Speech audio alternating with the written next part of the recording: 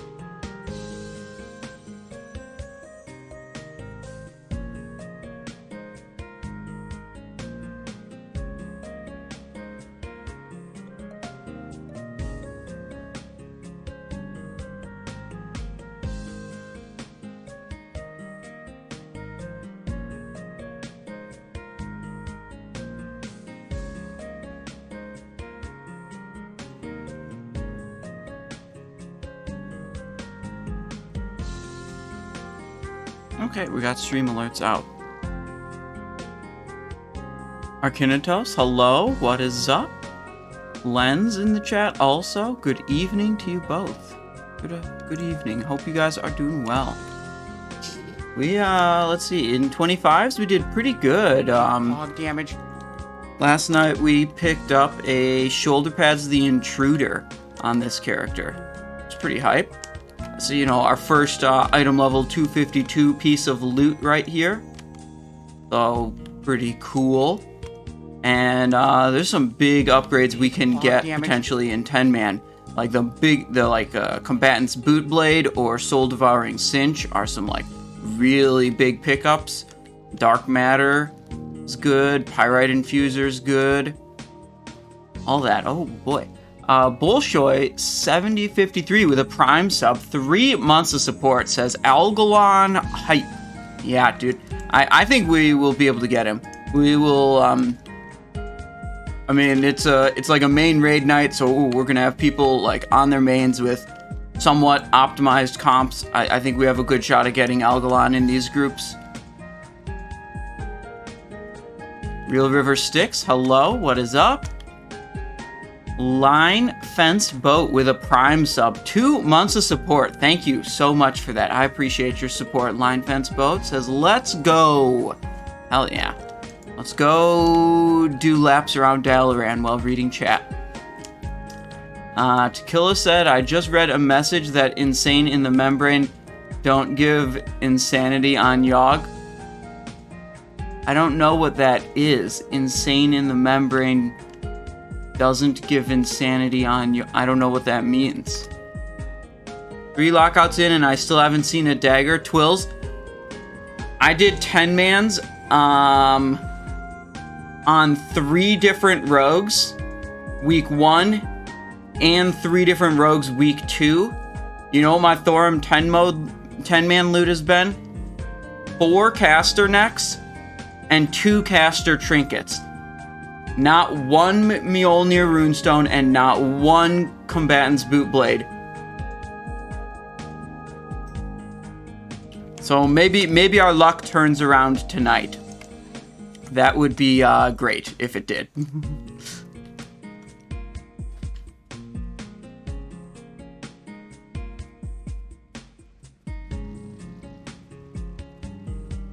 Also, I learned about this. The belt attachment called Personal Electromagnetic Pulse Generator. This one. Apparently this is just really good. It can stun the trash before XT Deconstructor. It can stun the trash before Mimiron. It can stun the like assault bots and other bots that spawn during phase 3 of Mimiron. And what the fuck else are you putting on your belt? If you're putting a frag belt on your belt, that's dumb. This is just a cobalt frag bomb that you could be using out of your inventory. But you can't, there's no like equivalent PEMP to use out of your inventory. Yeah, so we're gonna try that out tonight. See how that goes.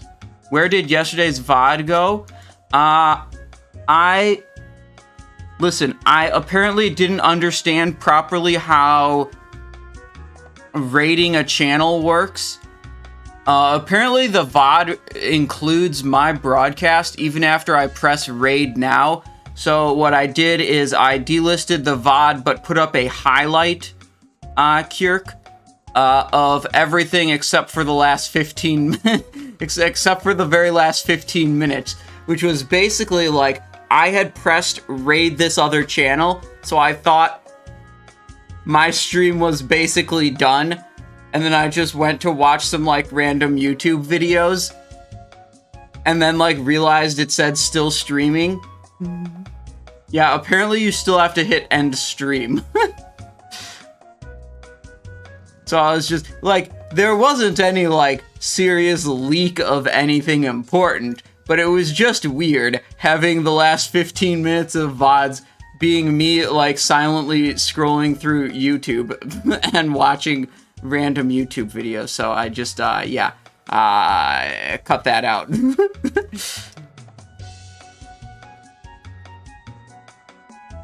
No, there were no deep fakes involved. I think I watched a video of Asmongold awkwardly trying to do karaoke, and I clicked on it. I'm like, maybe this will be funny. It wasn't very funny.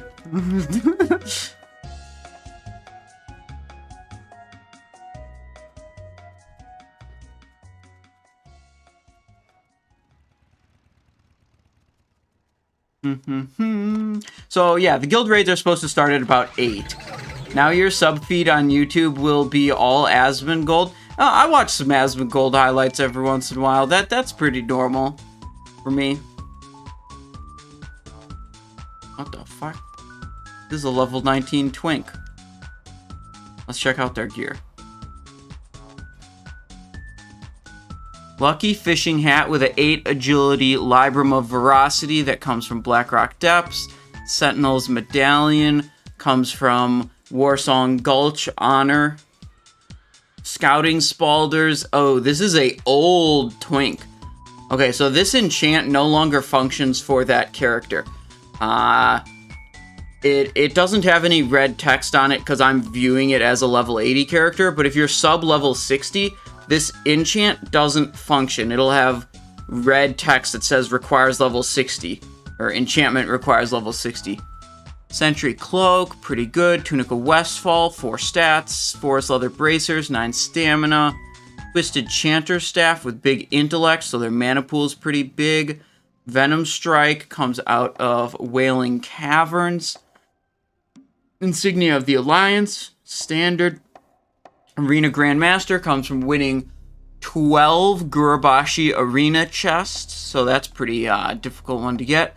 Seal of Rin, quest reward, lavishly jeweled ring, we all know that one, that's Dead Mines. Footpads of the Fang, another Wailing Caverns item, with a 2-piece bonus for nature spell power. I don't really think any hunter abilities scale with spell power, nature spell power. Smelting Pants, critical strike rating by 7. Deviate Scale Belt, agility, stamina, hit rating by 3. Dude. Okay, there's gear on here that's like completely insane. Like this and this and this. And then there's gear like this that I'm like, is this really the best thing they can use? I mean, maybe it is.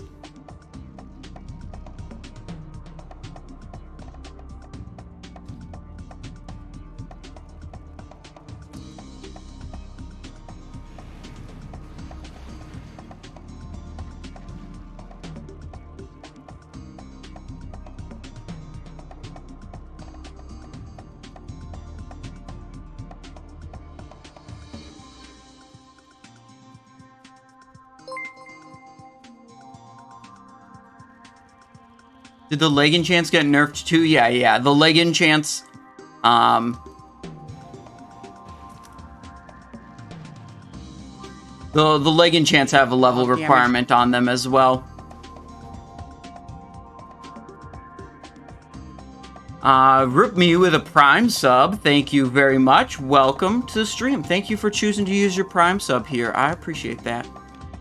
Alright, my guild is running a 10-man's Naxxramas. Just a skip run, they call it, where you just go directly to Saffron and Kel'Thuzad. So we're just helping out. We don't need any of that gear on this character, but we're just rolling in there to fucking blast. And kill some time. Your guides helped me a lot, says Rootme. Well, I'm glad. That's kind of why I make them. I want them to, you know, I want people to learn about the game, do well, and, you know, improve. So, great. I'll do a little Naxxramas. So, ever since Ulduar came out, Naxxramas 10-man drops all the same loot that 25-man used to drop.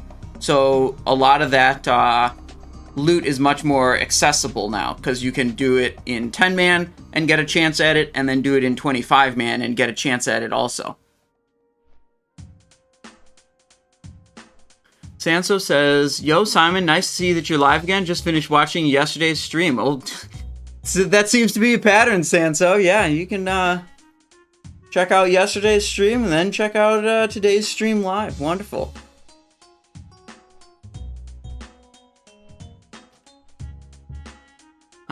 Scruff says, hey Simon, how you been? Haven't been able to stop by for a while. Well, we've been really busy with Ulduar. We have so many different characters to raid on. It's been hectic, but fun at the same time. It's been so hectic, I've had to make myself a little, like, scheduling worksheet to fill out, to keep track of all my different raids, so I don't, like, double book myself or forget about a raid that I signed up for. Are you planning on updating the Karazhan run? Nope. Content about gold farming does very well on YouTube, but it's just not that interesting to make. And essentially every form of, like, traditional gold farming is irrelevant when compared to the strategy of just, like, level up a character and participate in GDKPs. That strategy for making gold is way, way, way better. And I mean, if you're picking a character specifically for doing this, you just, like, pick a character that's, like, highly desirable to be included in raids. Like healing classes that are hard to come by. Oh shit, we don't have poisons. Or classes that provide a lot of utility.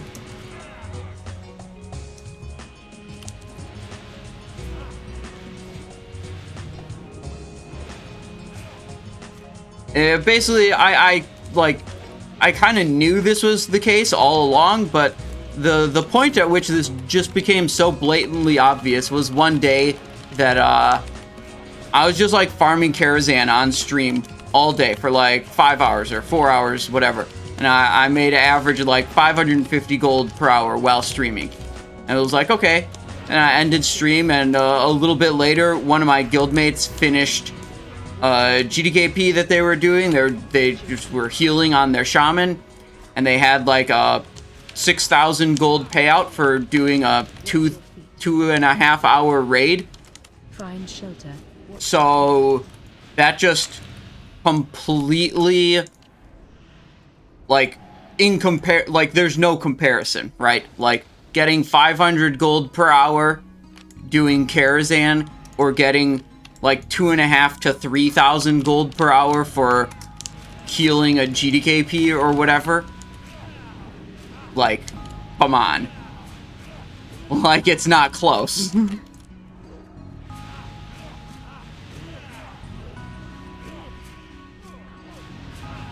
Basically, if your goal is to leech gold out of a GDKP, there's something you have to do that's like very important is you have to actually be valuable to the raid team. Like, you have to be doing something that is important for the raid, because otherwise, like, if you're not doing something important and you're not, like, spending a lot of gold, you're not going to get invited back. But if you're doing some kind of essential or critical role and you're doing it well, generally group leaders are going to be a little more tolerant of you not spending very much gold.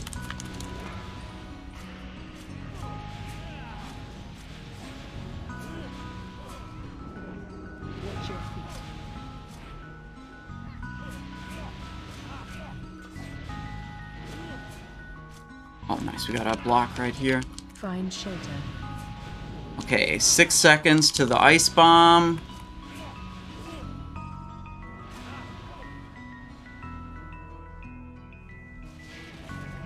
Okay, we're good.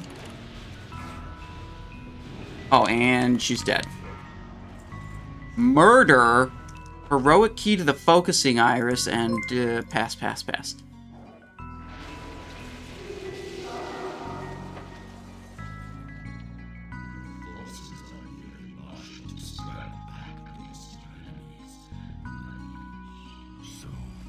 Yeah, so, like, ultimately, with the advent of GDKP rating, it's just, like, all these other forms of farming gold just kind of aren't relevant. Calig says, hello. You did it realm first Algalon. Calig, congratulations. Congratulations, that's big. We've gotten, in my guild, we've gotten a 10-man kill, but we did our 25-man attempts last night, and we got really close, but we didn't quite get it. Had a couple of like single-digit percentage attempts.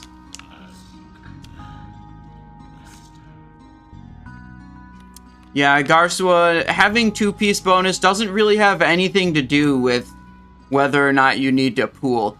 I don't know why you might think that, but yeah, the answer is no, that doesn't have anything to do with it, and you should still, like, if you want to be playing optimally, you should still be pooling energy, but ultimately, whether you, like, pay attention and carefully pool your energy or not, doesn't really have that big of an impact on your damage. Like, as long as you're spending all your energy and you're not capping energy and, you know, maybe you're not clipping envenoms, you just kind of do whatever. I mean, the thing is, like, outside of a couple things like maintaining slice and dice and not capping energy, it's like the optimizations beyond that just aren't that impactful in general for a rogue.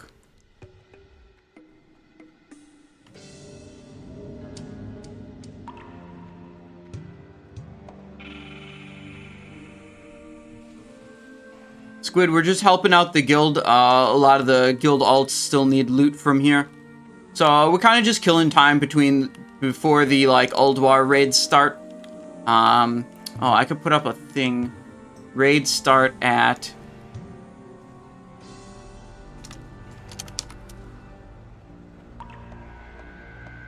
There we go. There we go. Maybe that's a little less confusing for people, because the stream title does say Ulduar, yet we are in Naxxramas.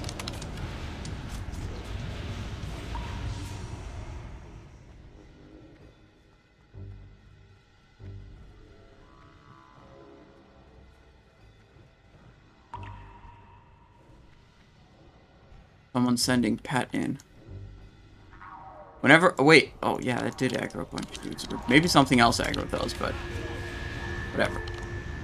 Whenever I do this on my Demonology Warlock, I always switch to Imp for this phase, because the Imp has a ranged attack. So I can still send my Imp to attack all these things and just, like, shoot little fireballs at them. And then I just switch back to the Felguard when Kel'Thuzad spawns. I think that's a good strategy, and you can use Fel Domination to greatly reduce the cast time of summoning your Felguard, so you're not, like, really losing a lot of activity time to change your demon mid-fight. And then you don't have to worry about, like, your pet aggroing stuff that it's not supposed to. If you just have Imp in phase 1.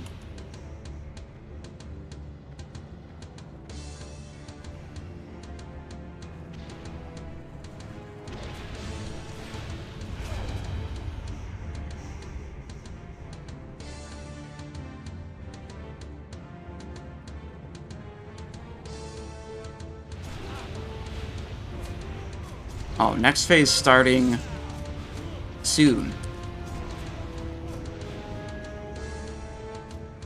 Any more A-bombs? No.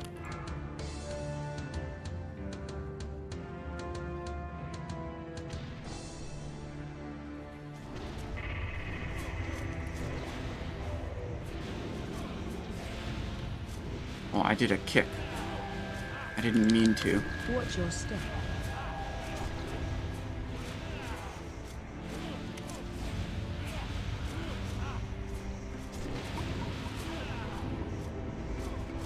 Watch your step. Oh god, we're going for the 4-point positioning strategy. It's much more precise.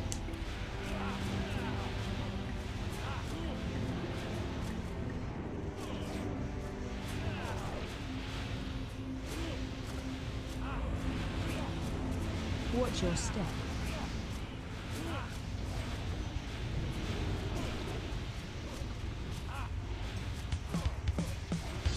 Good.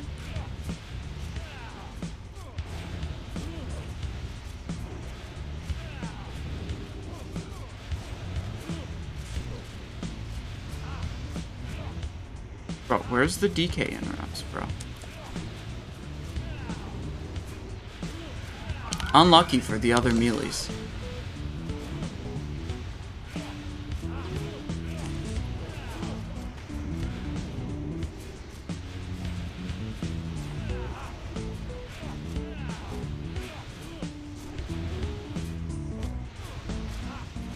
Watch your step.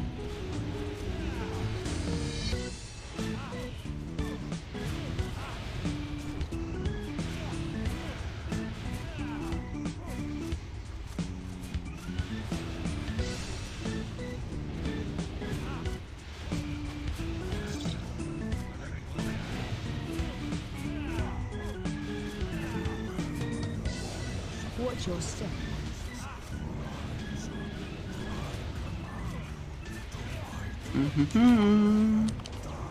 Ads coming in.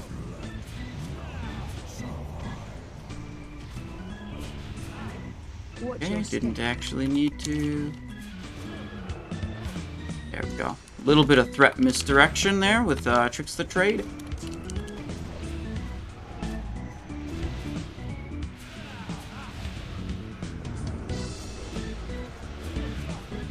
Watch your step.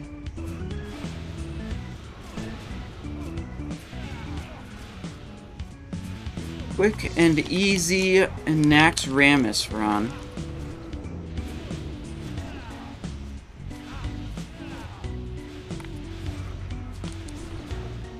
Watch your step.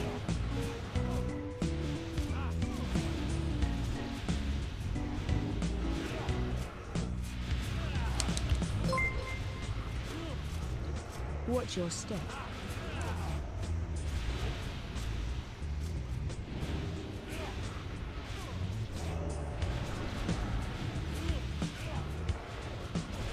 Oh, we got a second Cold Blood.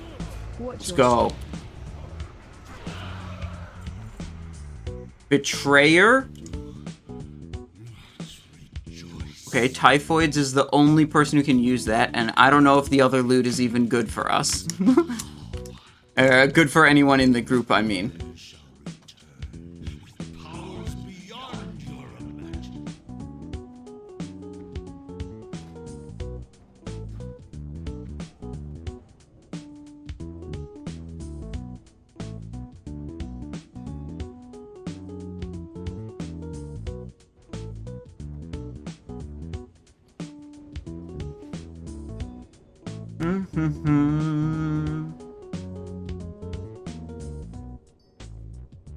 I guess we're doing EOE next. Eye of Eternity. Blizzle says Kerning City. Is that the music? I only know that it's Maple Story music. I don't know the individual tracks.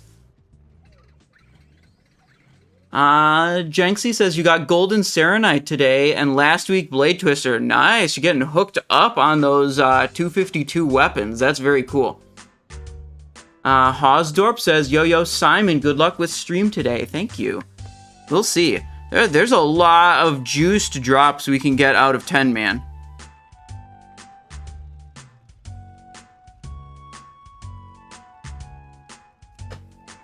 Let's see. Do I need EOE 10 on any of my other characters?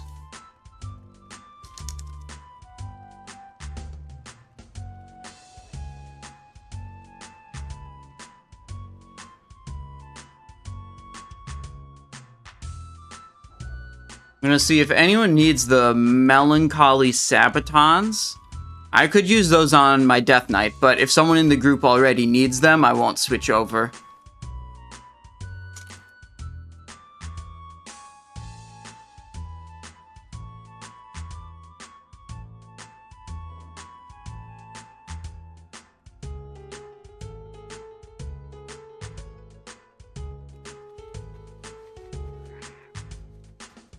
This for a couple of specs until I don't know exactly. I mostly pay attention to rogue stuff, so I have very limited knowledge of all the like different gear comparisons for other classes.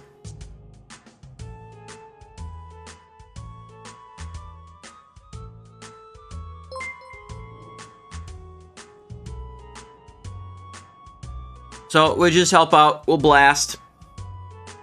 Deal some damn. How is this? Kel'Thuzad. Madarb dealt 1.01 million. 1,017,000. Oof, I did good Kel'Thuzad damage. Look at that. Melmil with 1,162,000. Me with 1,224,000. Typhoids. Yeah, dude, the range always get jacked up on that fight because they have much more uptime in phase 1. The goggles I'm using, Surgimate, you can see all the gear that I have following the Discord link.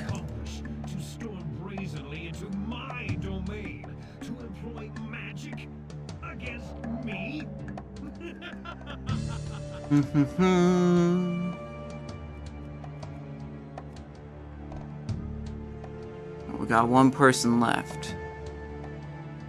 Wyrmrest. Oh, they're going to do the quest. I see. They must have. They must be the person who won the necklace off of the quest necklace off of Saffron. All right, all 9 of us are here.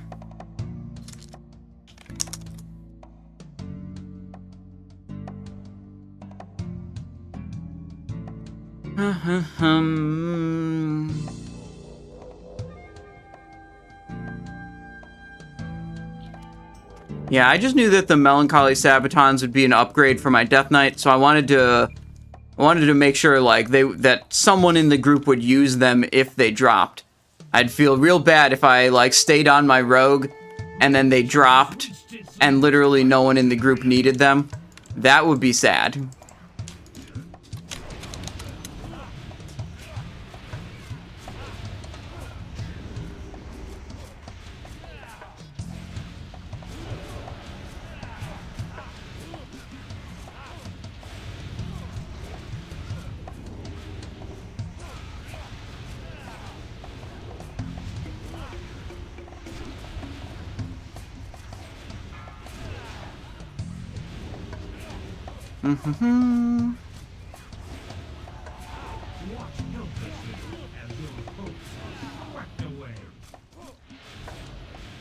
Okay, see if we RNG our way to victory.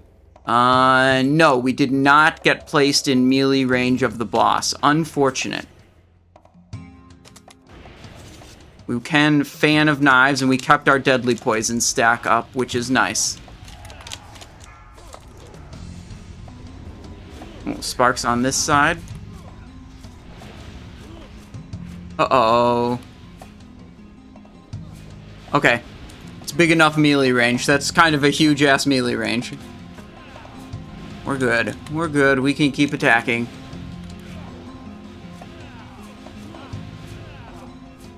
Whoa, can I melee him from here?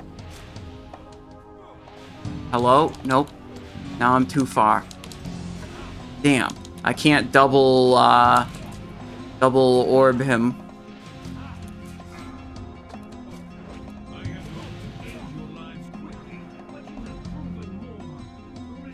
Okay, now we go spellbook. Throw.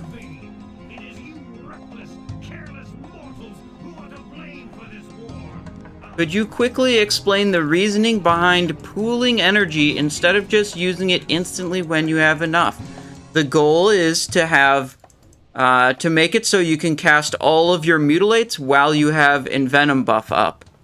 Because, you know, Envenom gives increased chance to apply poison. So if you, cast more abilities during that, that's a good thing.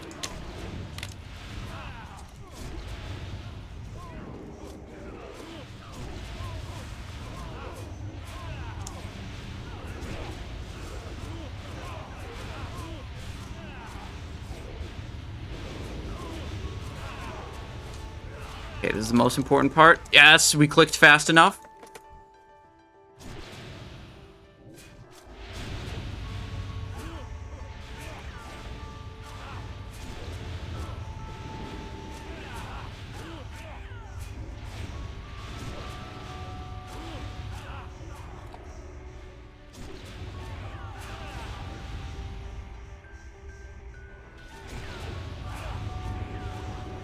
Okay, let's see if anything good drops. It's probably going to be Leggings of the Wanton Spellcaster.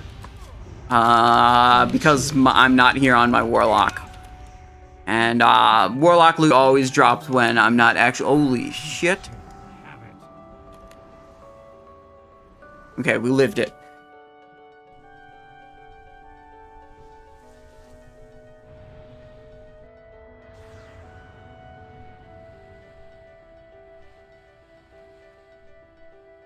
Now your benefactors make their appearance, but they are too late. The powers Well, we are way too close. Okay, we gotta back off. Okay. 10 times over. What do you think they will do to you?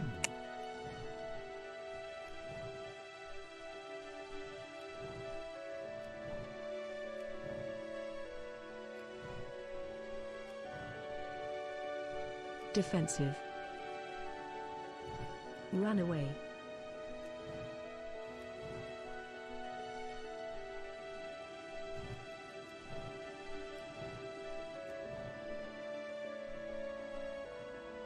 Simple little Malygos.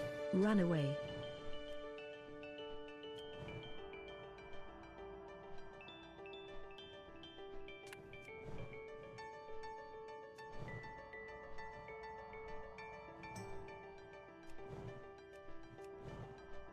Run away.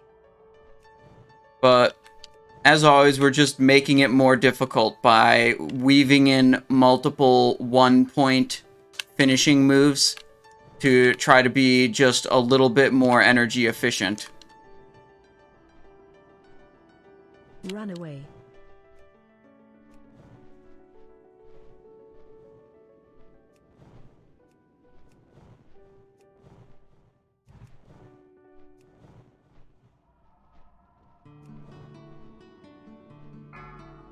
Run away. Unthinkable! Who do you think the best rogue in the world is? I think it is Dies from Beef Bar. That guy pumped during the Naxx race. I don't really know or care, actually. I don't have an opinion on that.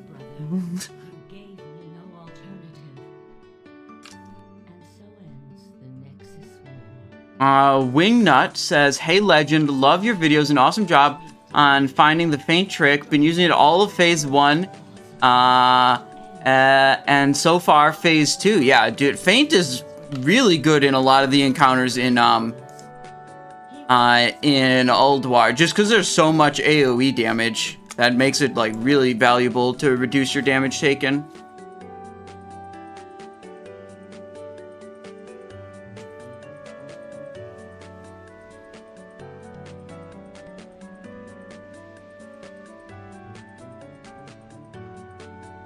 Alright, now we join the guild raid.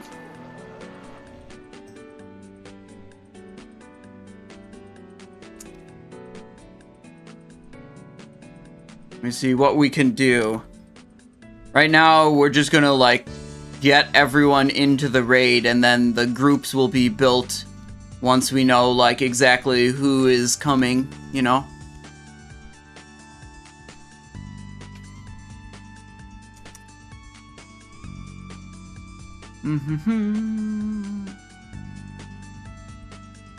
Where are we flying to?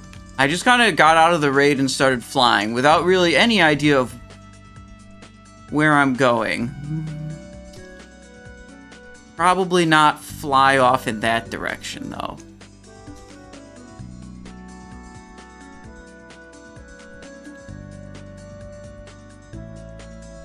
Last night when we were doing Algalon attempts in 25-man, it was kind of funny. I was like, for 2 attempts in a row, I was looking at like damage breakdown, and one of the other rogues in the raid.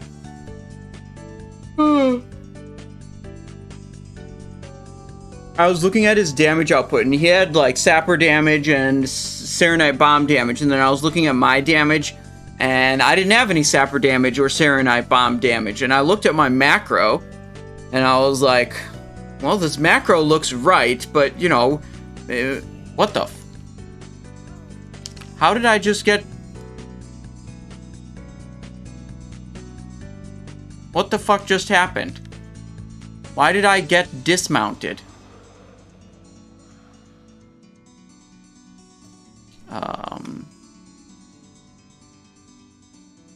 Okay. Anyways. So I was looking at the other rogue's damage, and like, I thought my macro was bugged because it wasn't using any explosives. So then I, like, put a macro that, like, the only thing it did was use bombs. I put that on my bar, and then, like, next attempt, I tried pressing that. And I still wasn't doing any explosive damage. I was really confused. So then I messaged my teammate who was, like, dealing explosive damage on the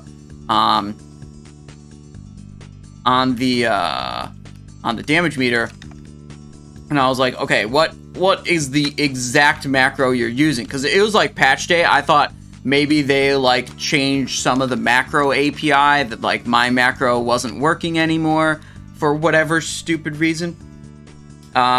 So then I copied over that guy's macro, and then I looked in my bags, and I figured out the problem. I was like, wait, guys, never mind. I figured out the problem. I know why my macro wasn't working. Can anyone trade me some bombs? I didn't have any bombs. Oh, boy.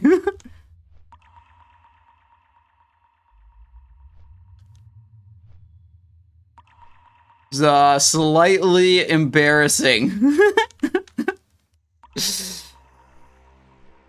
Yeah, the macros were all fine, by the way. There was nothing wrong with any of the macros.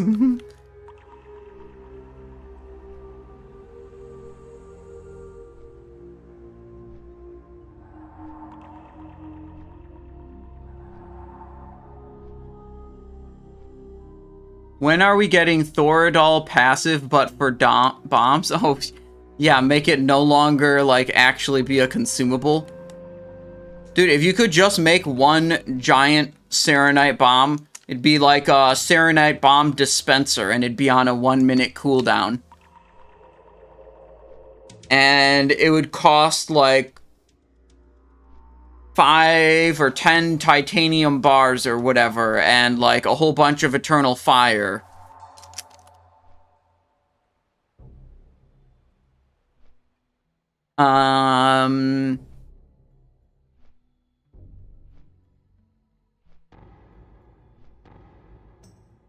Oh, shit.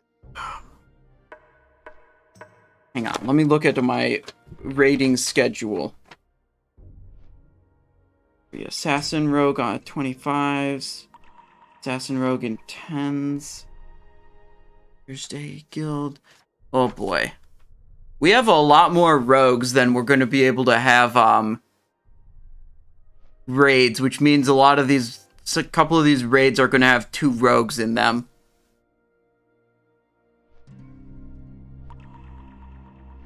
Okay, what? This is weird. Why is the music? It's like quiet cave music. I'm jumping ahead to where it's not lame.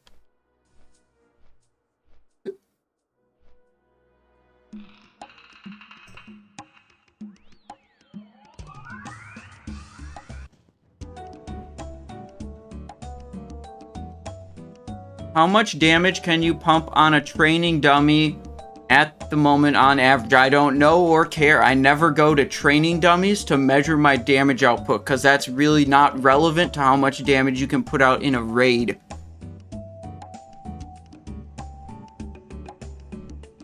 Training dummies are good for practicing your rotation, which as an assassination rogue is just like not that difficult anyways, but they're not really good for measuring how much damage you deal.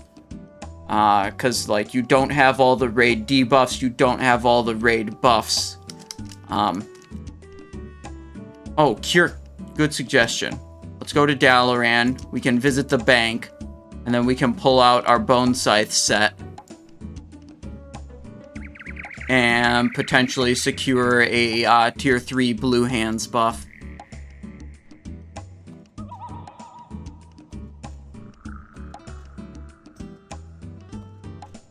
Organize the inventory a little bit more.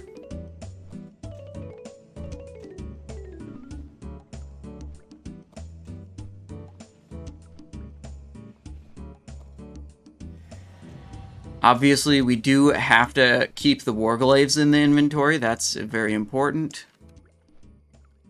Can't be shoving those in the bank.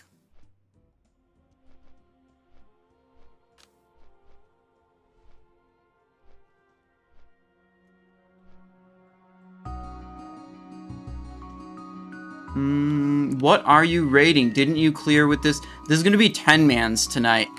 We didn't do 10-mans yet this week. And 10-mans have a lot of best-in-slot loot. Like, 10-mans aren't, like, a joke like they were last phase. Like, just for gearing characters up or something.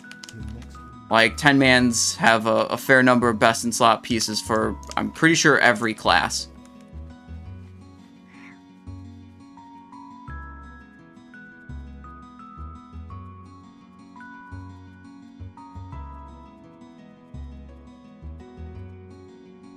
But from the looks of this, I might have to... It might be beneficial for me to volunteer a rogue alt and then send this character to a GDKP instead.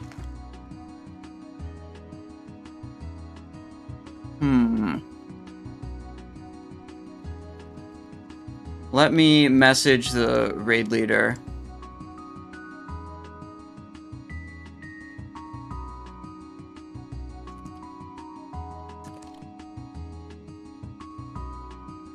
More main rogues than raids. I could send a alt to help with guild raids, then send this guy to GDKP. If that helps for acquiring maximum loots.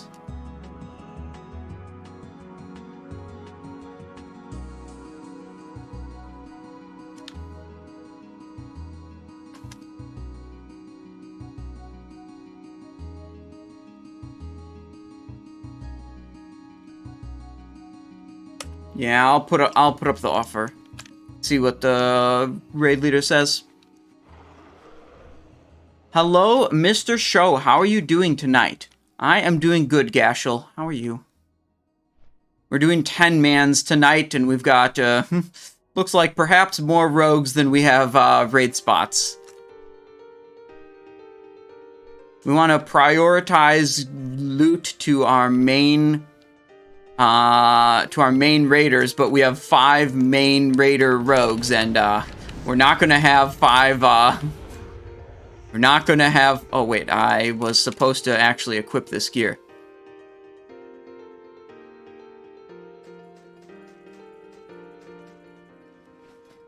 We're not gonna have 5 raids here, so we're gonna. The raid leaders are figuring out how they're gonna structure the groups.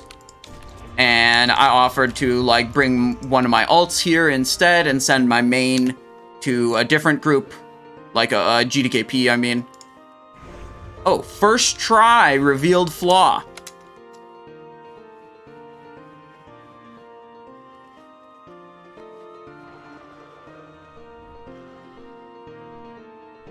There we go, we got Blue Hands buff.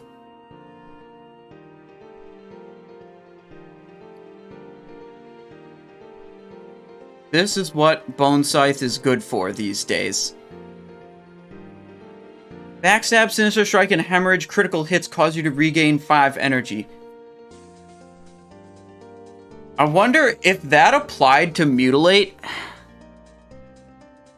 how good it would be. I mean, surely, like, 4 pieces of this set, it would be, what, like, bracer, belt, and the ring, which is in my bank right now, and then, like, I don't know, shoulder, glove, or boot as the least significant pieces. But, like, the 4-piece bonus on this set, that's the juicer bonus.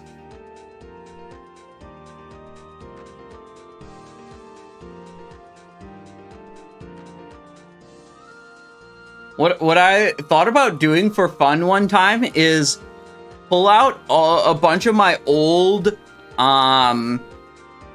sets, old rogue sets, and try to build a gear set that's like an amalgamation of all these old gear sets, and then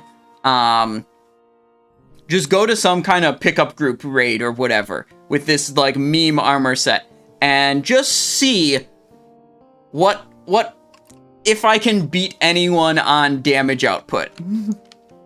Like, we could run 2-piece Slayers, 4-piece Bone Scythe, and 2-piece,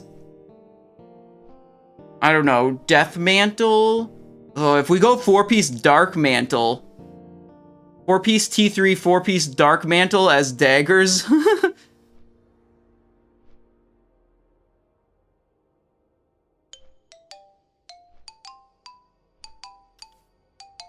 There's some fun set bonuses, like the 4-piece Death Mantle, tier 5, gives you a chance on hit to make your next finishing move cost 0 energy.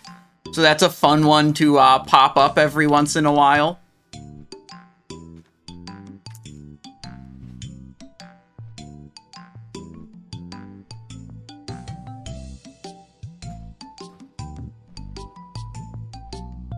This set is pretty fun on account of it's pretty exclusive at this point, right? Like, you can't get original Bone Scythe anymore. So it just makes me feel special for having it. Simon, please tell me what if double mace plus execute on main and full R-pen gear? In details, why not if something?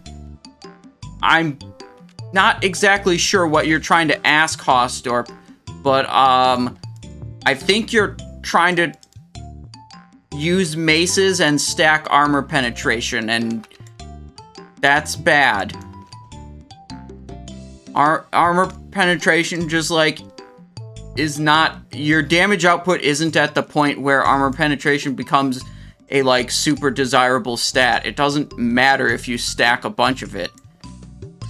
Like, it's not at the point where it's more valuable than just filling your gem slots with attack power or whatever. Why it's bad? Because the simulator's in spreadsheet, and that's how the math works out. Like, I don't know what you want me to tell you, honestly, for that.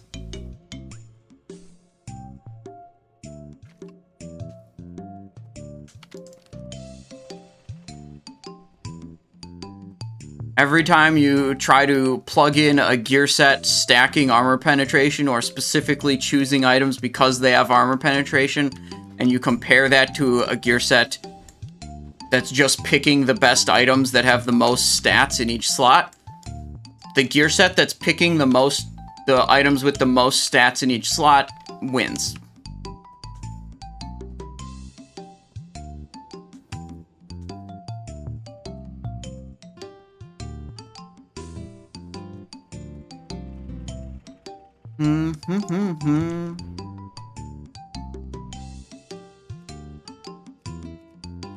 Okay, what the hell is going on in raid chat? How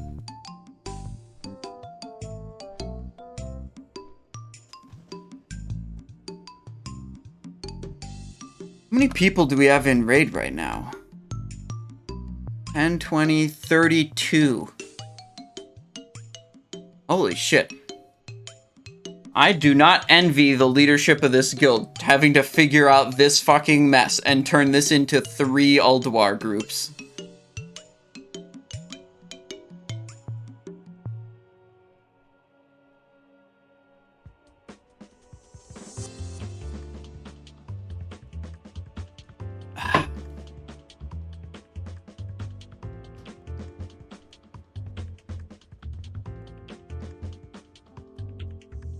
Ebola Kebab says, hey there, hello. Quite the Twitch name. That is far out. That's a lot of rogues, so many tricks of the trade. Yeah, dude, we got 5 main character rogues in this raid right now.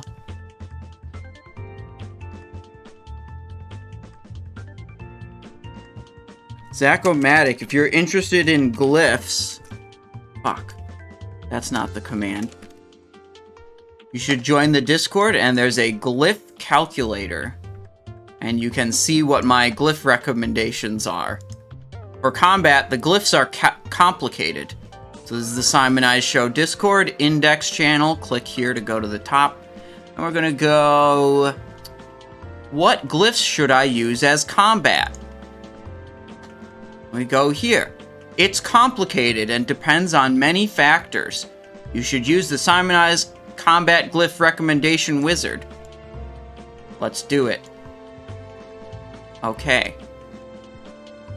Okay. Then you go File, Make a Copy. Oh, I should... Holy shit, I forgot to even join voice chat for the guild. I forgot about that. Okay, there we go. So then it asks you 5 different questions. And you put in yes or no, team player, individual, and then it gives you a glyph recommendation.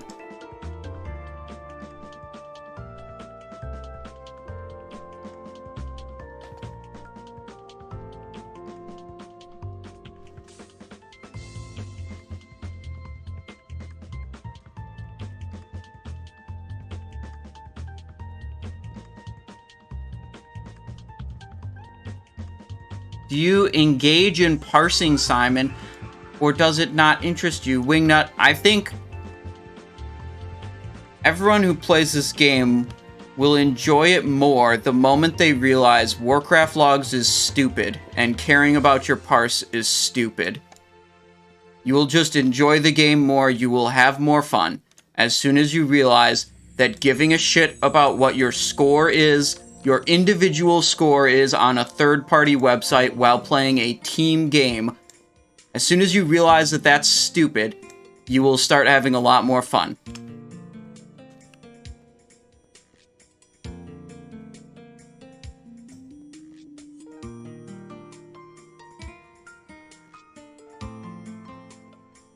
Am I gonna use Blade Flurry spec for Kologarn? No, my secondary spec is Subtlety right now,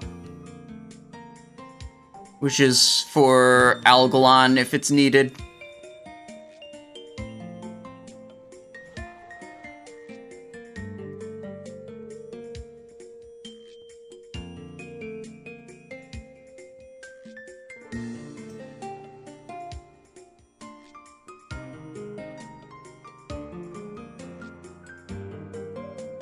Roxers, you're the first one to tell me that I have a 99-point average parse. I literally don't even know what my average parse is on my character. You do the Mimiron trash skip? I haven't done it before. Well, I've tried it before, and then, like, I fucked it up, and I didn't know the good tech to do it. But now I know the good tech on how to execute the Mimiron trash skip, which is to use the Nimble Climber's Belt.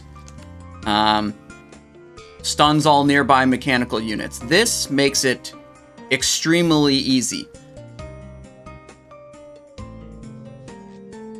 Wingnut says, with that logic, you think any competitive game is stupid. No. No, that's entirely not what I said. It's actually, like, hilariously not what I said. This is a team game. And people love to compare their individual performance as if that matters in a team game. And many tactics that you can use to increase your individual performance grief your team. Like, they're anti-team play to increase your score on a third-party website. It's fucking insane to me.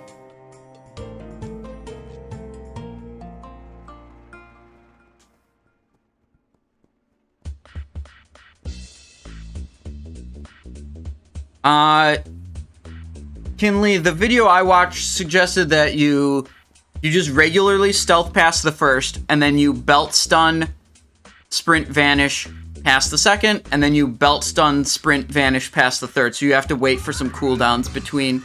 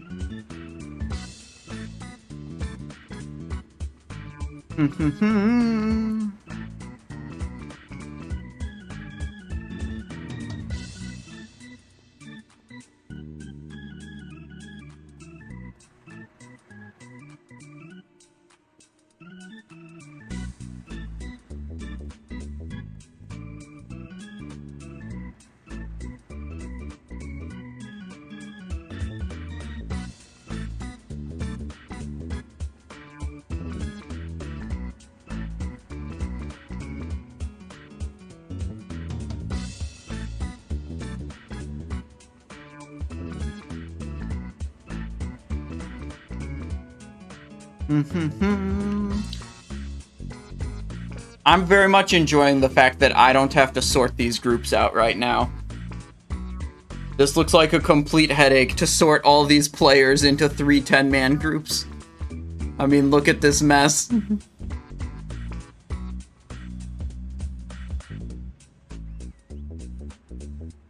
Yeah, there's, what, 34 people here? Insane.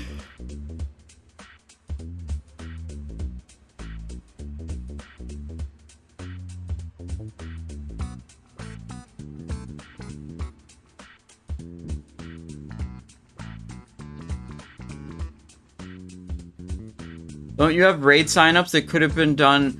No, I mean, we just had all the mains show up and then, like, we'll sort them into groups. That was the plan. We didn't...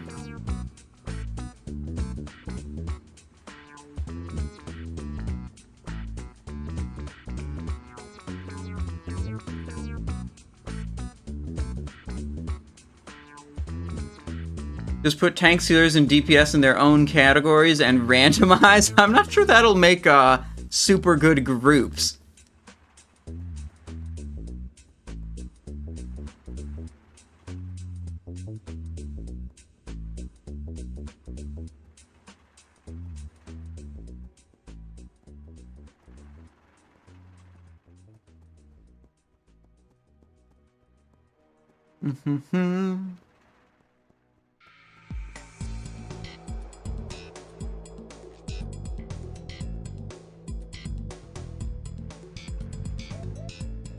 Simply eat the weaker classes. Too chewy? Yeah, the plate armor, it's difficult to chew.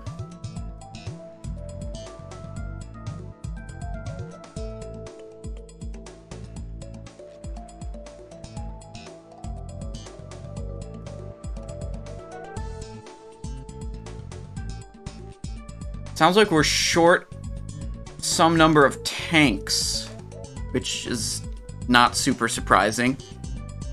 When you try to take like a 25-man group that needs 2 tanks, so like 2 tanks per 25 players, and then you try to make 10-man groups that need 2 tanks per player, well, if you have like the 2 per 25 tank density, you're not going to have enough tanks when you start going to 10-mans.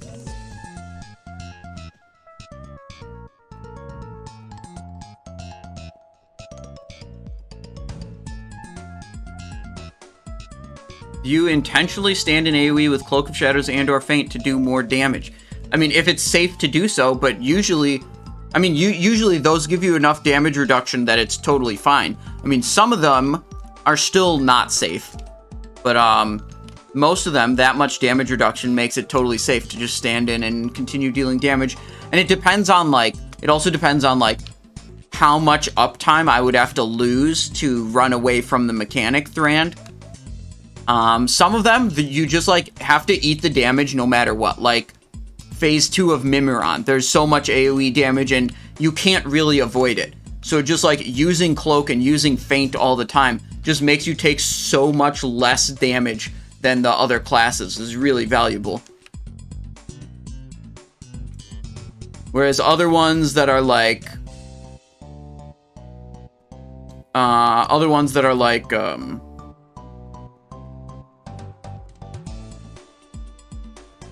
Oh, what the fuck?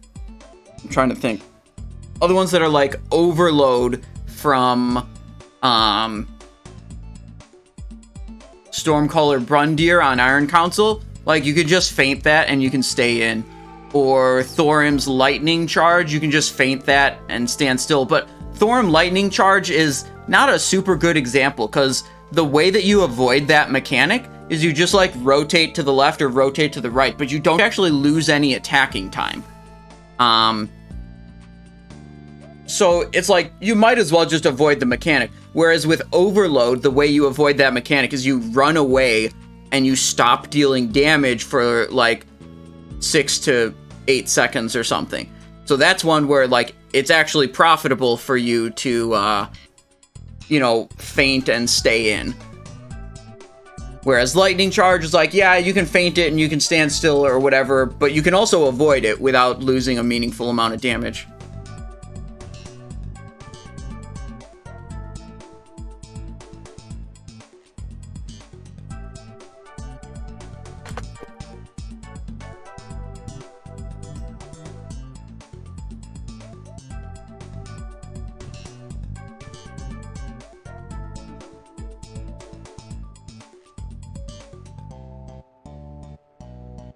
What's more fun right now? Assassination.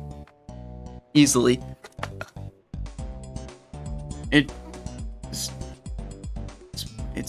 better. It's more fun. It's a simpler rotation.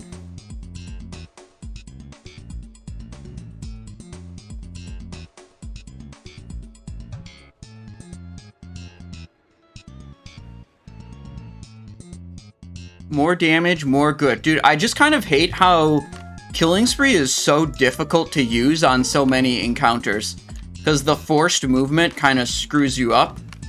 Like, it screws up your positioning. Like, you can't Killing Spree while in a Rune of Power on Iron Council. If you Killing Spree on Thorim, you know, it moves you around and you have to, like, time it really carefully so you don't risk linking a Chain Lightning between multiple stacks of people. Killing Spree on any of the bosses where there's... I mean, Killing Spree is just bad on Iron Council, just straight up, because there's mobs that are all stacked together. Ugh.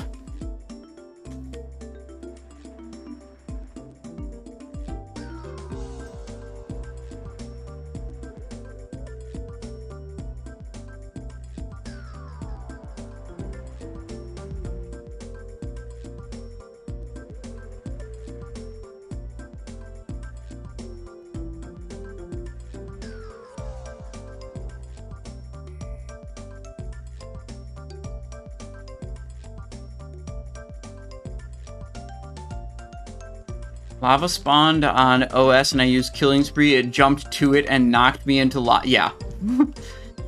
Like, there's a whole bunch of fights where there's just, like, other mobs nearby that will screw you up and make it so you can't use Killing Spree, or it's not profitable to use Killing Spree. And then, like, there's some where it's, like, super good, like on Razorscale, where he does the big knockback. If you can just Killing Spree right as he does the knockback, you'll stay on target, and you can use Killing Spree to avoid the fear on Auriaya also. Like, I don't like the volatility of it, where it's like, it's dog shit on some encounters, and then it's really good on others.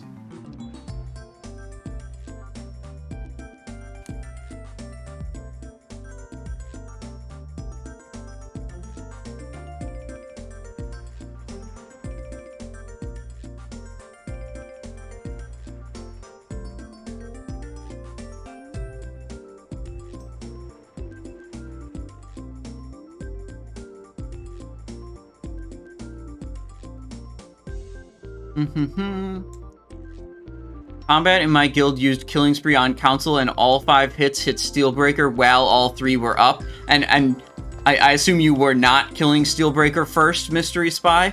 Or were you? Steelbreaker first is usually what you do if you're doing, like, easy mode Iron Council, but Steelbreaker, yeah. Steelbreaker last is the hard mode. So yeah, then it's like complete. Not only is the damage it dealt irrelevant, it's actually worse than if you didn't press it in that situation.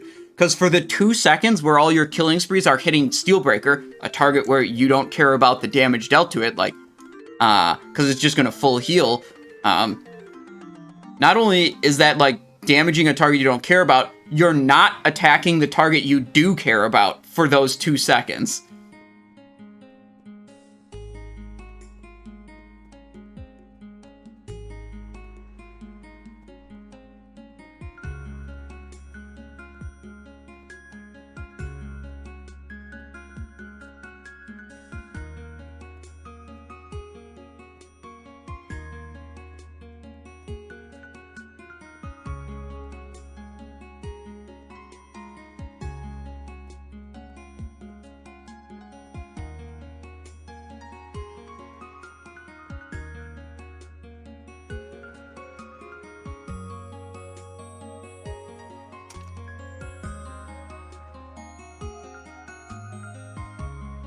Grug says, I like your hat. Thank you. This is called a Kufi. I really like it too. Dora's Domain. No, this is still a big mix of Maple Story music. Let's see, I should queue up something for after the Maple Story music.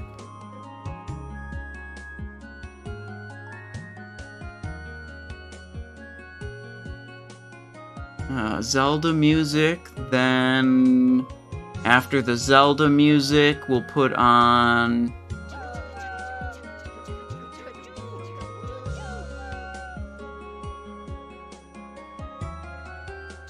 We gotta put on Ogre Battle 64 next, honestly. And we'll deal with that later. Where do you typically get your hats? I've just had a lot of hats for a long time. I don't get new hats, actually, that often. Catton6969 asks, do you think we are in a simulation? Yeah, didn't you see The Matrix? That movie came out in 1999. We're all actually just batteries for the machine army, okay? You thought that was a fiction movie, but you were mistaken.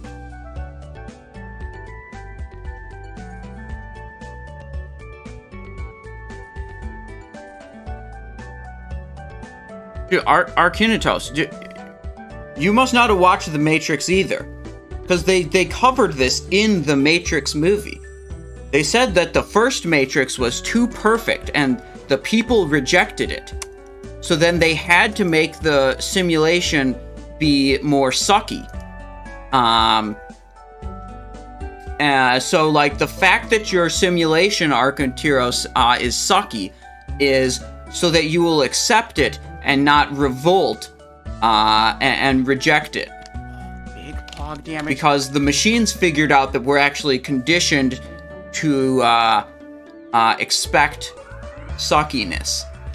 Kilra with a prime sub. Thank you very much. Thank you. Let me see if I can find that scene. It's where Cypher is talking to the agent. Cypher talks to Agent Matrix. Fuck. Why do they spell it with a Y? I spelled it with an I.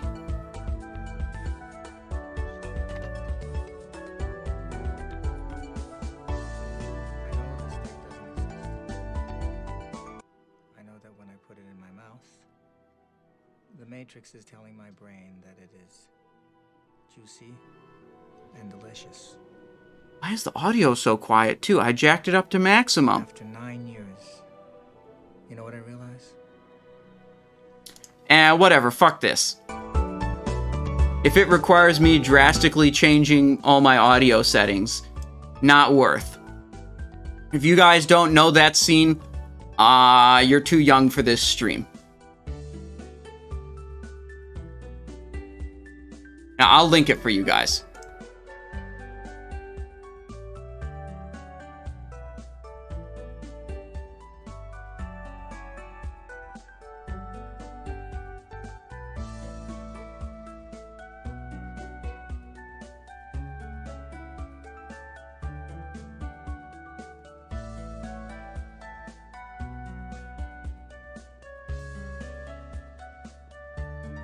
Oh shit, look at these dudes from Vox Mortem.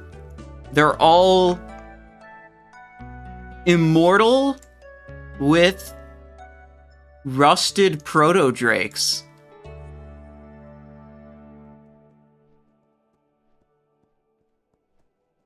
Okay, rusted proto-drake comes from 10-man achievements. Ironbound comes from 25-mans. We just need Disarmed and Iron Dwarf. Defeat 25 Darkrune Guardian Dwarves with Razorscale's Flame Breath in 10-player mode? What the fuck is that achievement? Okay, but what about the 25-man version? Red Proto, Ironbound Proto. Disarmed Iron Dwarf, and we need Crazy Cat Lady without destroying her Sanctum Sentries. In 25-player mode. Okay, whatever.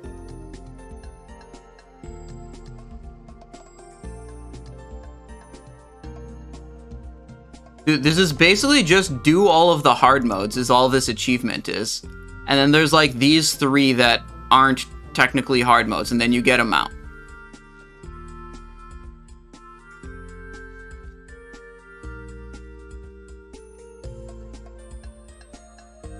Oh shit, it's 8:20 already and raid didn't start, which means I kind of lied to you guys because I put raid start at 8 o'clock, yet it is 8:20 and we haven't started yet.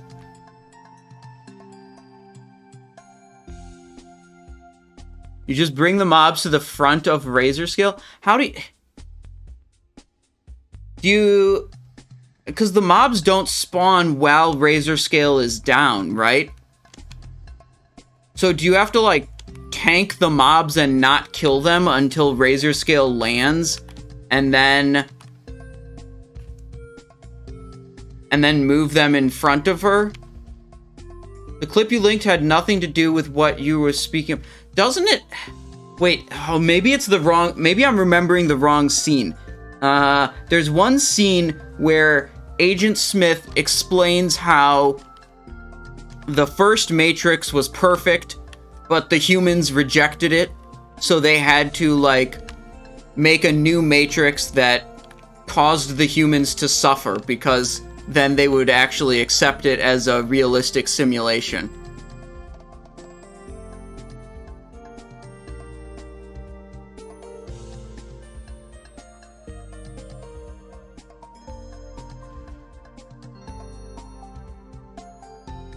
That when he's talking to Morpheus after... Oh, it might be the one before the helicopter scene. The achievement is accumulative, so you don't need to do it all at once. Oh, wow. Okay, I thought that was like do it all in one attempt.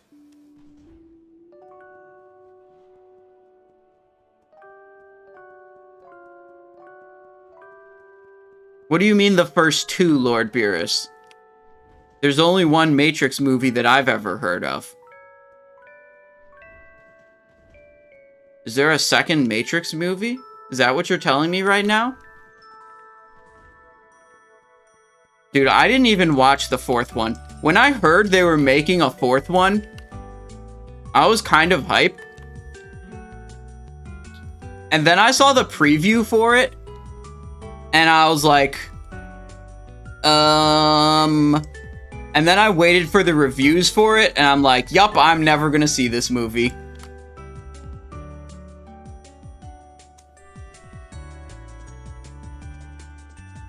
Like, honestly, after watching the previews, after, like, seeing the preview and reading a review, I'm like, nope, this movie ain't for me, bro. You know there are 5 Home Alone movies? No, I didn't know. Thoughts on Terminator 1 and 2? Well, Arnold Schwarzenegger is, pretty much a fucking badass.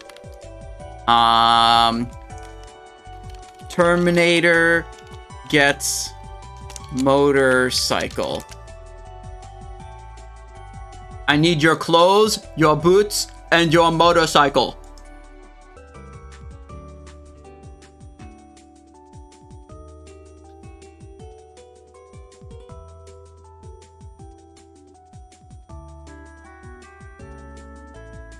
Just like tosses him on. Yeah, I mean, so like he goes into that bar and he's like looking for clothes and stuff, and he comes up to some biker dude and he's like, I need your clothes, your sunglasses, and your gun. And the guy gets like pissed off and is like, fuck no. And then Terminator just fucking wallops him and takes his clothes, his gun, and his motorcycle.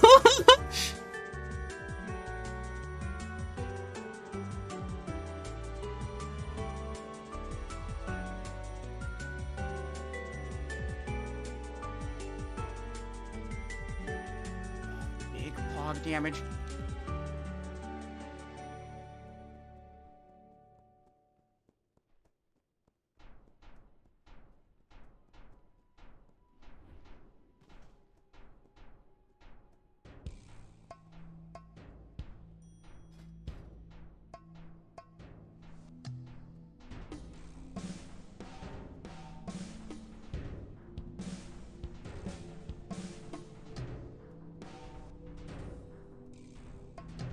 Oh no.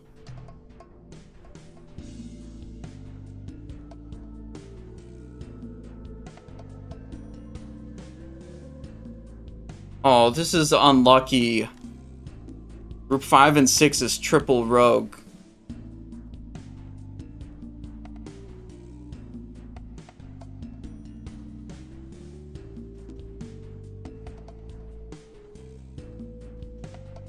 Alright, well, you know, with the people we had, the groups weren't going to be all perfect. But I feel bad for the group 5 and 6 with triple rogue in there. That's not the greatest of loot distribution, but this is why I'm not an officer in this guild. In any guild, I don't want to have to deal with these kind of difficult decisions where like you're going to make someone unhappy, no matter how no matter how you split up this group of like 35 people, like some people were going to be unhappy.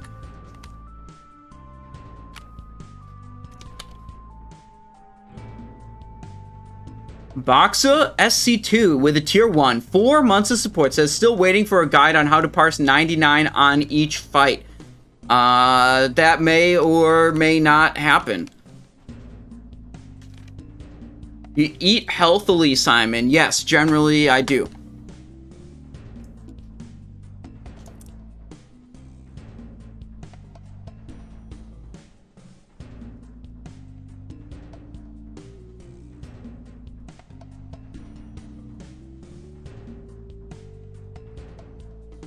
How many rogues do you guys have? We have five. I'm pretty sure we have 5. No, we have 6 rogue mains. We have 6 rogue mains.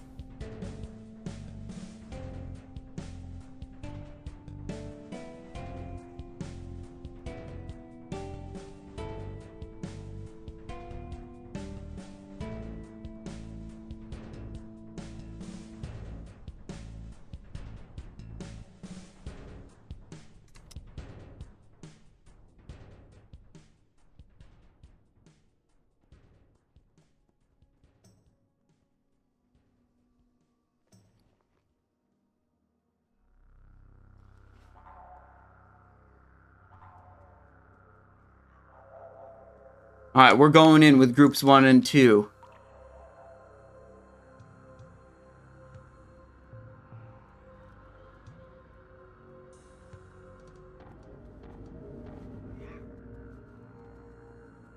How many of those rogue mains are you, though? No, only one.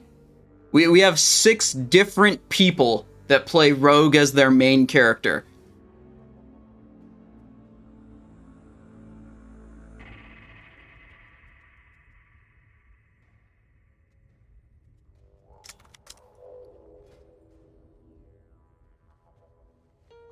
Okay, let's juice up our item level right now, because it's Flame Leviathan time. We don't have a whole lot of swaps we can make to do this, but we do have a couple.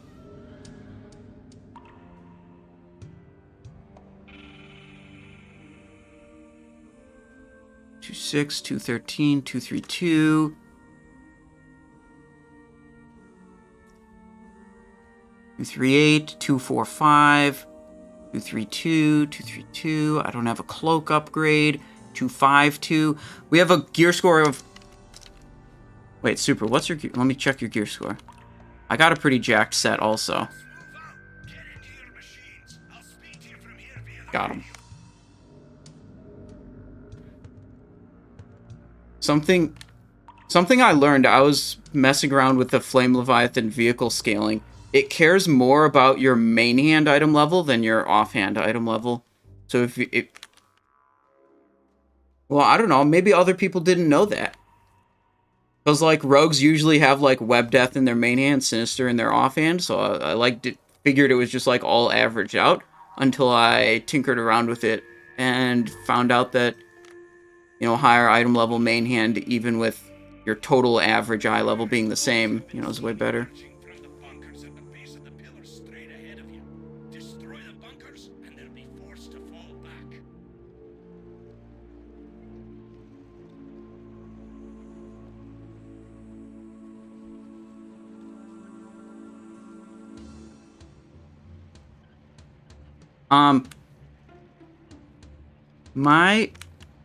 I would recommend not, like, wait for everyone to get here, and then everyone get in their vehicles, and then we go. In my experience, every time, like, we, like, have one person behind, it's super difficult to get them there. You know, we're stuck in combat, they get killed, it becomes a huge mess.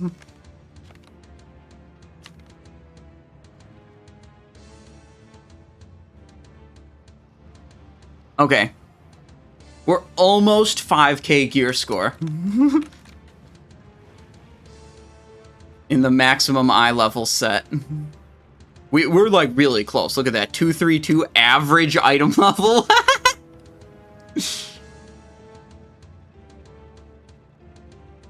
Does Vanish Gear Switch work on this server? Not in a boss encounter. That never has worked in boss encounters in classic World of Warcraft. Only on a handful of private servers in the past.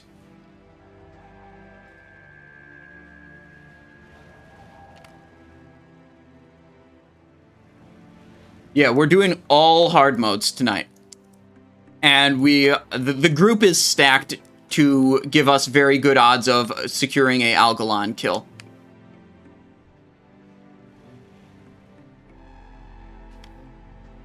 $1,212,000 health on this Demolisher.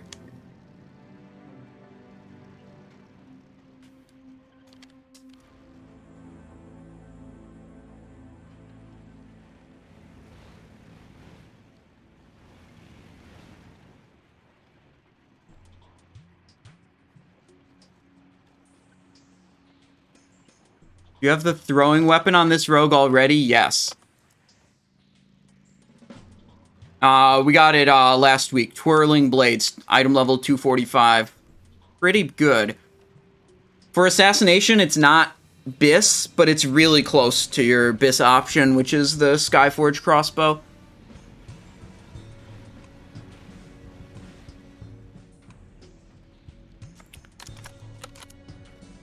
Oh, I gotta set my Tricks of the Trade. Save and D-Tricks. Which of you Warlocks is Affliction today?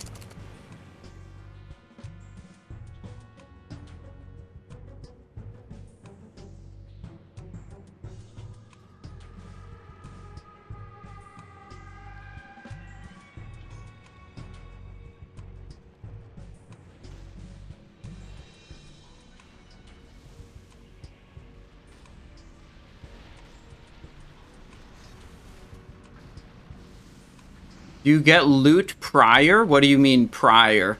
I don't know what you mean by that. Oh, prio is probably what you mean. I mean, I'm the only leather wearer in this group. I probably share a couple items with Optics and maybe a couple items with Supra. Maybe a couple items with Samur also, but like that'd be like rings and like off pieces or whatever. I mean, we'll see. We'll see what drops, where it goes.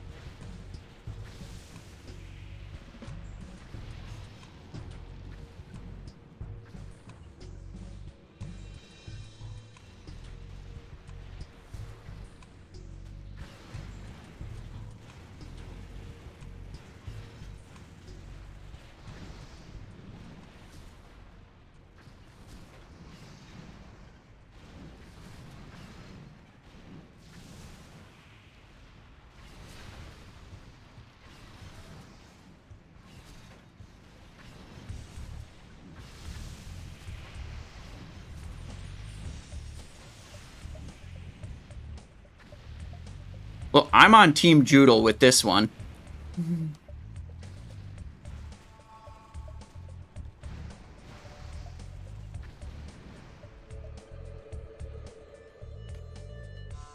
True, Joodle, true. 1,000 times true. Joodle uses a default raid UI just like me.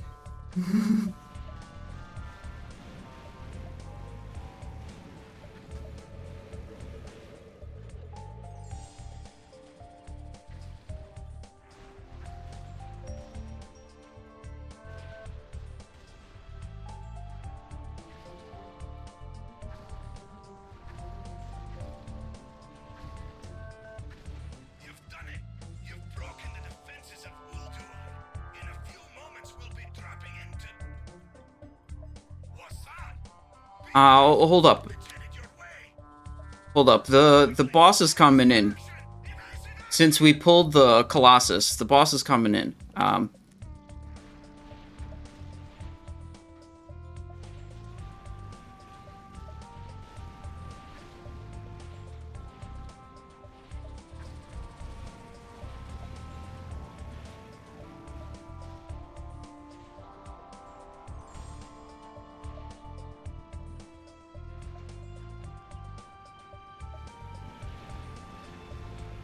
Set that weak aura to not load if you're in a vehicle. Which one? Oh, this one?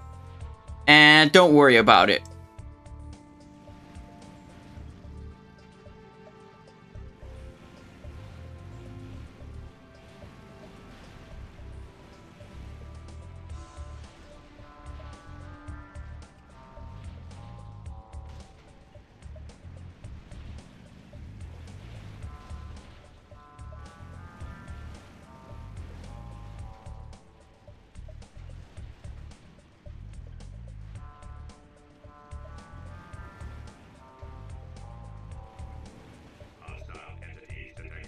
Boss engaged.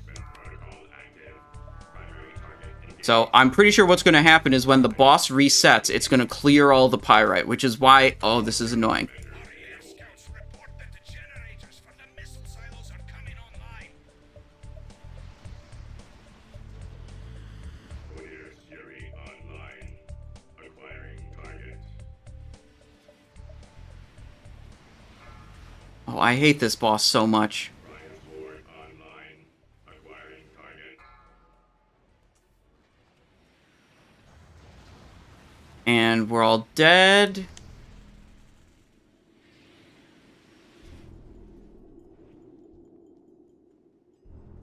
Oh, wait. The pyrite isn't reset.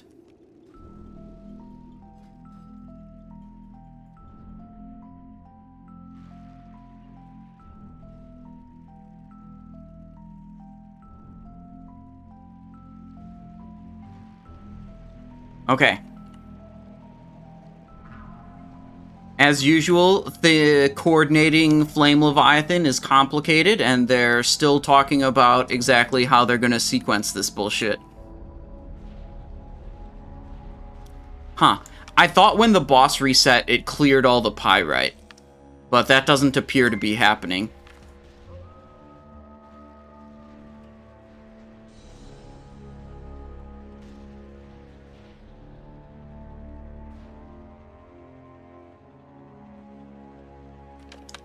Shit.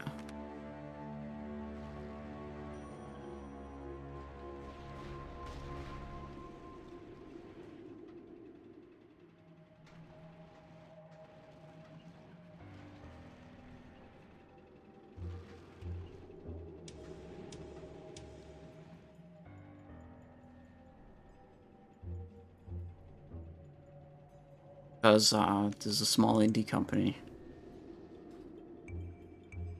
Don't know.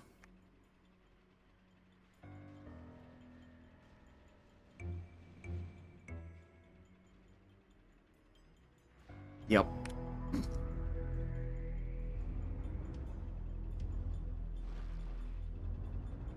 Okay.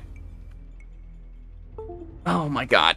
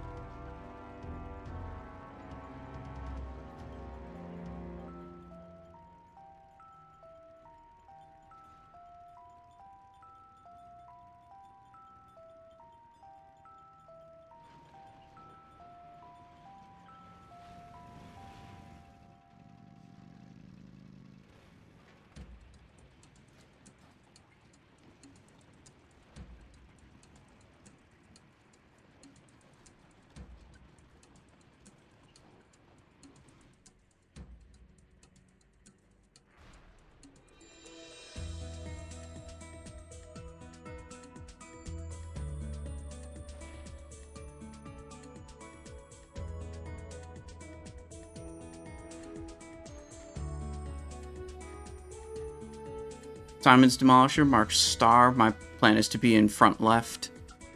We can accumulate a little more pyrite here.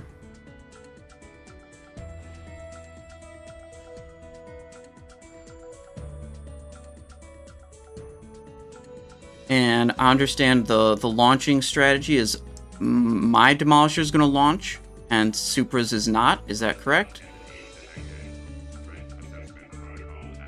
Well, let's just go in. Yeah, Judal load. Launched.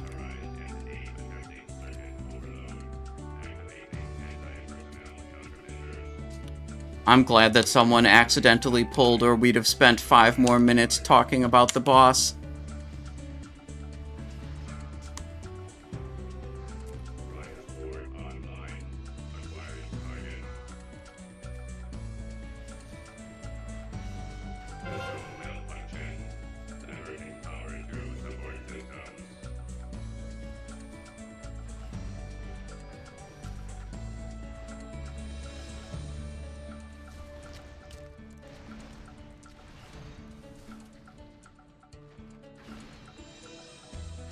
I see. Mimiron's hammer online. Acquiring target. Unauthorized entity attempting circuit overload. Activating anti-personnel countermeasures. Okay.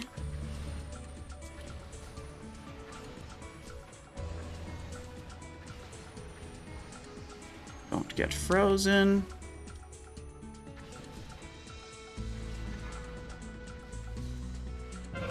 Matrix overload. Powering down.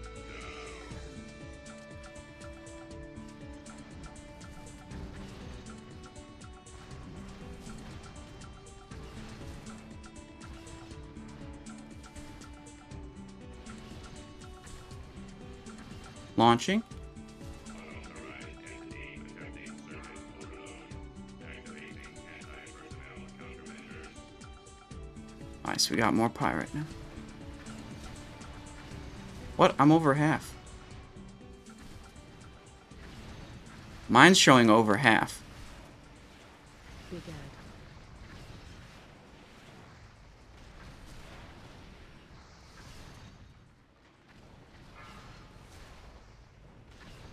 System malfunction. Diverting power to support systems.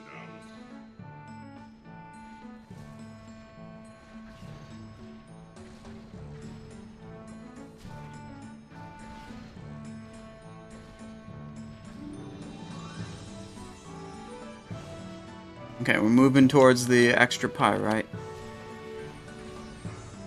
Launching. Unauthorized entity attempting circuit overload. Activating anti-personnel countermeasures. It's blue beams coming towards me.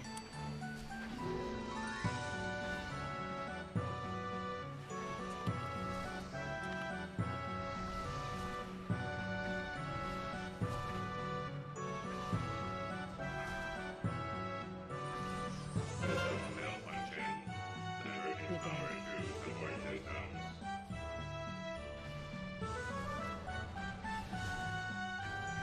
systems failure.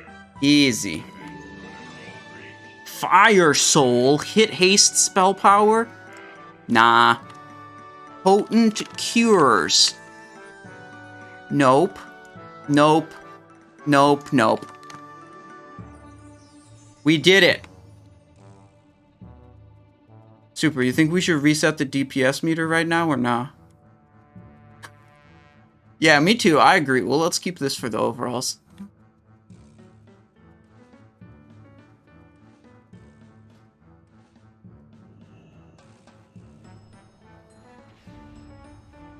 Alright, deadly poison, instant poison, flask, food buff. What else do we need to get set? We got our Tricks of the Trade macros set up already. We've got... Oh, we need Drums of the Wild. I've got Drums of the Wild for us. I have 23 charges left on them, which hopefully will be enough, but I can mail myself more.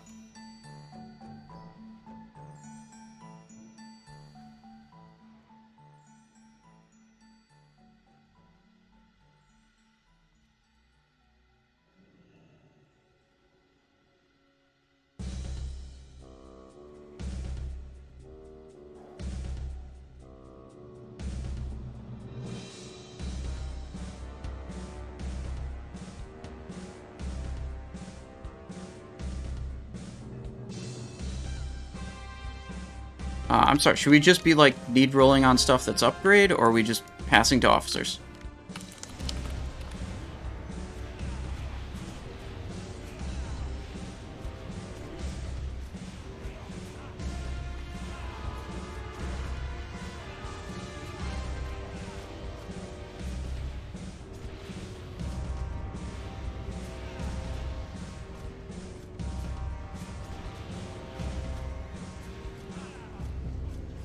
Okay. Ignore. Okay. What is the buff that looks like Revenge Icon? Don't worry about it. We call it blue hands buff. It makes my hand glow blue the entire time. Until we die, and then it goes away. And then we don't get blue hands anymore.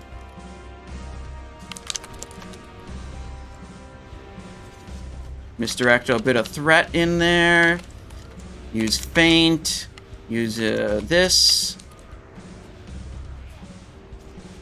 We might have been a little bit... Oh, no! I got double knockbacked over the wall. Fucking shit.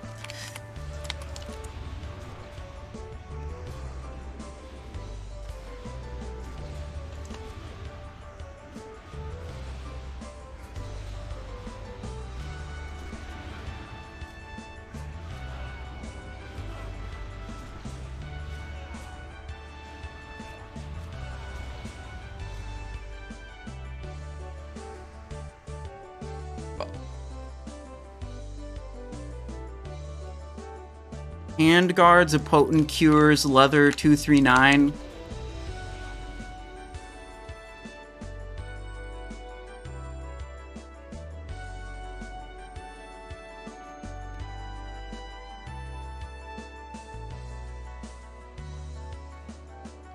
We got a Flame Leviathan upgrade right here.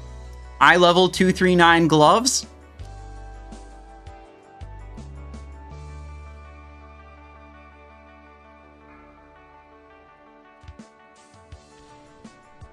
Huge. 5, 4, 3, 2, 1.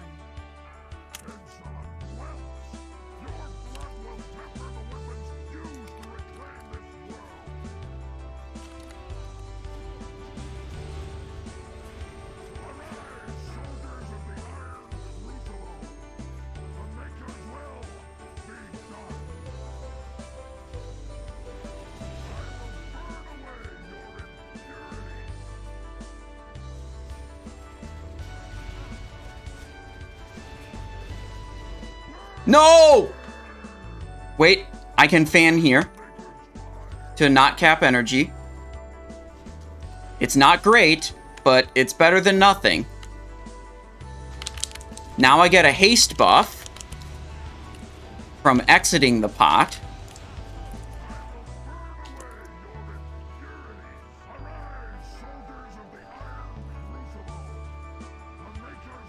No! Not again! Oh my god, cloak? Can I refresh hunger for blood or no? Seems like no is the answer. It let me spend energy on it, but it didn't seem to give me the buff.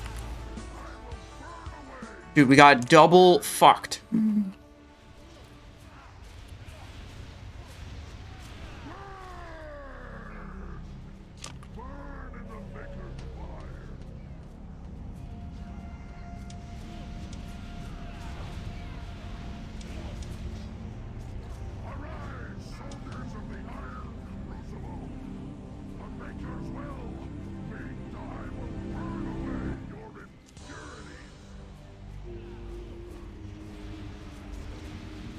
Haste potion number 2, bringing it back during some trinket cooldowns.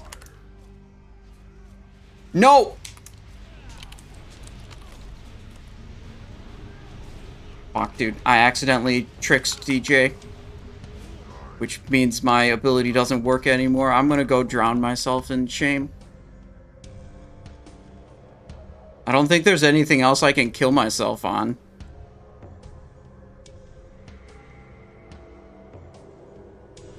That's faster.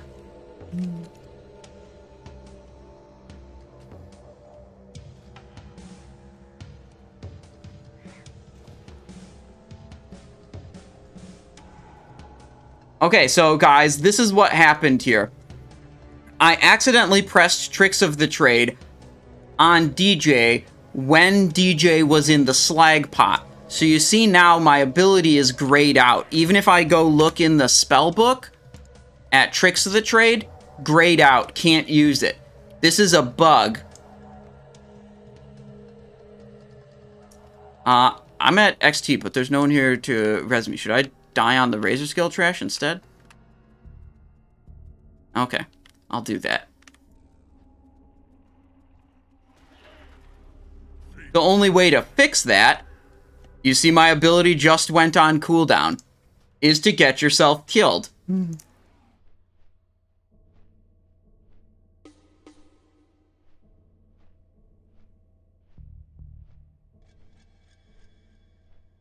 R.I.P. Blue... Oh, no, we lost Blue Hands. What if we can get Blue Hands during some trash? R.I.P. Blue Hands.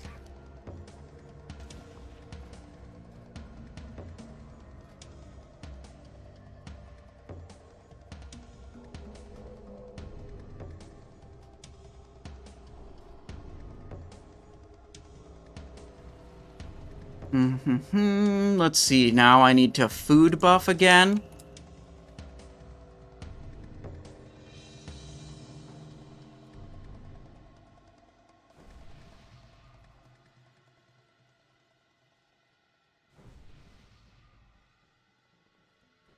I got Might, Kings. I think I'm good here.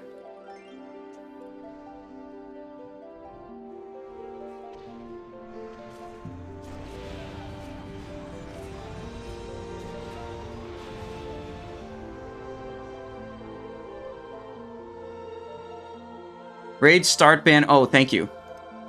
Yeah, we're done with it. We've started the raid at this point. I was told that this achievement is cumulative. You don't have to do all 25 in one attempt.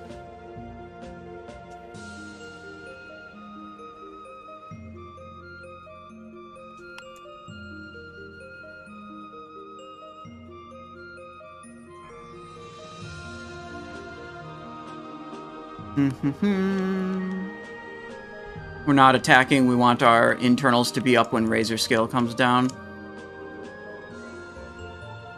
Gonna find DJ. Send Tricks of the Trade into DJ. For coming up right about now. Razorscale soon.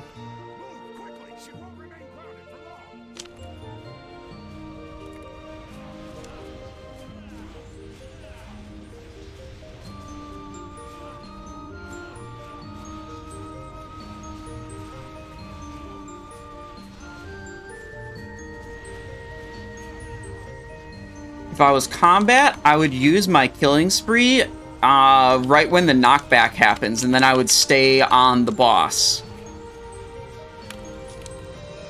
I think you can vanish it, but I'm not certain.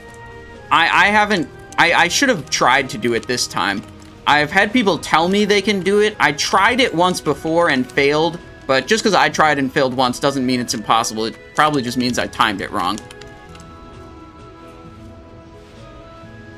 But killing spree I've done, and it works flawlessly, and like the margin for error is very large. Like you have a big time window to cast killing spree and have it be good. Dragonsteel Faceplate, Eye of the Broodmother.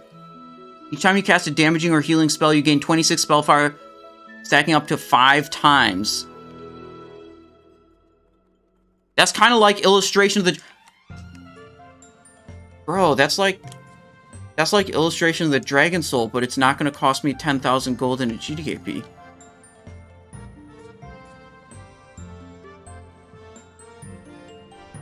Okay, who's got their electromagnetic pulse generators ready? I got this pack. I'll get it. You get next.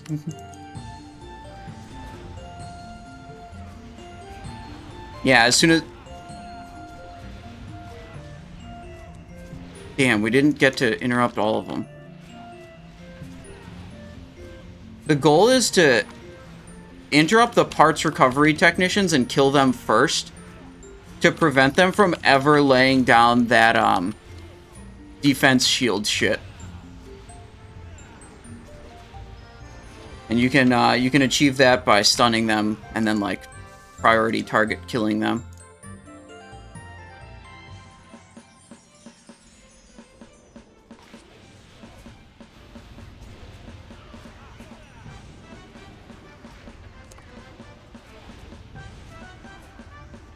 Unfortunate.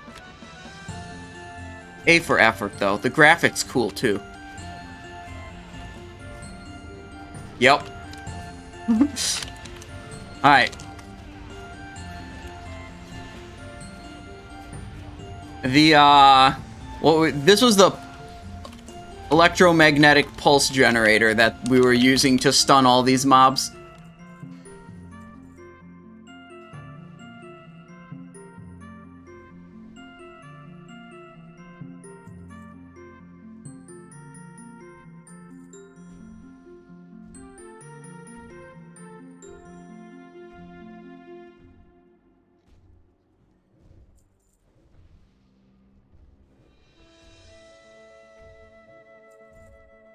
So you want cooldowns used in hard mode, not on the heart? Is that correct?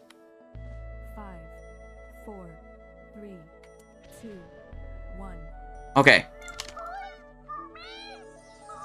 So our hard mode specific strategy is to not use cooldowns on the heart, even though they're super effective there, because the heart takes double damage.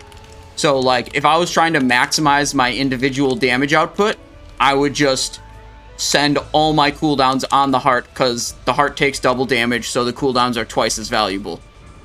But our strategy in the goal of defeating the hard mode as easily as possible is slightly different. And we just want to activate the hard mode, and then... Whoa.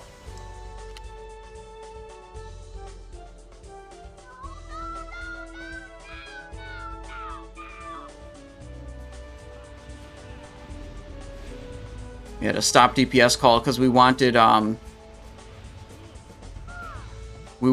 the tantrum to happen right before he drops his heart instead of right after.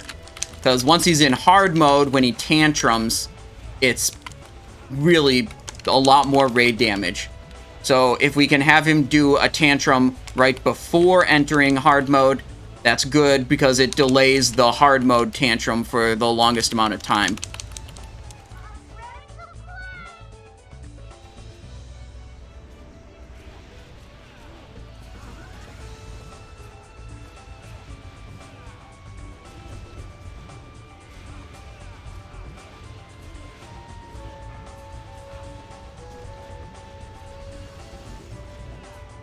Stunned with belt. Nice. Okay, heroism is active.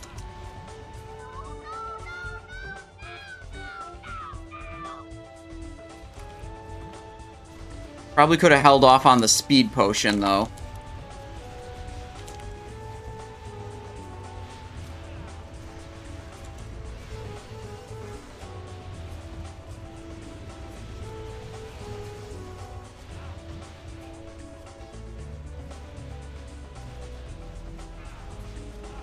Okay, let's hit this Envenom, then switch to the Spark.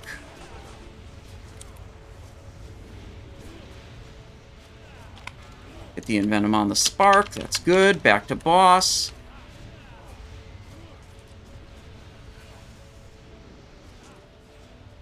All of our abilities look good. We've got Cloak of Shadows for if we get one of these bomb debuffs.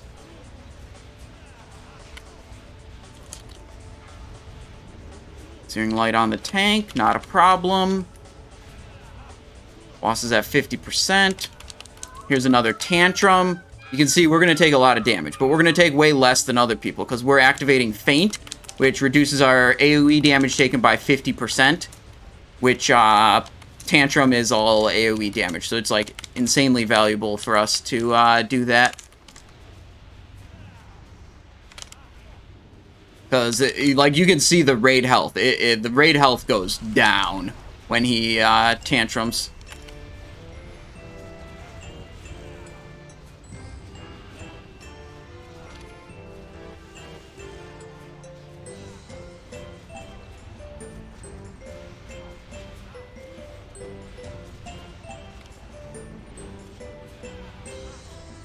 I think range are killing the sparks. My impression. But maybe I don't have to go in and like target swap on them all the time. This guy can drop some really nice bracers for us. I'm running this way. Because that gravity bomb... Okay, he did get far enough away. Oh, shit, Sammer's dead.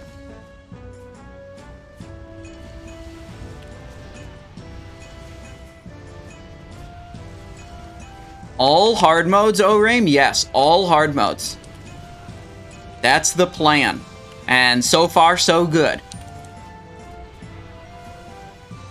What we're looking for on this boss, we're looking for fluxing energy coils. Let's see what is the loot. Not that. Aesir's Edge, that's probably really good for Supra, I think. Yeah, he immediately need-rolled that one. Okay. 225 and Helm of Veiled Energy. Okay, none of this. Wait.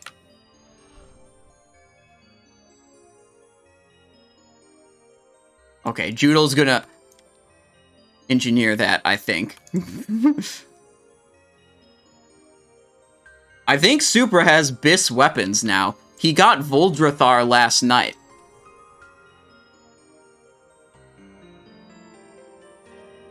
So, do you have Bis weapons now, or what? Oh, it's not unique.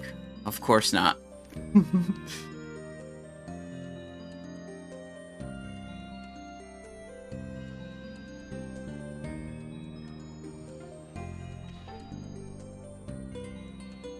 Mender first.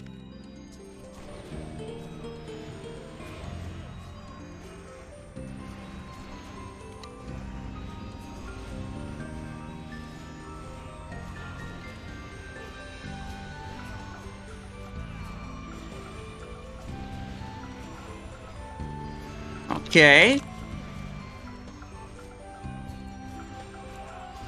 This trash pack is Iron Council at... Oh, yeah. The little guy, the medium guy, and the big guy.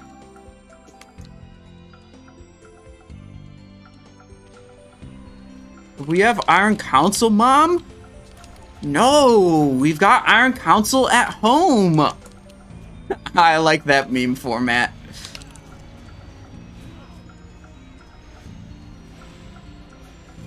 Iron Council is the next boss. And let me think in my head, what is good loot that can drop from it?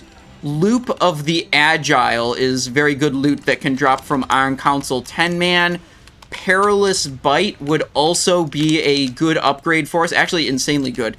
Perilous Bite is a high-level dagger.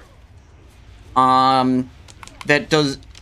Guys, do you remember, does Perilous Bite have expertise on it or no? I don't think it does. And if it doesn't have expertise on it, that's better for us. Because we are very nearly, like, not able to equip new expertise gear. Because we're very close to expertise cap just from the gear.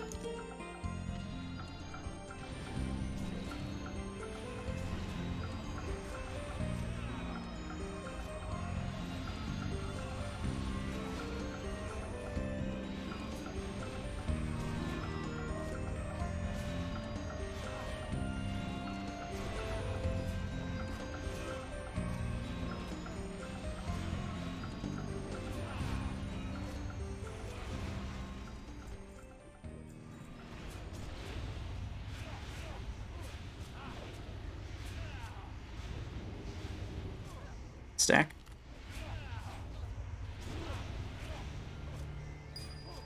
Okay. Hit an ARP. Ew, ARP. Gross. Still better than this fucking Golem Shard sticker, though, I'm pretty sure. As a rogue, I lost my first loop to a Fury and the second one to a Ret Paladin. Feels sad, man. Yeah, I passed the first one I saw to Enhanced Shaman because it's Bis for Enhanced Shaman, and it's only, like, second... It's like the third best ring for a rogue.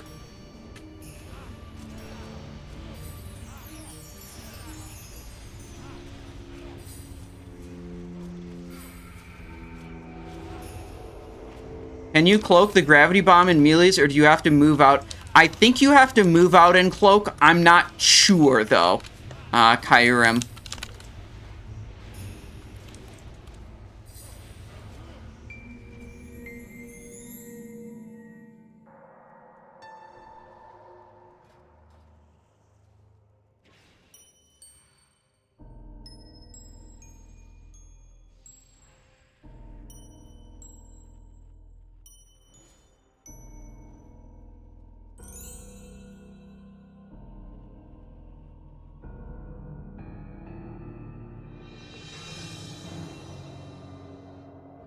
Definitely an upgrade.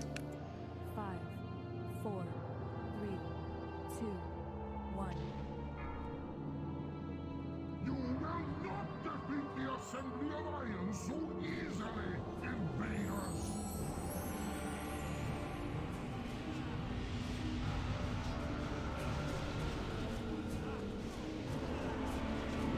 No one else interrupt. I guess I interrupt.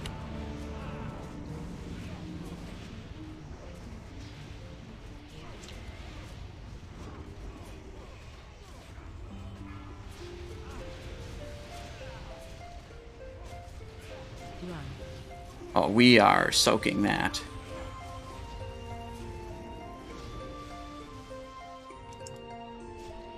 To this side, so we're in the rune. I didn't even notice the rune at first. Someone said on voice that melee can't get it, and then I didn't think about it. But this one I can definitely get.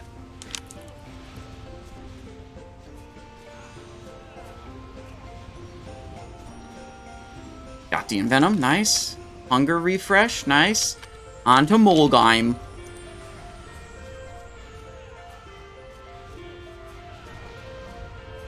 I don't think we're not on that rune for Molgheim. Okay.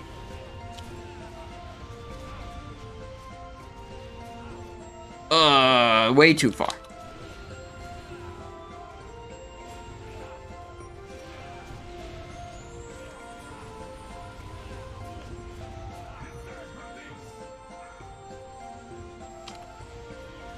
Now we got it. Now we got it. Nice.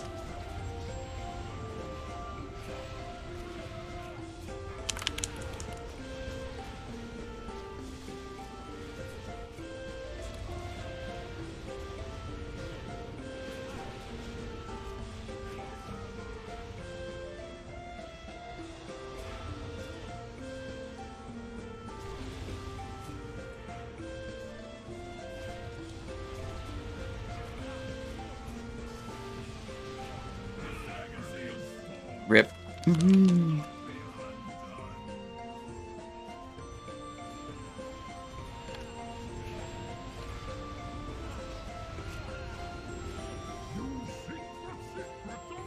Big unlucky. Death rune right on top of the power. The death rune's gone.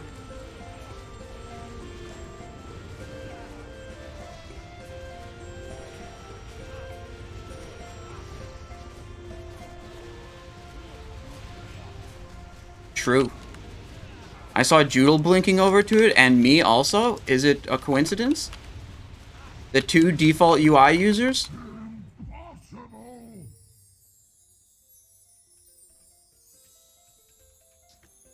The rune etched would be a off-spec item for me.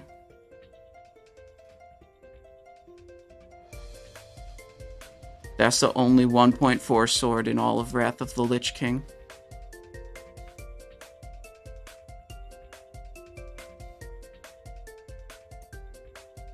Would we actually use that off? Wait, what? What just? What did we just do?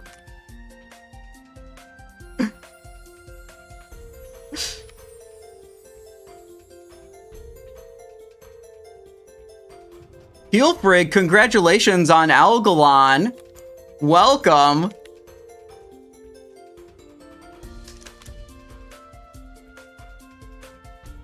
Sword spec?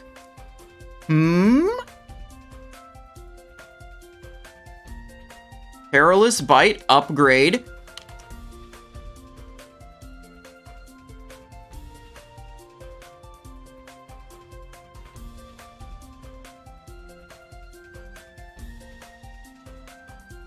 Feel free. You do 10-man or 25-man Algalon. If you want to see the talents or the gear, you can find that through the Discord link.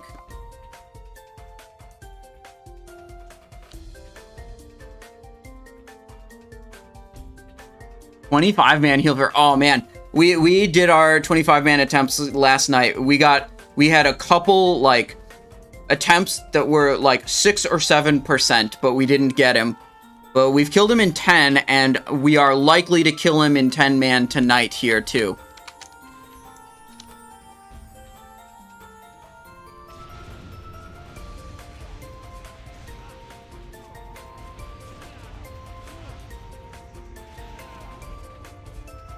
Oh, those pulls that we did last night, it was so depressing, wiping at like 5 or 6%, because the boss actually dies at 3.5%.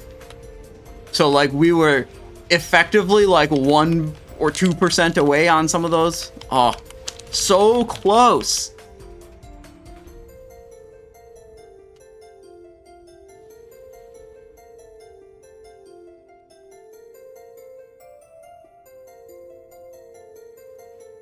We'll see. We snagged one upgrade so far. One good upgrade. Perilous Bite. And then we also got an upgrade for our Flame Leviathan set. Some 239 gloves that have spell power on them. And this is just a cool sword because maybe we have to use swords at some point. And no one else really needed it, so.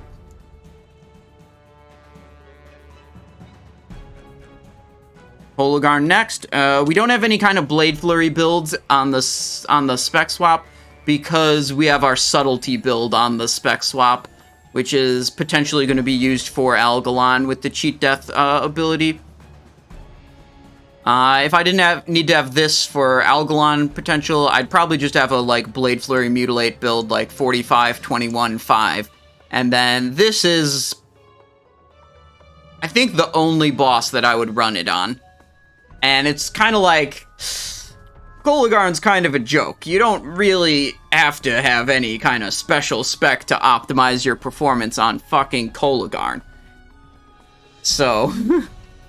I want to bring specs to the raid that optimize our chance of success on the difficult encounters, rather than trying to, like, eke out a little bit of extra damage on easy encounters.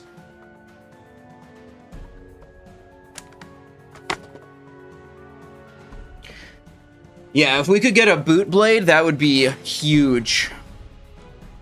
So let's go back to the spreadsheet. Perilous Bite... But we actually want expertise in it, not attack power. We can expertise that thing also.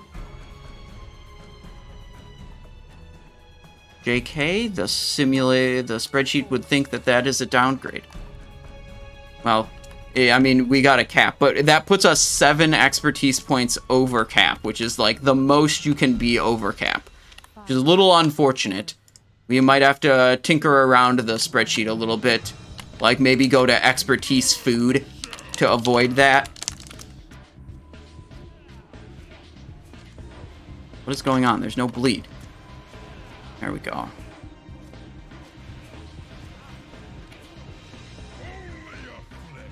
Hand is dead.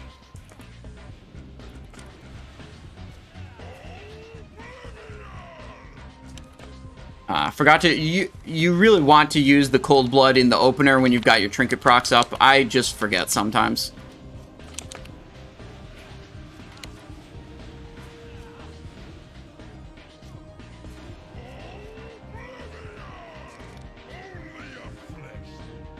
Other hand is dead.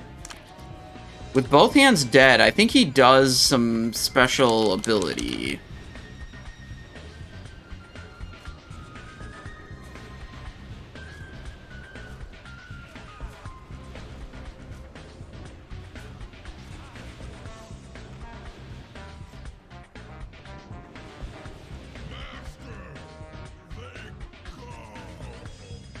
Moving on.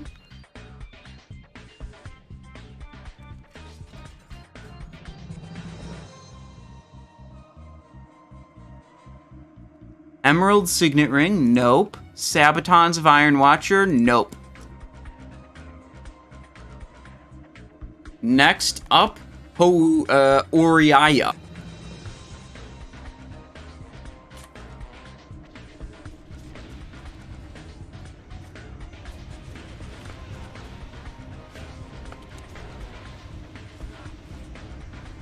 Ayayayaya. No one actually knows how to spell that boss's name. Or pronounce it.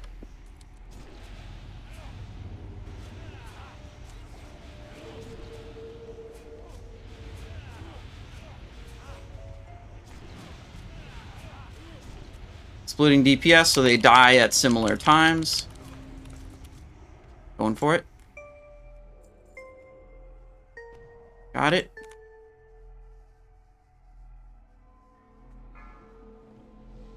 Got 3 seconds. 5, 4, 3, 2, 1. Some things are better left alone.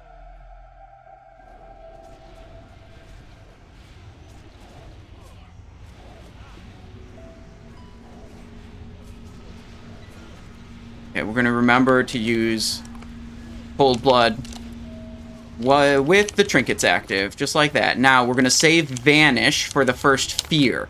And we're going to vanish the Fear so we do not get feared.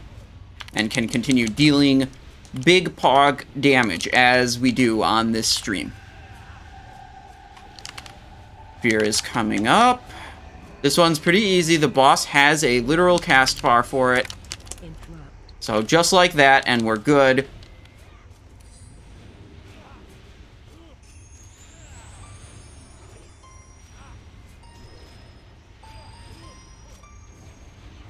And we probably don't even get a second one because the DPS in this group is so high.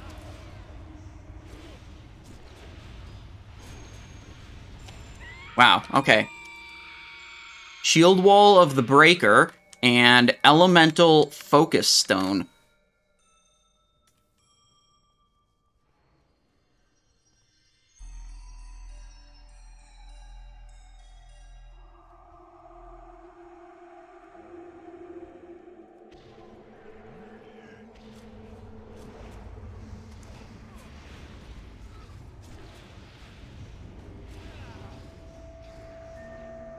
Yeah, I didn't use my human racial. I used Vanish to get rid of it.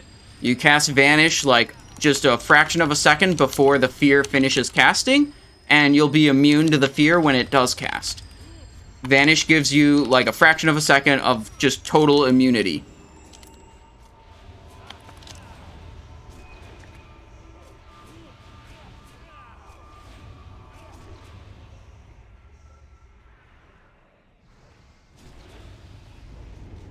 If you're doing that boss as combat, you can also use your Killing Spree cooldown to immune the fear as well.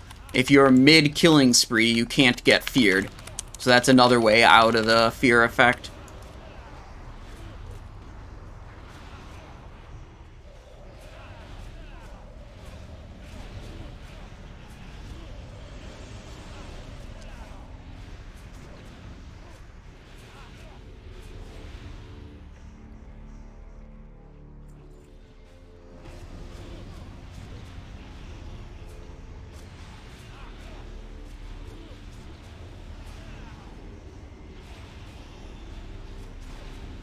That Vanish is useful on the same purpose? I mean, you can Vanish almost anything if you can time it properly.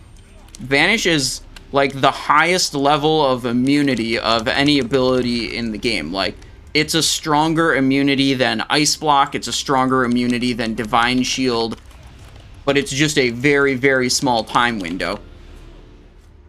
Yeah, you could do it on Iron Council Overload also, and then you'd avoid the damage and the stun.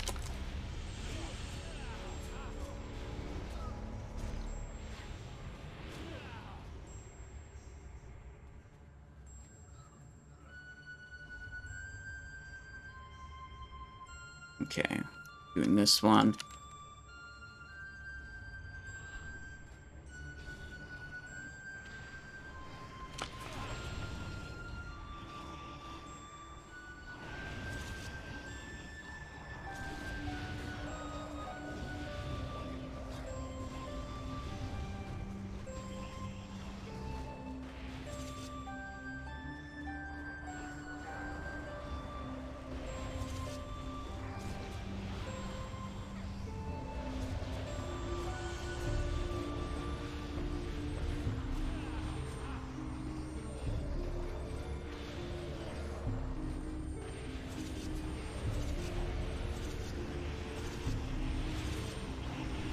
Yes, Fell Striker, yes! Okay, then we don't have any more Fell Striker procs.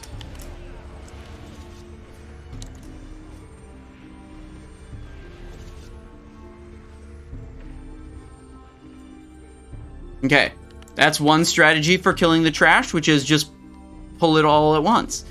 Why do you press feint all the time? It reduces my damage taken, and it's free, and it has a chance to give me poison procs. Lots of good reasons to press feint.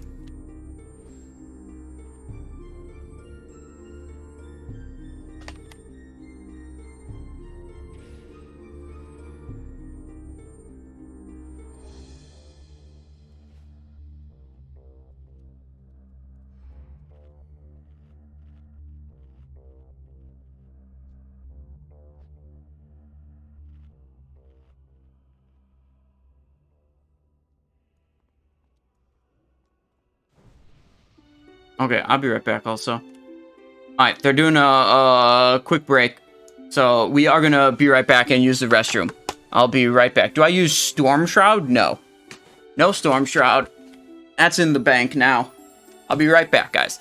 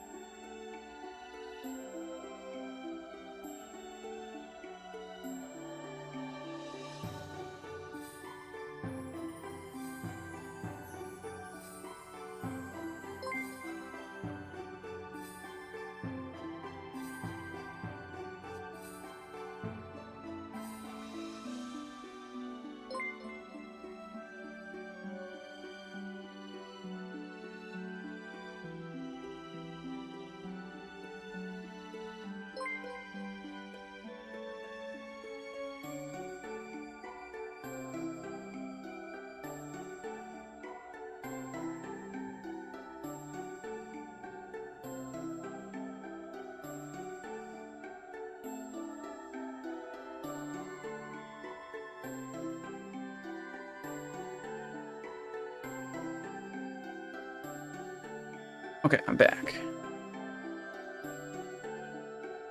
Rune Touch wrist straps, no. Helm of Veiled Energies, no. Sabaton Iron Watcher, no. Okay. Hodir hard mode. What is good that drops from this boss? In 25 man, there's a cloak. I'm not sure what there is in 10 man. You can charge your Storm Shroud. You might want it in Icecrown Citadel, but maybe not. I think at that point, literally, the gear might be strong enough that it's more valuable than the energy. Just put it in the bank. It's cool to have. 5, 4, 3, 2, 1.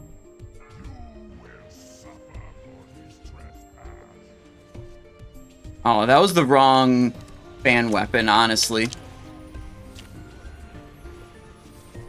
That should have been a rod, not a Fell Striker. But that's just what I had on my weapon swap, I guess.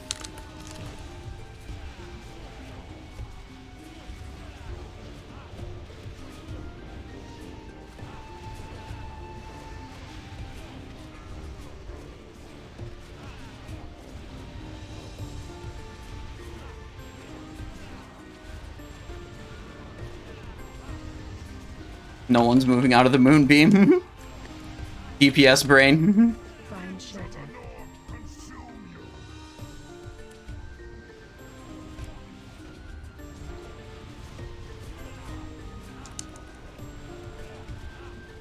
Keep moving.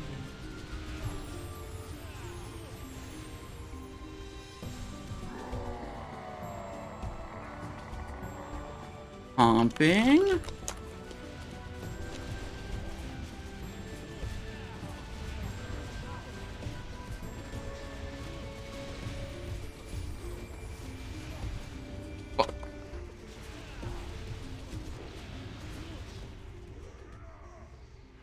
Easy hard mode kill. Easy, easy.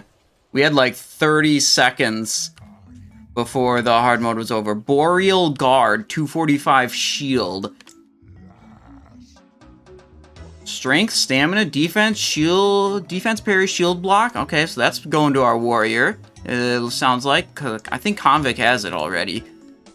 Conqueror, Signet of Winter, another tank item. Next up, best up. Thorim. Trinket potential and dagger potential. This is going to be kill number 7 of Thorim hard mode. I have not seen the dagger or the melee trinket drop a single time.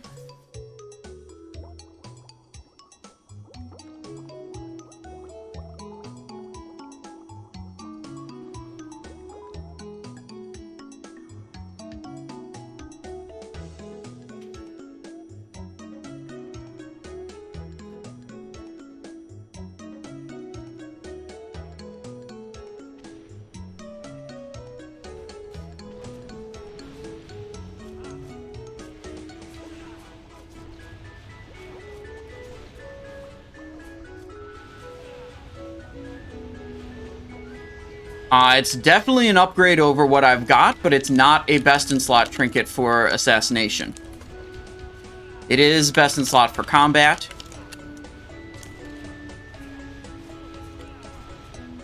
Is there a weak aura for your feint? Yes, all the weak auras can be found on the Discord.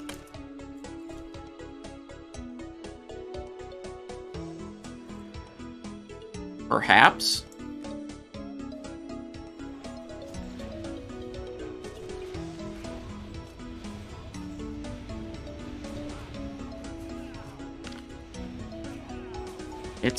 It's a upgrade over what I've got, but it's not a best-in-slot trinket for Assassination.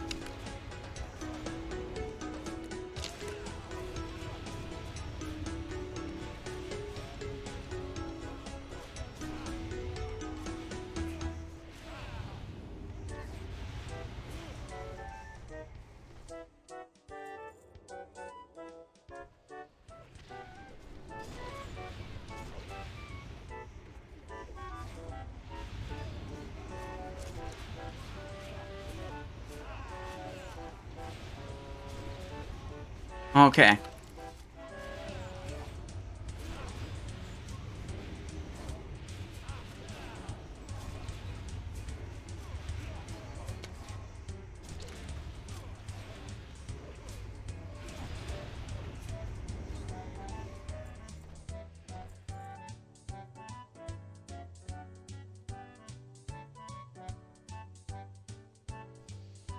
Okay, so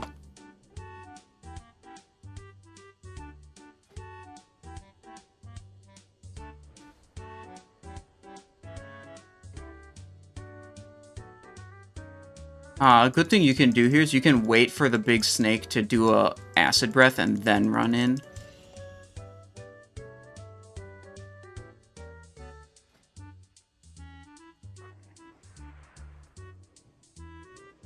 What the?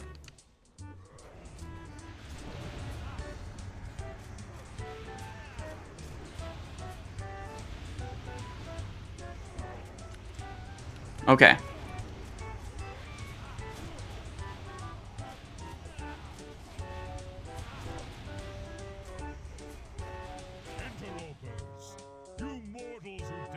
Okay.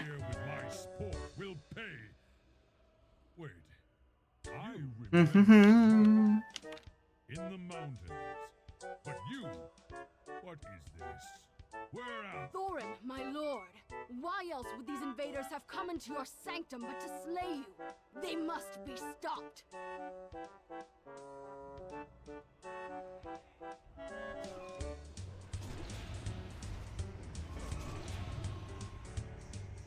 Waiting for the champion to come down.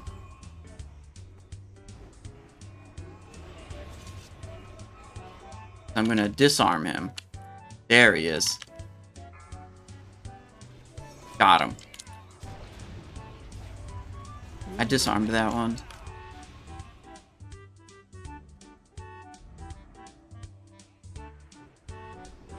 Look, I'm not doing anything else useful right now.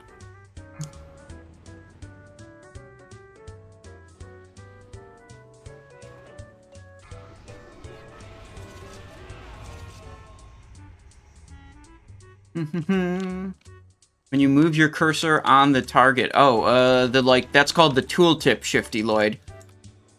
I do not know how to get rid of that.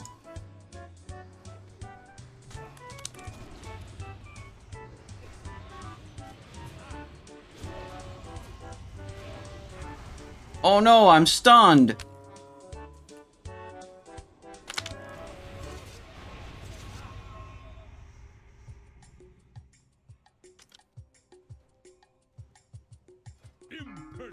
Who's tanking first? Roger that. I will crush you myself. Impossible. Lord Thorim, I will bring your foes a frigid death.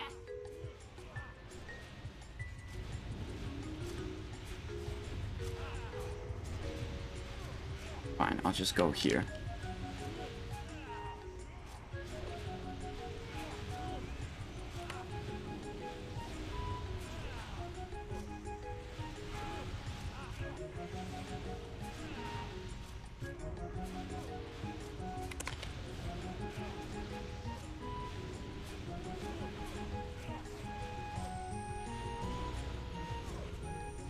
I have to get the fuck away from that one. I didn't have my feint up for some reason.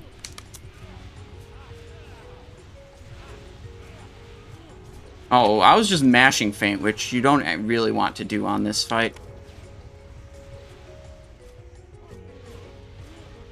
You want to be a little more specific with it to make sure you have it up to, yeah, like this. Okay. It's coming, so we're going to wait a couple seconds, and then we're going to feint. Easy. I just parried, I think, when he turned around. Lame.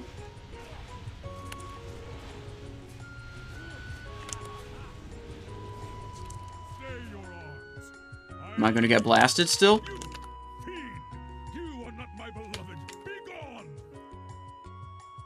Yeah, the Hodir sigil you might have to go back for. All the evil that has befallen Ulduar, left my kingdom in ruins, corrupted my brother, and slain my wife. And now it falls to you, champion. Okay, here we go. The task before you is great, but I will lend you my aid as I... Hell yeah. You must prevail. That item is like almost as good as Blade Twister. It's like super close.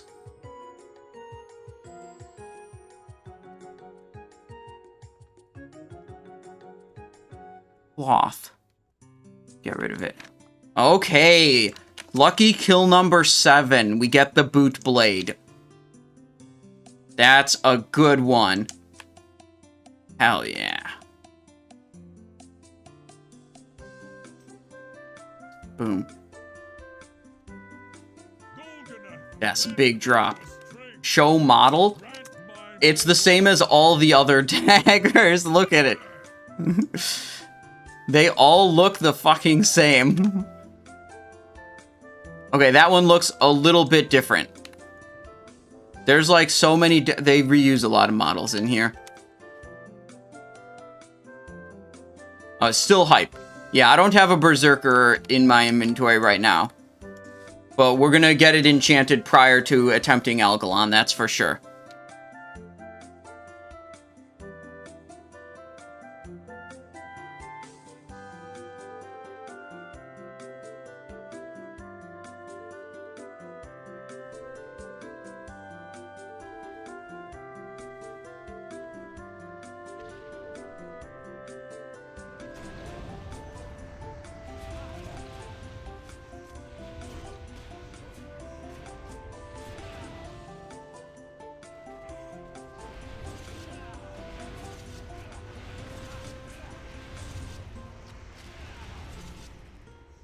Easy. Fellstriker proc. Morbin time.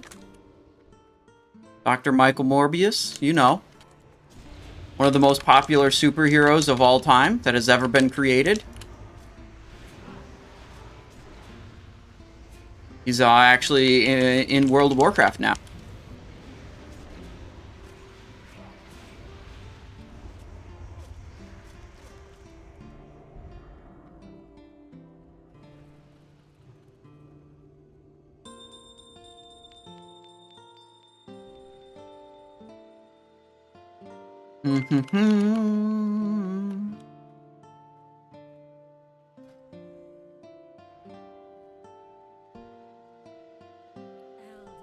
Oh, wait, this is fucking Freya time.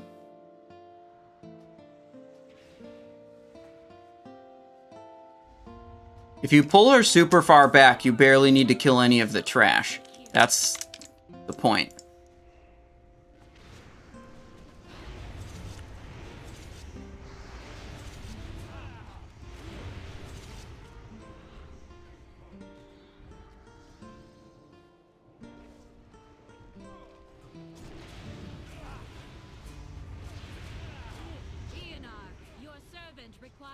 Okay.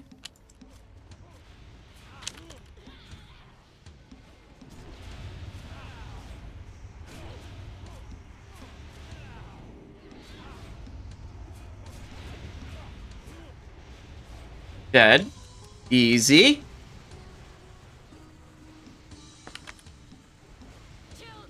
Ladyboy 420 says, your headpiece is trash. Well, your face is trash, so deal with it. That's not a very nice way to talk to someone. And neither is me calling your face trash. But you know, you get what you reap what you sow.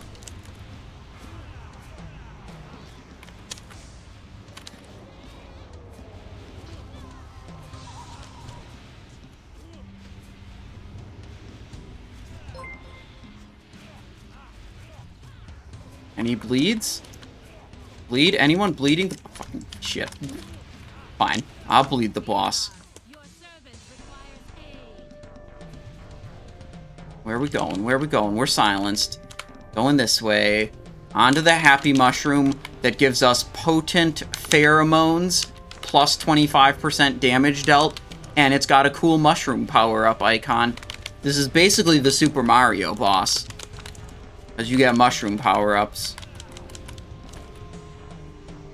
Okay, what's it gonna be next? I think it's Lashers. Are we on wave 6 already?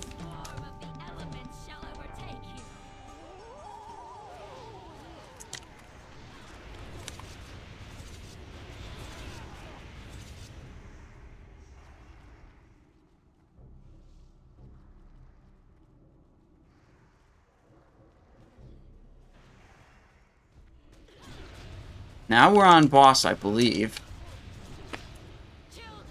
JK, one more wave. Okay, Storm Lasher. We'll be on this one first. Ancient Water Spirit will be over here. Drop a stunner.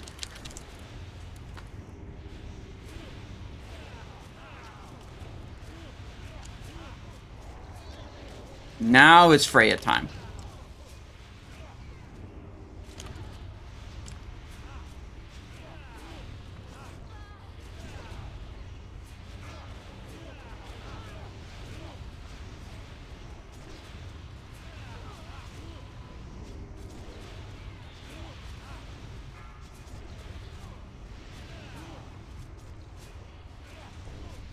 Where are we going when the seeds spawn?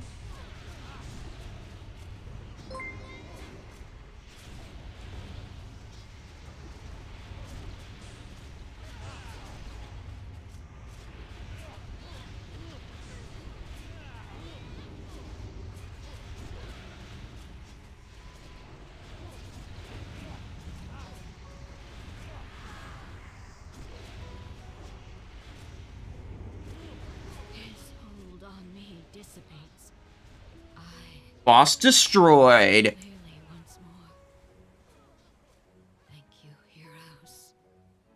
Pass. Pass.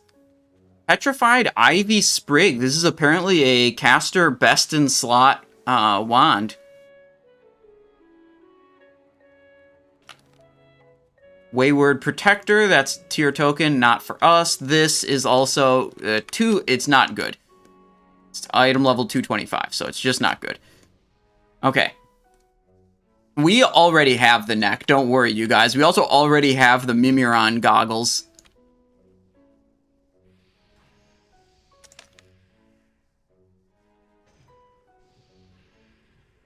I don't think Mimiron even drops anything we need at this point. because we got the helm already. What we definitely want is the belt from Soggy Yoggy. That's the last, like, huge item. Oh, well, the belt... Sorry, I wasn't even thinking about Algalon loot. I totally forgot about Algalon loot. Because we haven't been killing him yet, and now, like, we're probably actually going to kill him this raid. Which would then include Gloves of the Endless Dark, Band of Lights, Ring, best in slot, Dark Matter, Trinket, best in slot.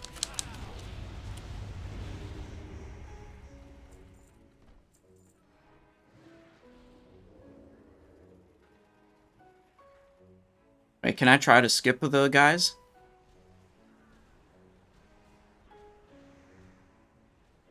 Alright, you guys killed those, but those are ones that I can just stealth past anyways, even when I'm doing skip. Let me see if I can make this work.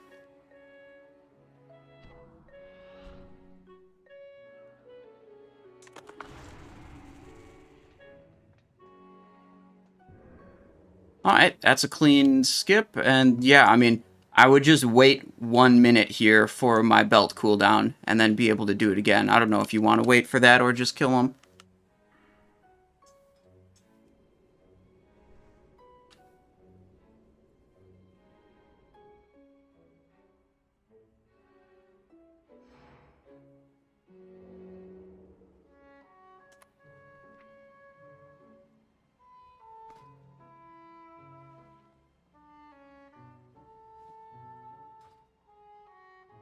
Okay, so we just do the same thing again.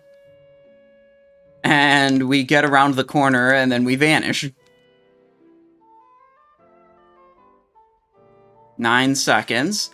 And we activate our subtlety off-spec, just so we have preparation to reset our vanish again.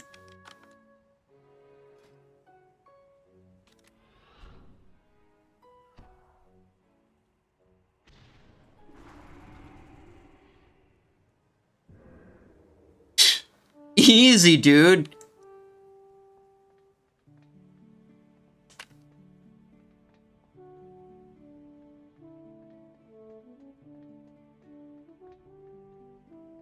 Alright. We get the train all to ourselves, dude. Look at this. Boom. Train activated. Alright. I'm on the train. Train is activated.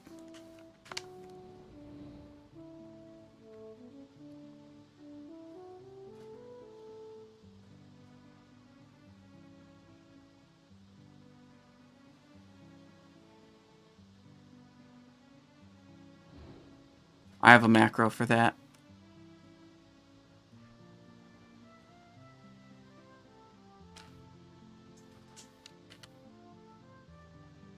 Watch this, you guys. And then I just jump, like, right at the teleporter, right at the stairs, right? Yeah, okay. Sick. Oh, I'm approaching the teleporter now.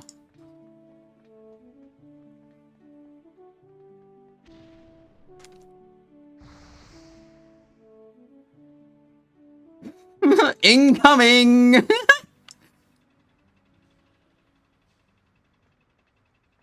haven't much time, friend. Will he reset if I just stealth here? Latest creation. Now, before you change your minds, remember that you kind of owe it to me after the mess you made with the entity. Big Double hog damage. two. Yeah, it aggroed to Sammer. And it reset now. I didn't even get killed. Insane. Yeah, dude, I pressed stealth. Lanicap with a tier 1. Thank you. 3 months of support. I appreciate that. Okay, yeah, I didn't really know about the electromagnetic pulse generator tech until, like, today. But that makes that skip insanely easy.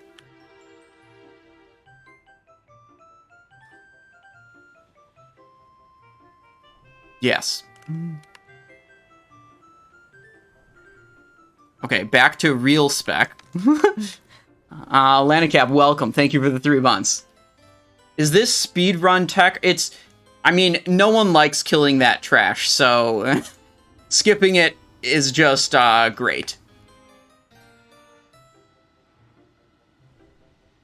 If we were doing this, competently, like, right after Auriaya, I would go do this while they clear other trash.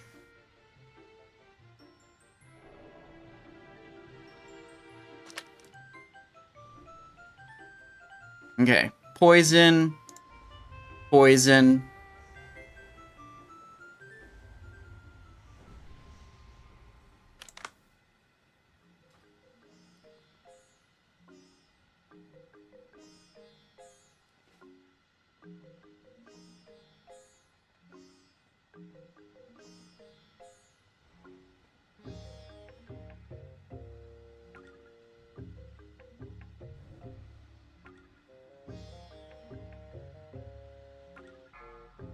Oh, JK, they're pulling. I was about to sim how much of an upgrade this was.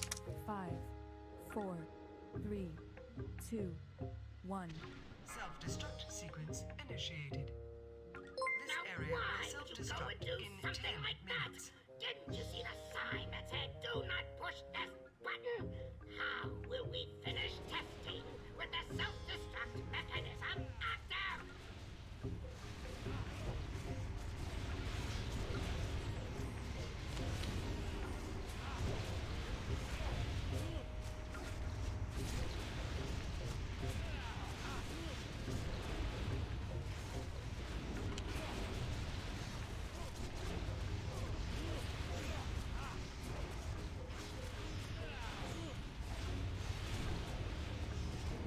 Run out.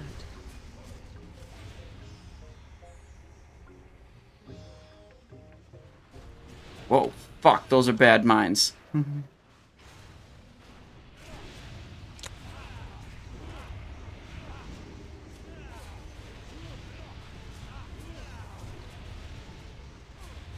area will self-destruct in 9 minutes.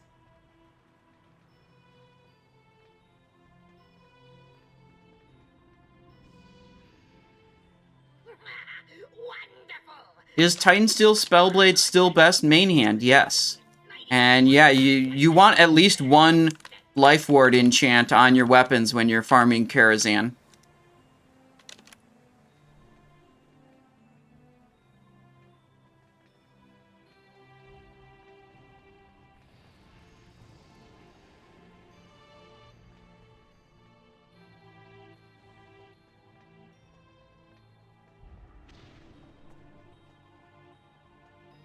Behold, the VX-001 Anti-Personnel Assault Cannon. You might want to take cover.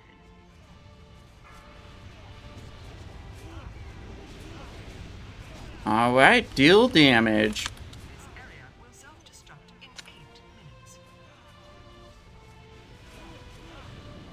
Waiting for that frost bomb explosion. Okay. Watch your step.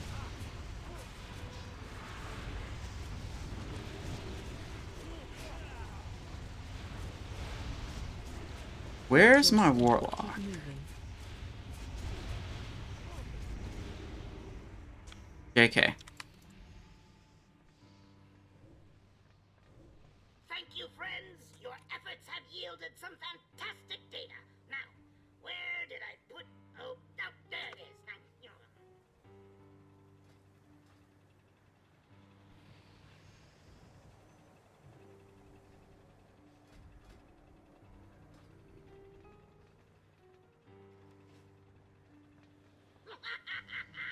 Isn't it beautiful? I call it the This Magnificent area will Aerial self-destruct Command in Unit. 7 minutes.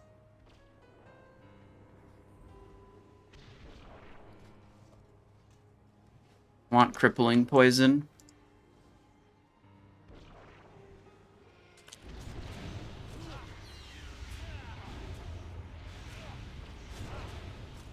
This is just like a shitty weapon setup, but it puts crippling poison on. That seems like it wasn't necessary. So I'm gonna not do that again. It's definitely a little bit more valuable when you're talking about 25-man version.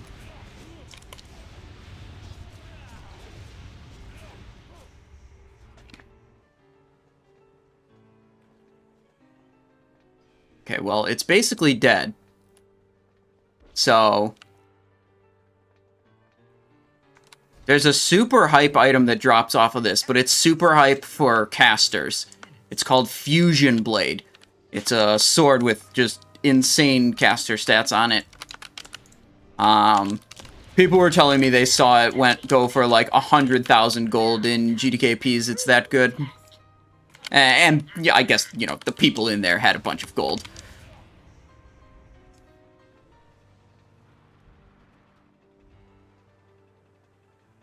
We'll see what we get here.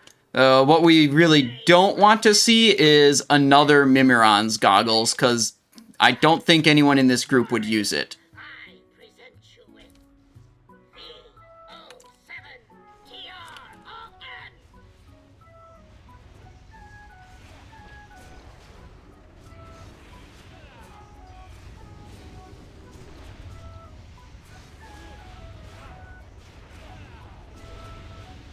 Watch your step.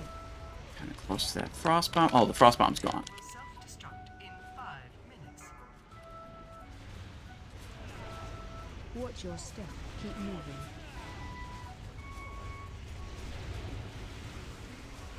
I'm gonna switch to middle, dealing more damage.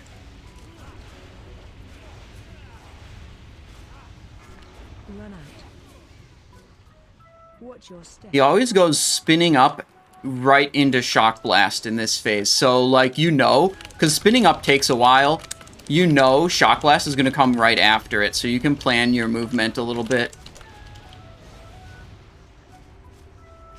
Fuck.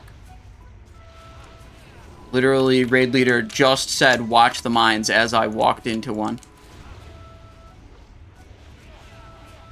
Yeah, I might need to throttle except for head. Or, we're good. Easy game. Terminated. Override code A905.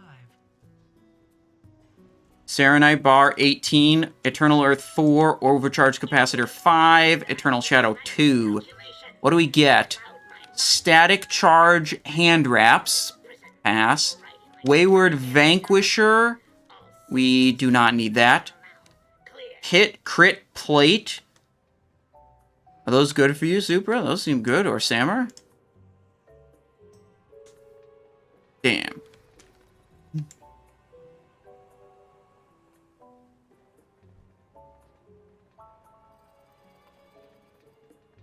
Why do you take Vigor? Because it is better, I think. It's a very common question. If you want to read an in-depth answer about that, you can go on the Discord and you can read in the index channel. There's actually a whole post already explaining that. What you're going to find out if you actually read the index channel, like the prompt says on the Discord, is that basically all of your questions are already answered in the index channel. You'll be able to learn a lot. See, this is the Simonized Show Discord. You see right up at the top, here's the index. And there's a bunch of topics, one of which is, why is Vigor in the rating spec? There you go. Most people are blind. Some people claim that they looked and didn't find it, but they didn't actually look. Other people say that and they actually did look. Doesn't really make a difference. I always just keep pointing people back to the index channel. And eventually, my hope, my naive hope, is that people will understand that that's the place to look for your for answers to your questions one day. Last call. Static charge hand wraps. Legs of unstable discharge. Fused alloy. Tunic of the Limber Stalker. Helm of Vanquisher. Nope. None of that.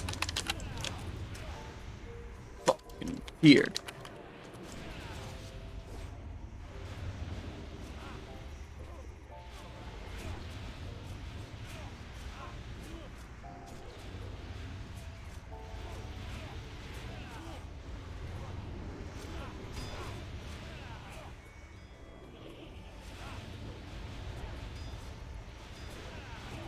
Yeah, he does that.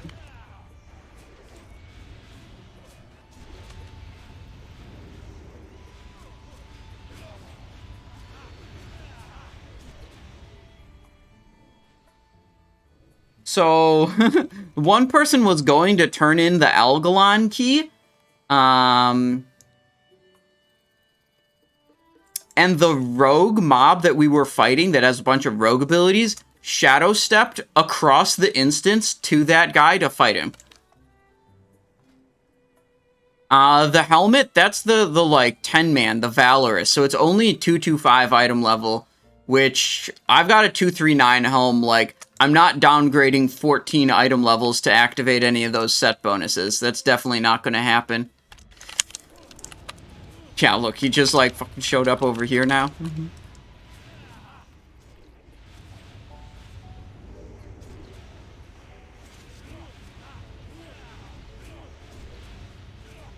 There we go.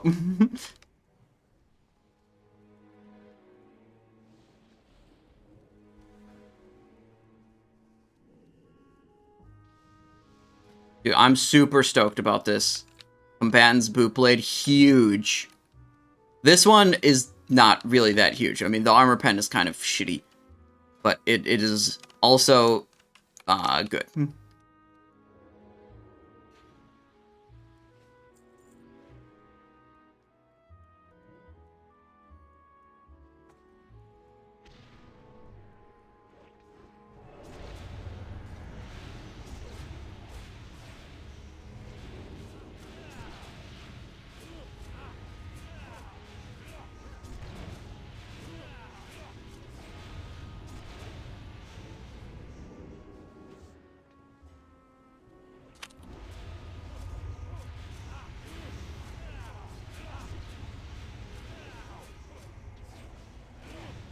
Blasted. Dagger for Loatheb set. Hit haste. Hit attack power. Yeah, it's probably better. Better than my daggers with crit, perhaps. Crit expertise. Hit crit. Yeah, basically the Loatheb set, you just want to get rid of all of your critical strike on your gear.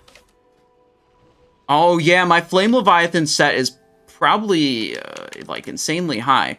This is a Flame Leviathan upgrade, and we're going to have double 245 weapons now.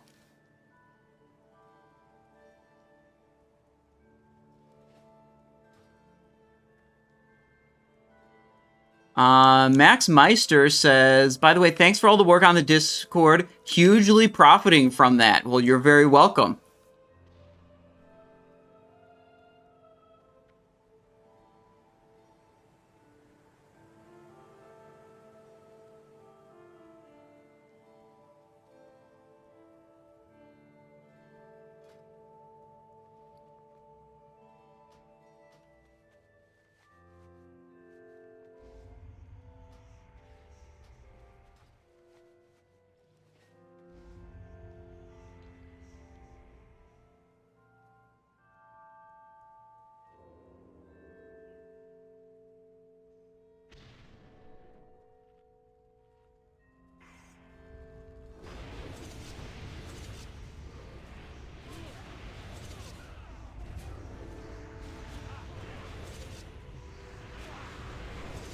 Trying to keep Deadly Poison on as many of these mobs as I can.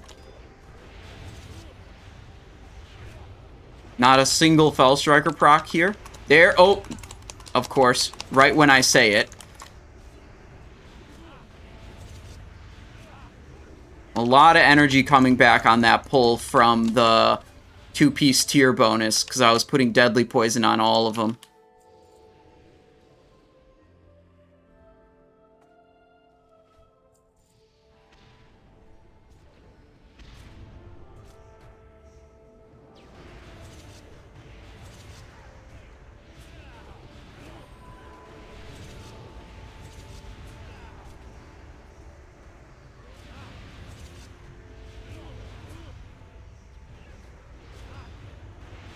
There we go.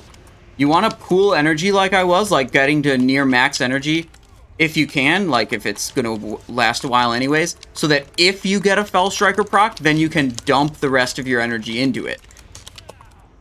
But this shouldn't actually have been a Fellstriker pull. This should be a Rod of the Sun King pull.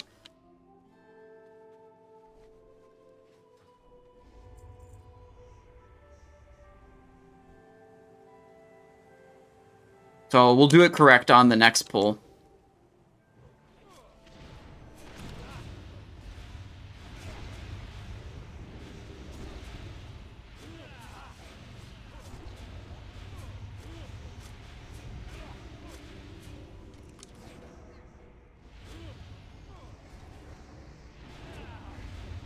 Careful positioning.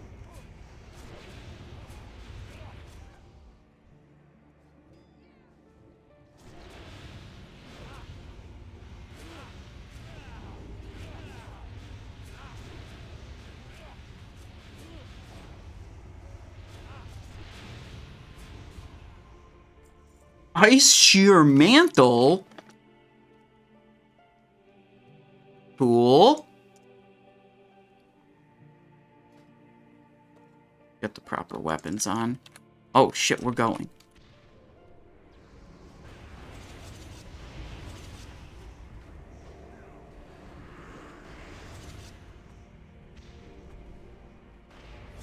Okay.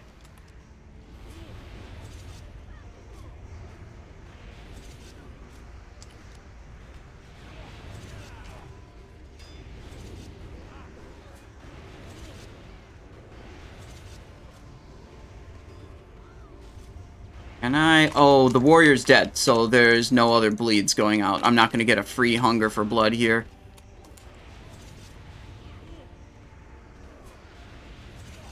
Okay, that pull was a little bit scuffed. We very nearly died.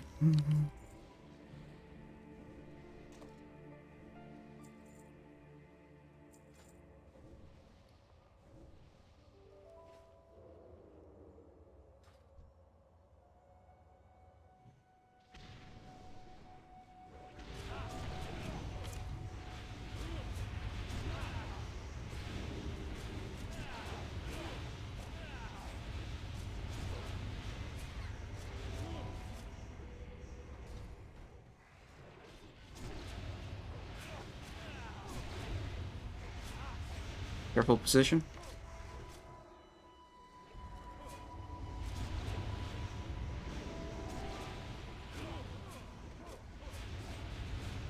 Doing some mental math, it looks like your crit rate is like 80%. Is that real, or are all those numbers jumping out at me a lie? Ah, yeah. So this is rogue mode, Kulrath, where the numbers are all just bigger. If you play warrior, the numbers are all smaller, or like other, like Ret Paladin has really small numbers. But like when you play a Chad class, like rogue or affliction warlock, all the numbers are just bigger. And then the crits are even bigger than that. How's it going?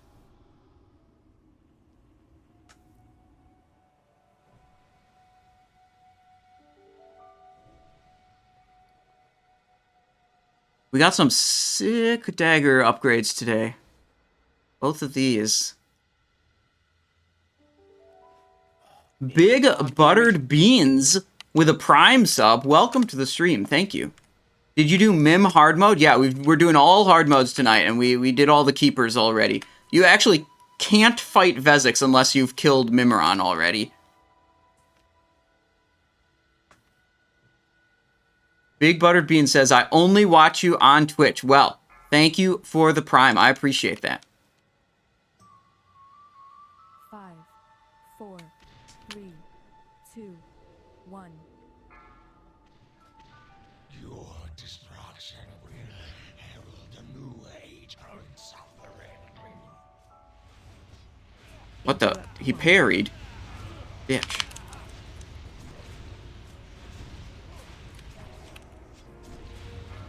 Okay. Interrupt team. Chillin'. There's our Vanish. We used it early, so it'll be up by the time the Animus comes out. Interrupt 3. Hard mode of this, you might literally just have to throttle damage if you kill the boss too quickly. The hard mode activates after, I'm not sure how many minutes. but you have to get a whole bunch of these vapor clouds to spawn, and once enough of them are active at the same time, they all, like, congeal into some evil water elemental thing, and then you kill the evil water elemental, then you kill the boss, and that's hard mode. So what very well might happen here is, we might get the boss down to like 4 or 5% and still have to wait a minute or two before the Animus spawns. Interrupt 1.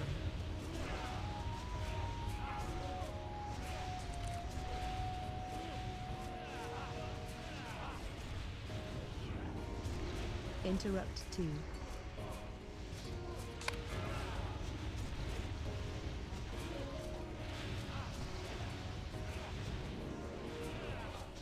Interrupt 3.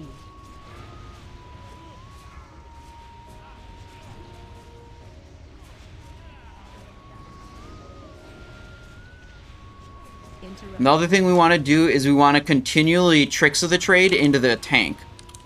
Because the tank... the casters are actually, like, totally chilling. Normally, the caster's damage output is super high to the point where the tank can't even hold threat off of them. Because the casters get a special damage buff on this fight. Interrupt 3. So they just are able to crank huge amounts of damage. But right now, it looks like the threat is pretty much fine. Interrupt 1. So I'm not super worried about tricksing, like, maximum threat into our tank. You can see in the lower right here is the... Oh, you can kind of see it. But the tank has a pretty big lead over the second highest, and the second highest isn't even a ranged DPS. I think most of the ranged DPS are wanding right now, conserving their mana for when the Saronite Animus comes out, when the fight, you know, actually becomes difficult. Well, Interrupt 1. I shouldn't say that. What I should say is, the most difficult part of the fight. Not that any part of it is particularly difficult, just that, you know, once the Animus comes out is the most difficult. Interrupt 3.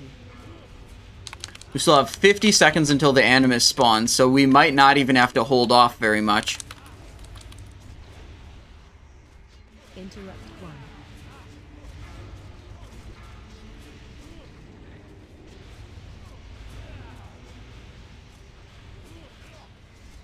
This guy drops a cloak that is second best for us, but I believe it is best in slot for Supra, for Warrior. Interrupt. So it would probably go to him as, it, you know, it's second best for us. If it's bis for someone else, you usually yield that item. Here we go, Animus is spawning. Interrupt 1.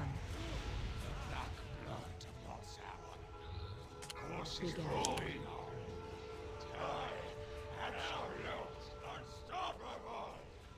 Doing it.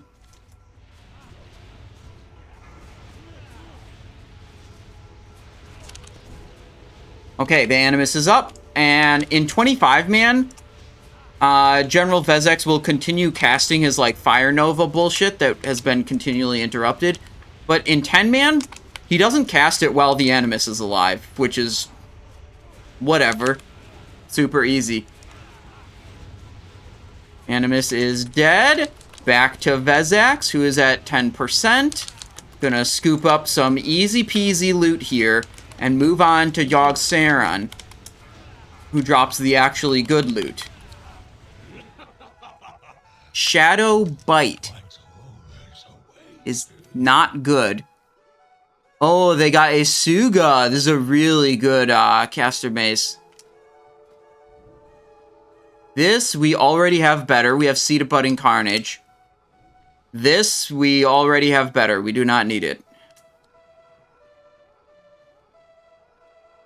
Ace Yuga is really good. That's a big item. Bro, I still have the shadow damage debuff for 3 minutes. I can't even cloak it off.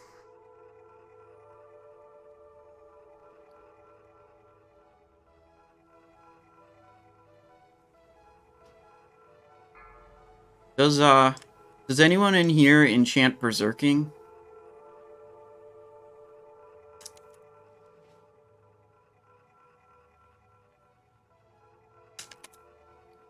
Alright.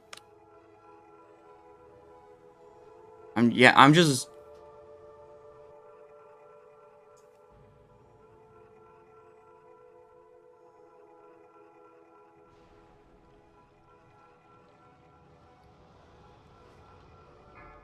Okay, I'll hearth out, grab the mats. Out of the G-Bank. This one actually seems like a side grade right now, so I'm not going to fuck with it until I need it for another reason. So we're just going to go with the one berserking and a red gem into this. If I actually gem back to expertise cap, the spreadsheet tells me it's just a side grade.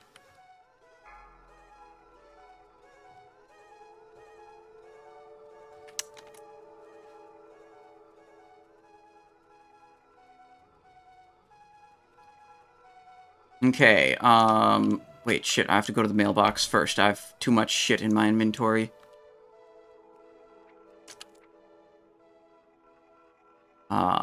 This, and this, and this, and this, and this, and this, and this, and this get all mailed away.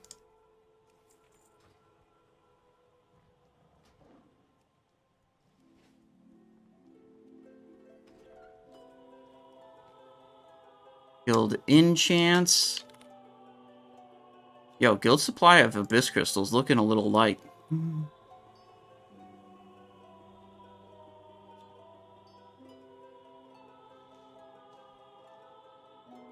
5, 4, 3, 2.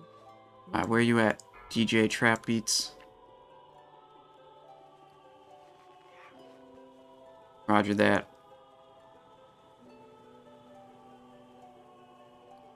Yeah, Bootblade is a huge up.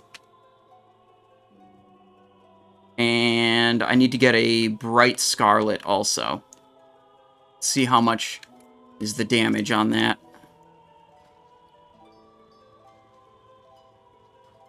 Pretty sure those are the mats for Berserker.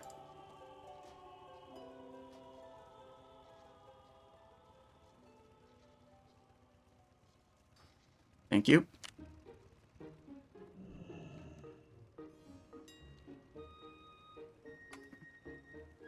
Holy shit. These are spiked. Dude, they were like 100 gold before. Oof, these are going up in price. Holy shit. Wants to summon you to Ulduar. Yes. Okay.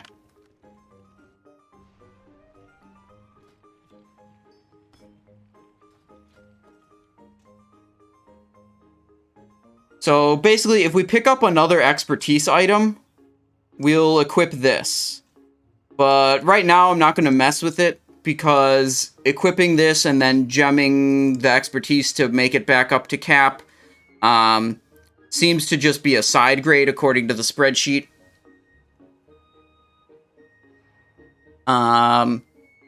So, like, if Belt pops up from Yogg, we'd equip Belt and we'd equip this.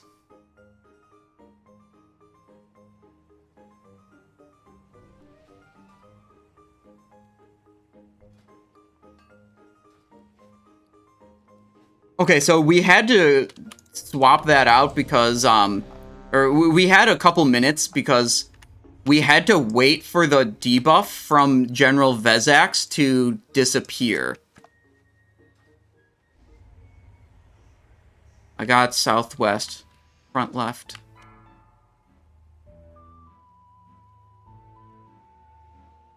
Dear Simon, is it possible to cloak deep freeze? I don't think so, but I don't know for sure.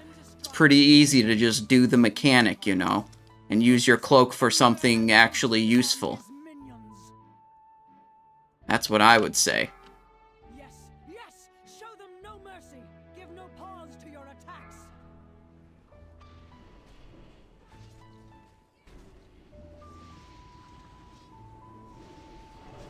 Let hatred and rage Bro, guide your blow. there we go. This is the strat. Okay. This is the stand in the middle strat.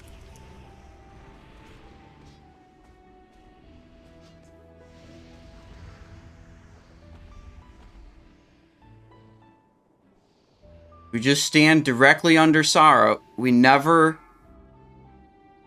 touch a cloud. Yes, show them no mercy.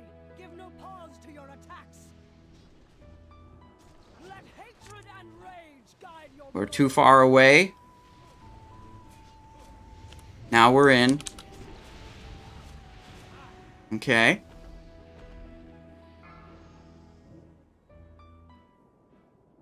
Yeah, dude, I told my guild about this strategy and they didn't want to do it. But the first time I did this strategy in a GDKP, and after having done it once, I never want to not do this strategy again. You literally position and stand still. That's it. Position once, stand still. Can't fuck it up after you get the initial position. Which, frankly, is not that difficult. You just stand directly under Sara. It helps to have, like, hunters in your group who can help by misdirecting the guardians into the middle. Yes, show them no mercy. Give no pause to your attack. But yeah, you guys are witnessing this. I just like moved into the middle and I haven't moved since then.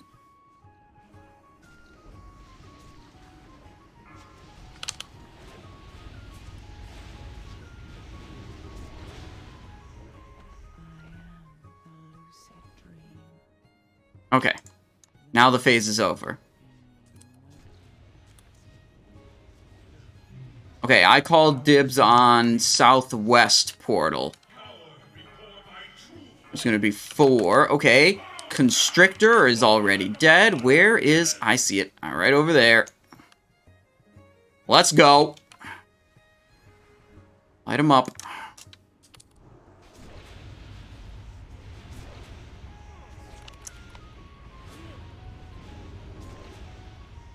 Oh, Malady, did Malady spread? No. That's good. Oh, I just got random zapped for 9%? I got random zapped again! Unlucky. Oh, there's another Corruptor. Oh, Malady, run away. Malady is placed on a random person, and they run around like crazy, not controlling their own character. And then... Oh, shit. It's portal time. We are approximately here, southwest.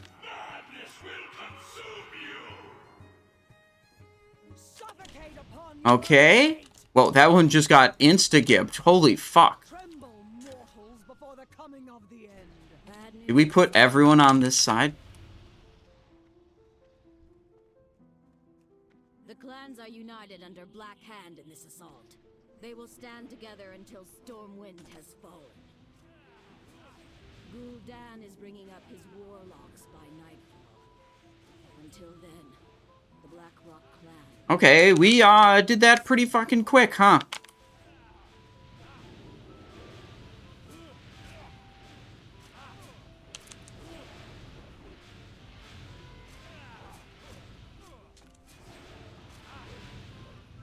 Okay. Literally one phased without lust. Easy game.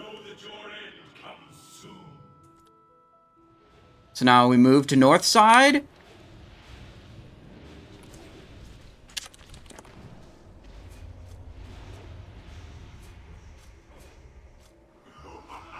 So in this phase, our job is primarily to attack these immortal guardians and make sure they're always dead. We're always prioritizing guardian damage over boss damage. The range DPS can do more to the boss generally. Alright, so we do this and we get one little Envenom to not waste those combo points, and we come back to this mob.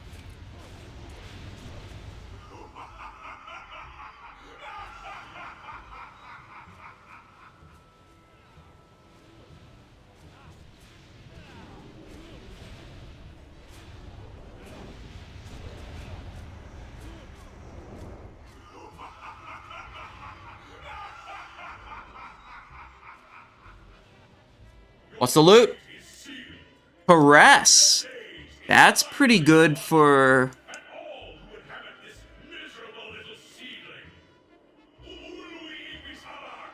Fuck, wait, do we not have someone that needs this? Dude, Optics already has 2 of them. Wayward Vanquisher chest we don't need. Stamina, parry, trinket, devotion, staff, no. Yeah, like, we kind of don't have anyone who really needs that item. It is best in slot for Frost Death Knights and for Enhancement Shamans. This is a Unholy Death Knight.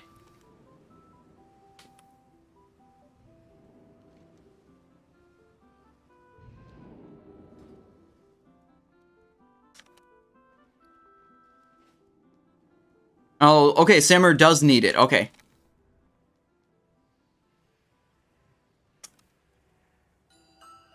Do we want resistance flasks here?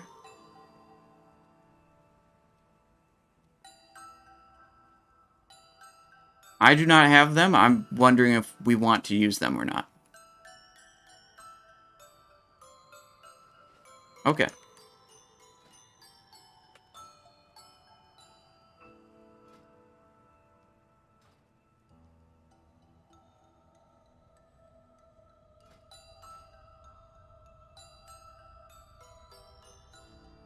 Okay. Algabong.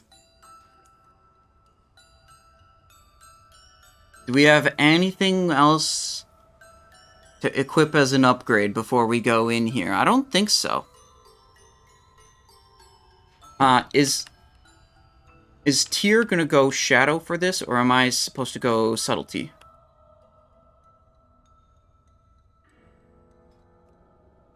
Roger that.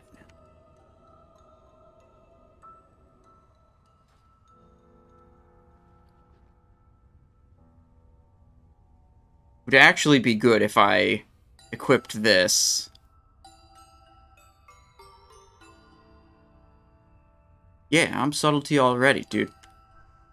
My chat loves it whenever I go Subtlety for this boss, okay?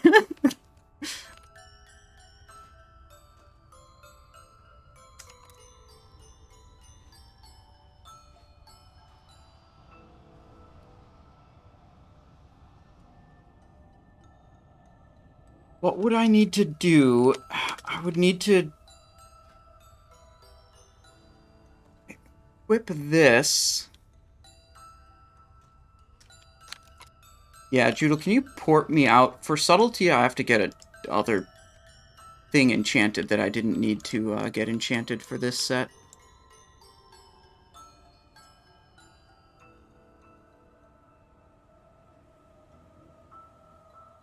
Thank you, Judel. I have to buy more of these fucking gems.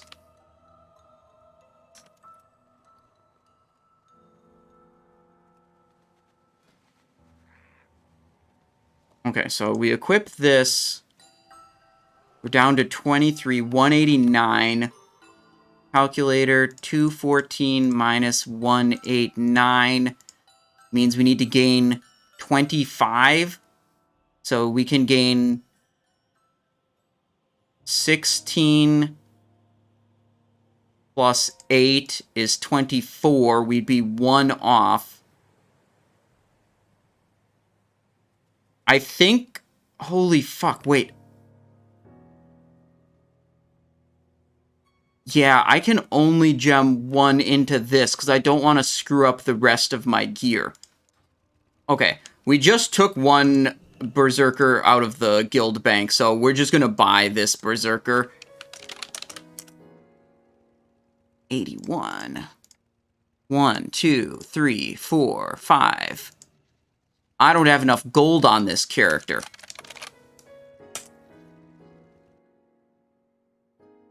This one has all my gold, I'm pretty sure.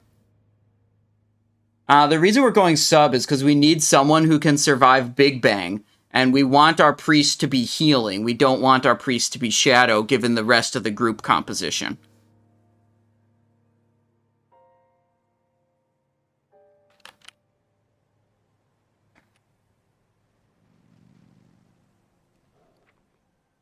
Wait, this is the wrong character. Does not have my gold. Maybe this one has my gold.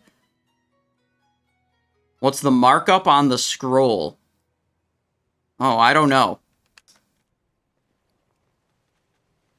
Fuck it, we'll just buy a scroll.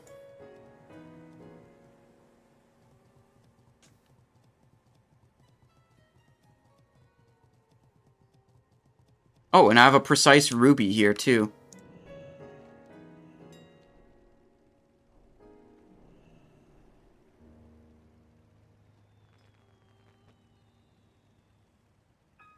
Four, 5, 6, 7, 8, 9, 10. Greater Cosmic. 1, 2, 3, 4. Dream Shard. 1, 2, 3, 4. Illusion Dust. No, Infinite Dust. I cannot be... I'm too cheap to pay the markup. I'm too cheap. I cannot be brought to do it.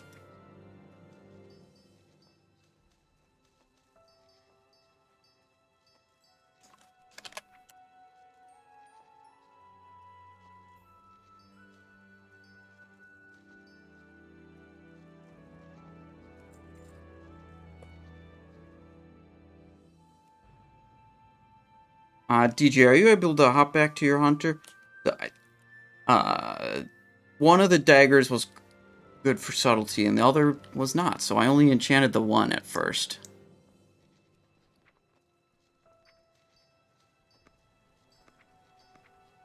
I know Tyr plays Shadow sometimes, so I wasn't sure if,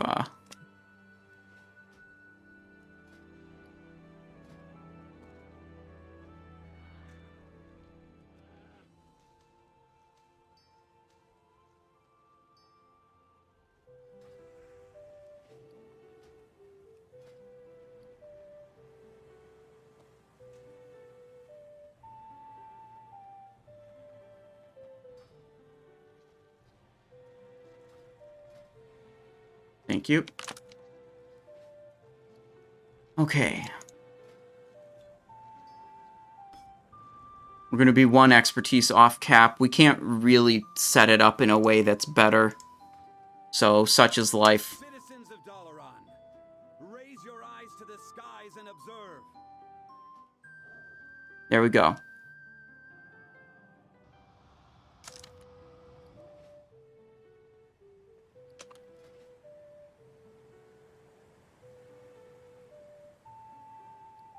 Okay.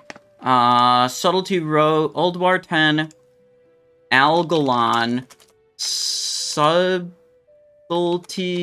Rogue. Someone asked in chat earlier, and I'm not sure if I answered it. The reason we are subtlety is because we need to survive Big Bang. You can find a more detailed write-up about this, but like subtlety has a niche use of well, being able to survive Big Bang, and not very many classes can do that.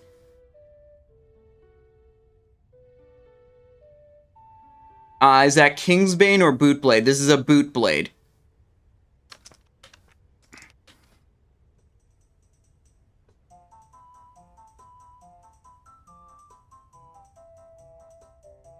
I wonder if Grim Toll is better. No, it doesn't snapshot. Rupture doesn't snapshot a Grim Toll buff. The armor penetration, you don't care about it. King's Lame? Yeah, dude, one of my other rogues has King's Lame. Well, we just got a Bootblade today, and we got a Perilous Bite today. Very good stuff.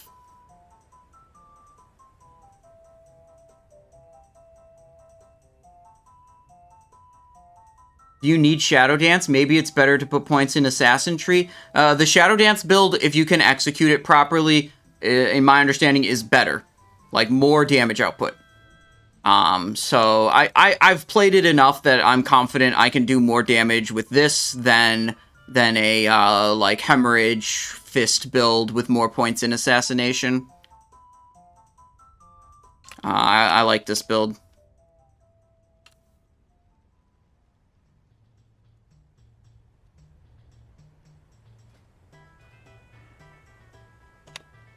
So, up at the top, a lot of the talents at the top are bad. Like, this, not great. This is okay, not great. Not great. Decent. Not great. This one's good. This one is also, like, not great. Like, this talent and this talent are good. The rest of these points are all pretty fucking bad. Like, very low value or no value talents. Then you get down here, this is like conditionally useful, this is not very good, this one is okay, prep is good, this is good, this is the whole reason we're taking the spec, this is insane, this is insane, this is insane, this is insane, this is insane, and this is insane.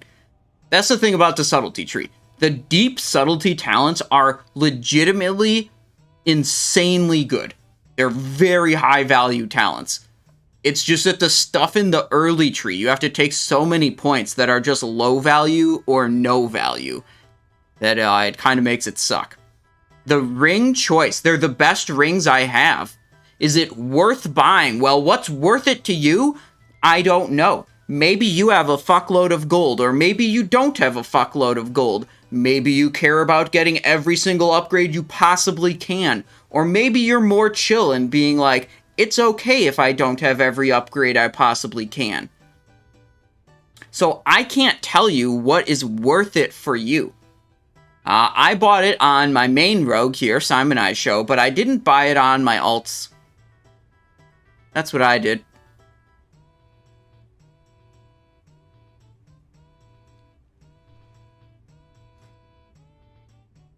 So yeah, these are just the two best rings I have right now. So yeah.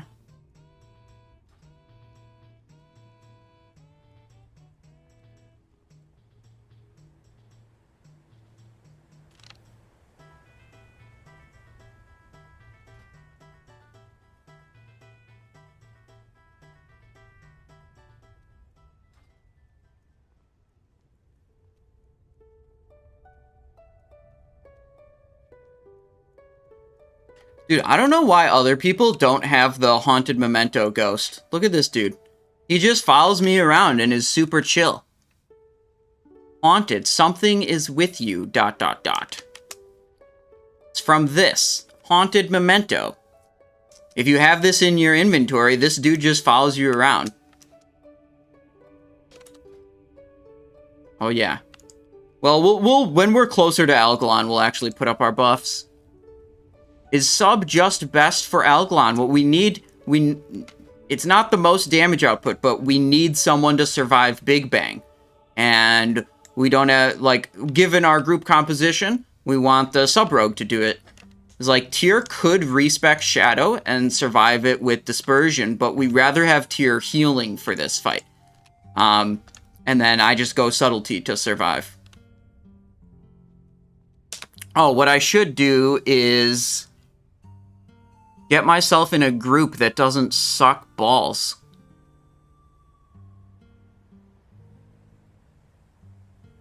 Aflock or Demolock?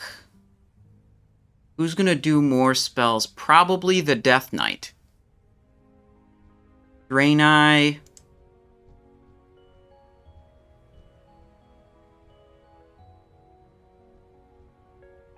Ooh, I flipped the groups around to optimize my honor among thieves. Do we need a Draenei in group 1 right now? Should I switch one back? Yeah, so that sounds like a yes. Okay, yep, I will switch it.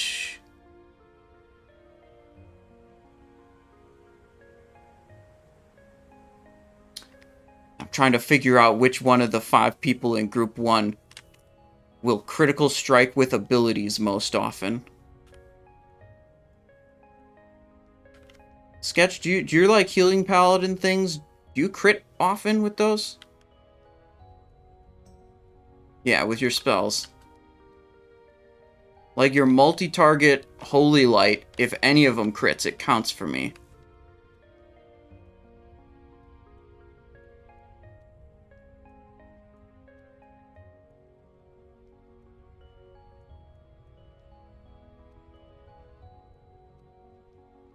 Yeah, I'm not sure. I'm pretty sure like all the options in group 1 were classes that aren't going to feed me a whole lot of criticals, so I'll just pick one of them.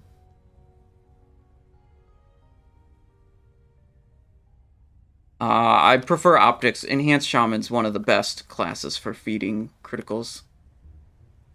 Is there... Oh, the Totem. Okay.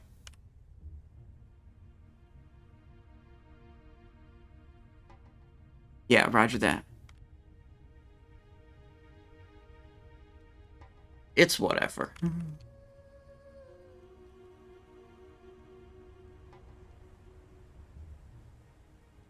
Did you get your copy of Frosthaven yet? No, I just learned when you asked that. I'm guessing that Frosthaven is out now. Is that correct, Colrath?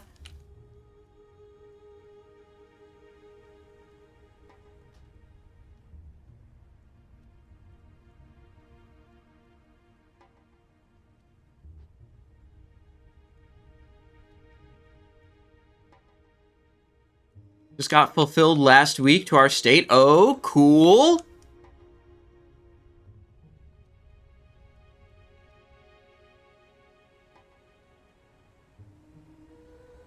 Fire Ellie also able... we heard about the Fire Elemental tech today. We've never tried it, and we didn't really thoroughly verify it. So we're just going with something that we know works to begin with.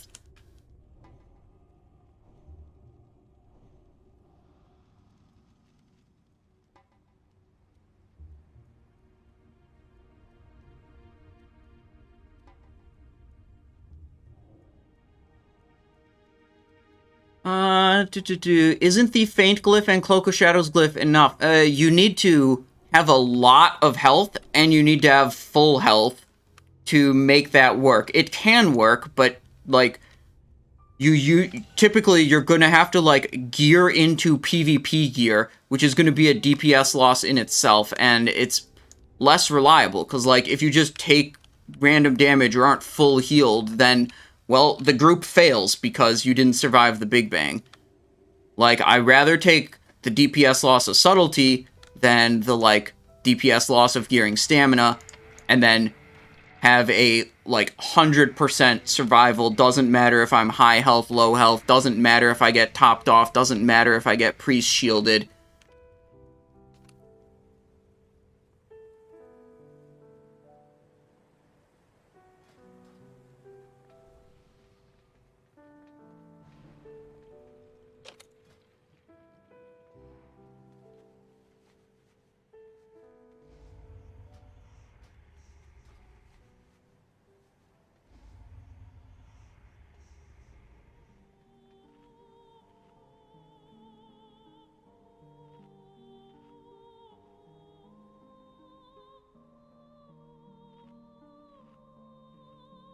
Dagger from Council? Yeah, we're using Perilous Bite and Combatant's Bootblade. We got here before Algalon's arrival. Maybe we can rig the systems to interfere with his analysis.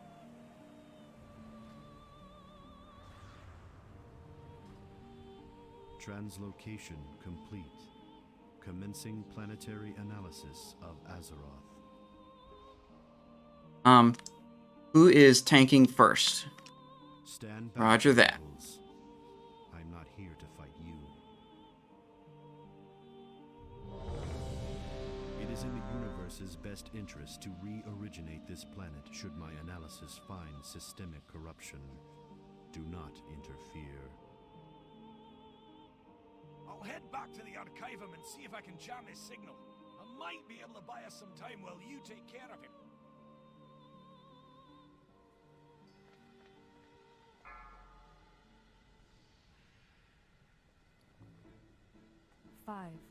We're popping our magic flasks. 2, 1. Your actions are illogical. All possible results for this Okay, chillin'. The Pantheon will receive the Observer's message regardless of outcome. Okay, Algalon attempt number 1. See your world through my eyes. A universe so vast as to be immeasurable, incomprehensible even to your greatest minds.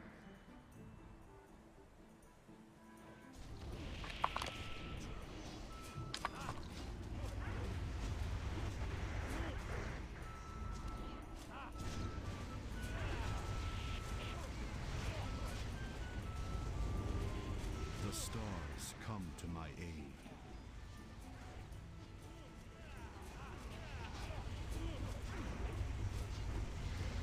Watch your step.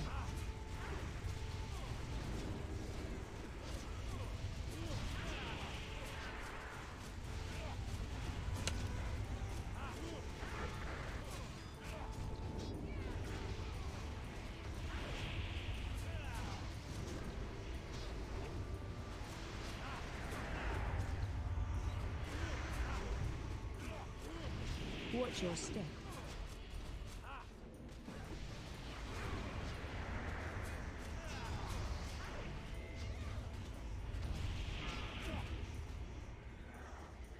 We got punked by that star.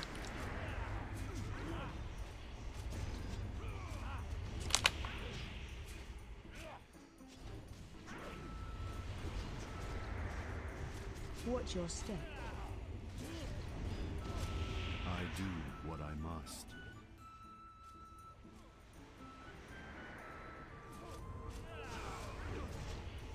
Okay, our execution wasn't that good there. They're saying just, we called the wipe. We had a tank death. Okay. Wait, Judel got DI'd. Okay, we're good. We're rezzing. Okay. Makufi is pretty nice.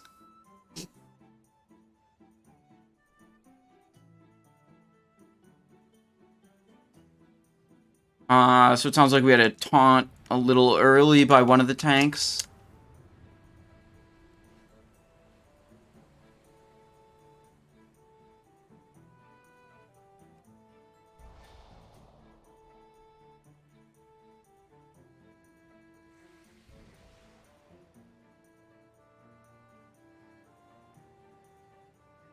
Do we have feasts?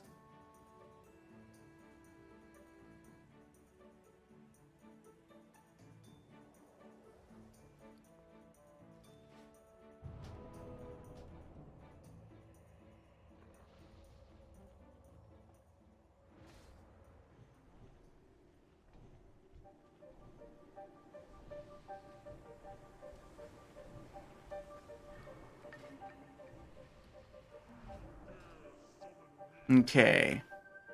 Getting feast buff, and then we're good to go.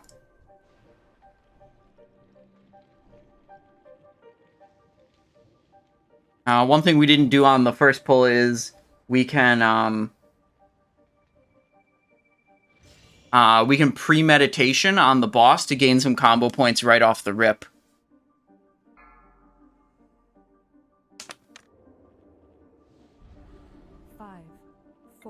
Oh. 3, 2, that heal should have. Your actions. Oh, I didn't do it right. I was a little bit late. Possible results for this encounter have been calculated. The Pantheon will receive the Observer's message regardless of outcome.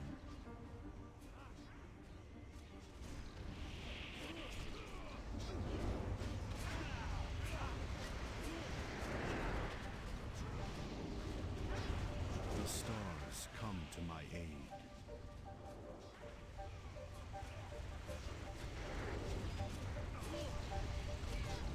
Watch your step.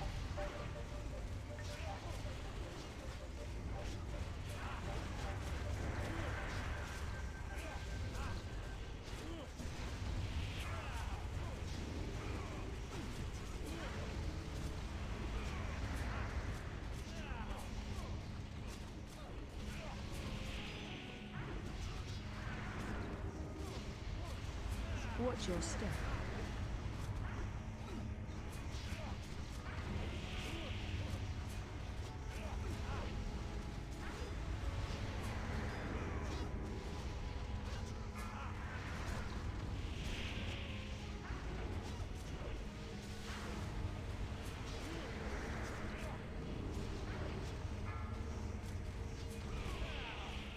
Watch your step.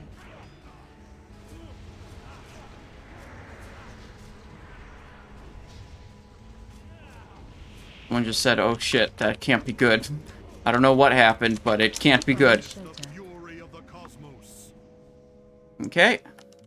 Just kind of run away a little bit. And we survive. Watch your step.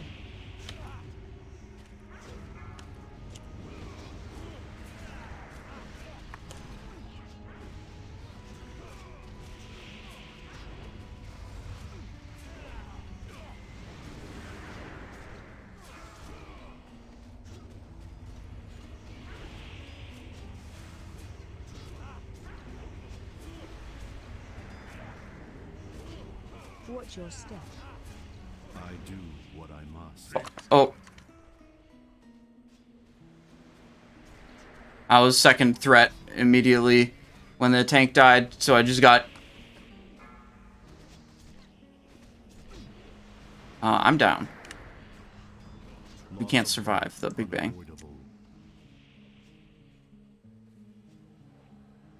Watch your step.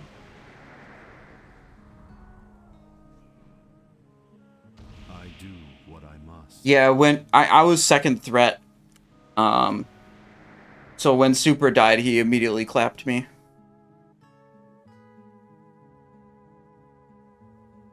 Yep. Yeah, I usually do that. What I can also do is I can hold my Vanish to clear my threat after that. So if you do get clapped, I won't be second. Well, right, like, you did taunt coming right out, and that was fine. But, like, when you died, I was second threat, because I didn't dump my threat with Vanish. If I had, maybe Convict would have been second.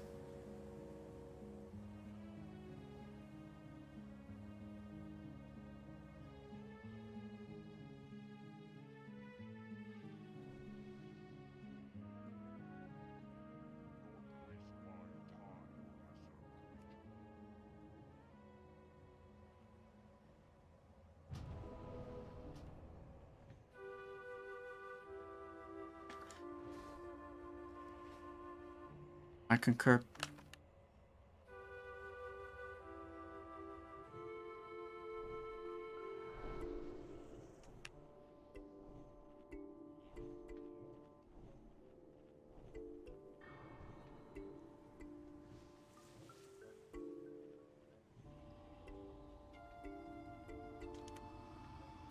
There we go, feasting.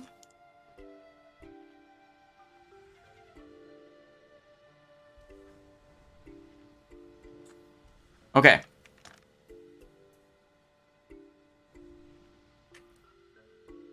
So I died a little early, so that's why my DPS dipped down. Of course. Okay.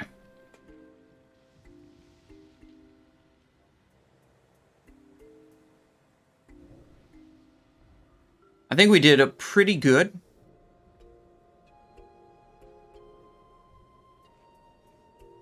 Should keep targeting the boss.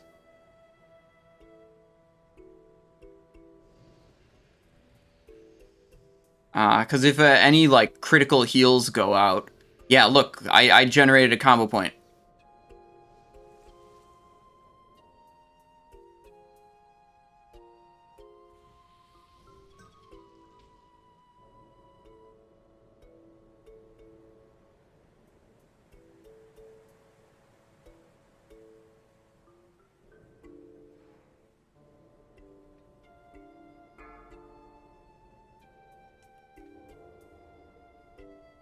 Five, 4, 3, 2, 1.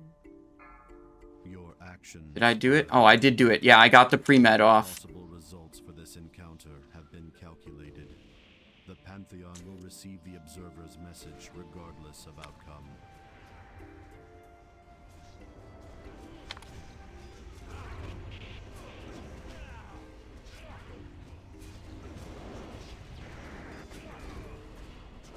The stars stars, come to my aid.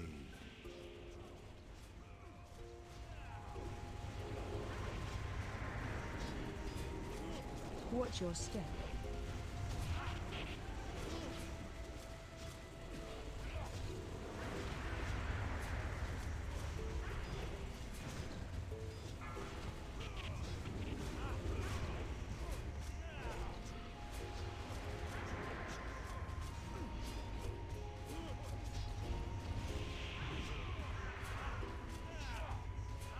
Watch your step.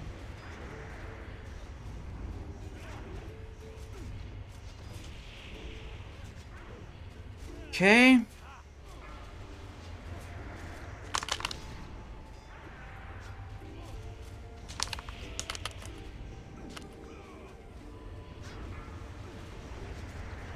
That was not a good timing for the... Watch your step.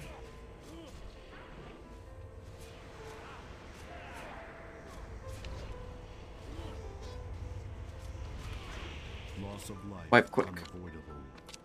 Find Witness shelter. the fury of the cosmos. Wipe was called. Something got messed up with the tanks.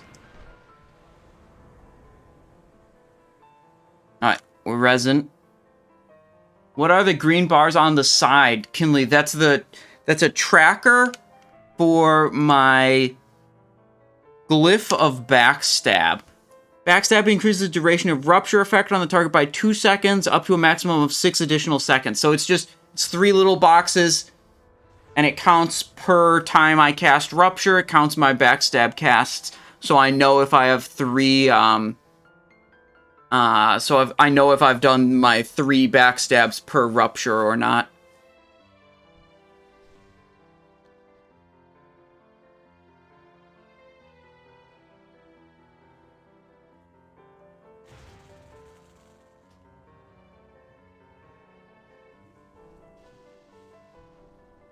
Okay, target the boss, so if any random heals go out... Oh, wait, I have no healers in my group anymore.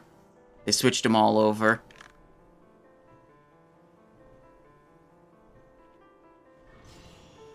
Food buff acquired.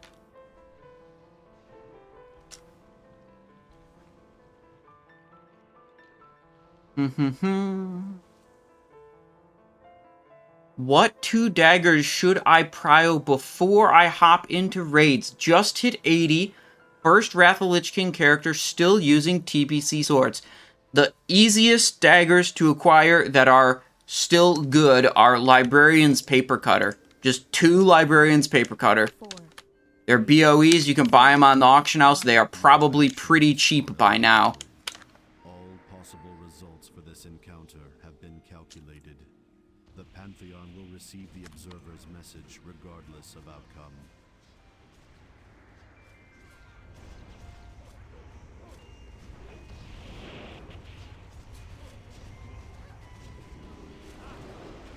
The stars come to my aid.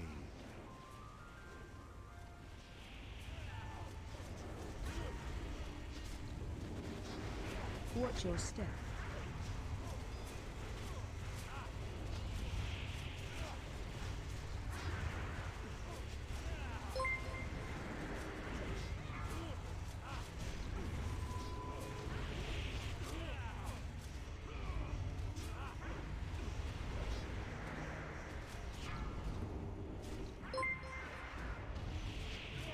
Fifth point. Immediately spend.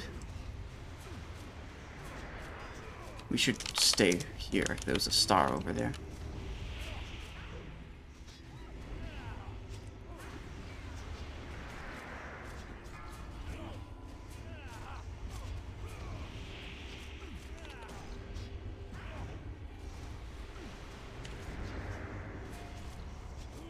Watch your step.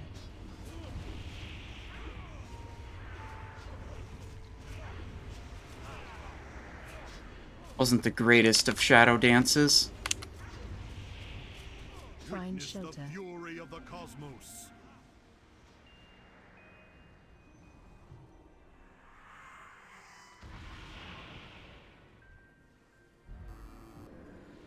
Watch your step. Good.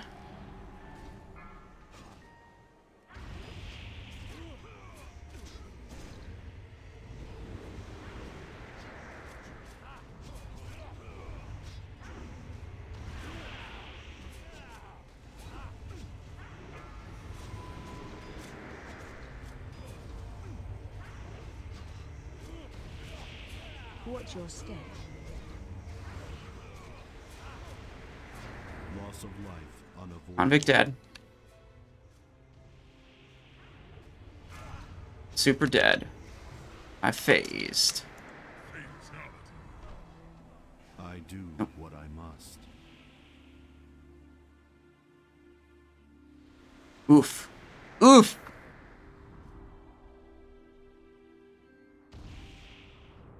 Mm.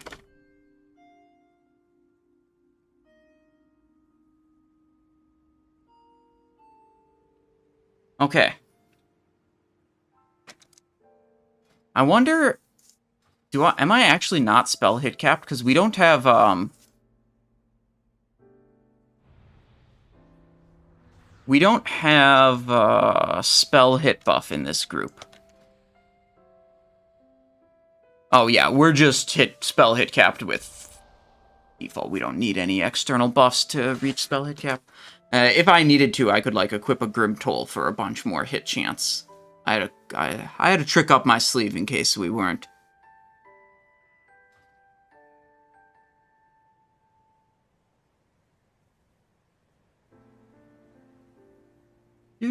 Do.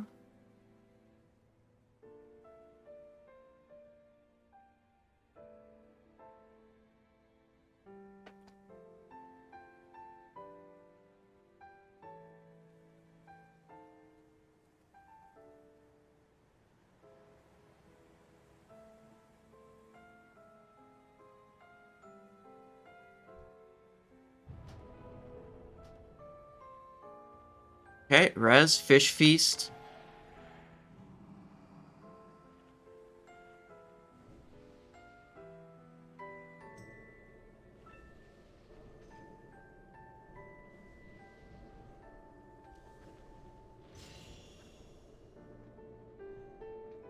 Food buff activated.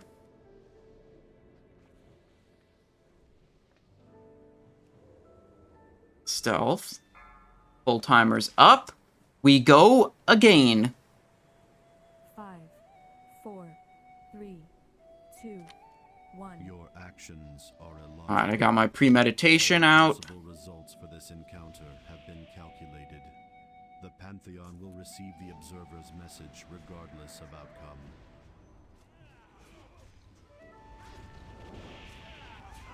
I completely fucked up that opener. Holy shit. Pressed the wrong button a couple times. The stars come to my aid.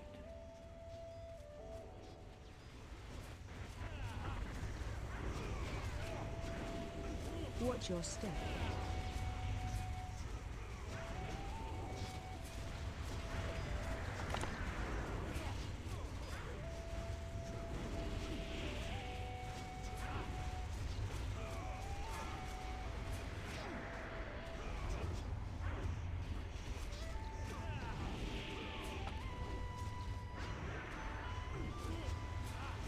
Watch your step.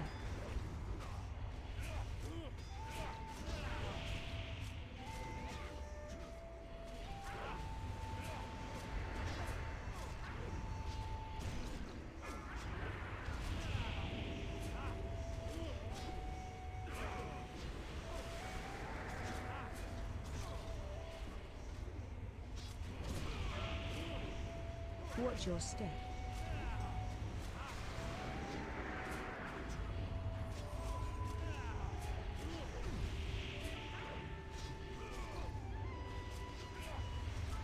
Find shelter. The fury of the cosmos.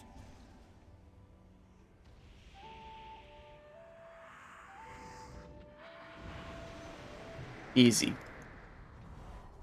Loss of Watch your life step. unavoidable.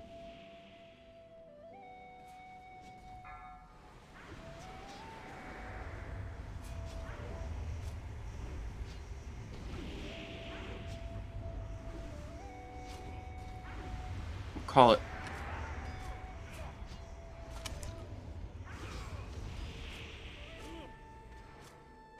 Loss of life unavoidable. Watch your step.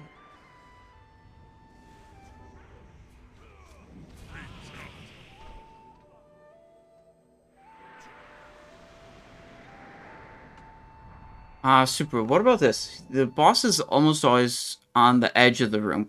If I always run to the middle of the room, then you can position yourself and, like, know where he's gonna run to. If we're, like, if I'm in a consistent position.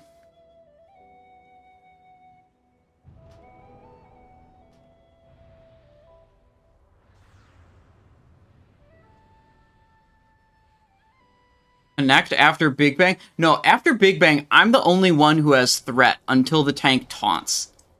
So everyone who goes into the black hole, their threat is wiped. But because I'm staying topside and surviving the Big Bang, right after Big Bang, I'm the only one with threat. Which is why I'm always running away from the boss.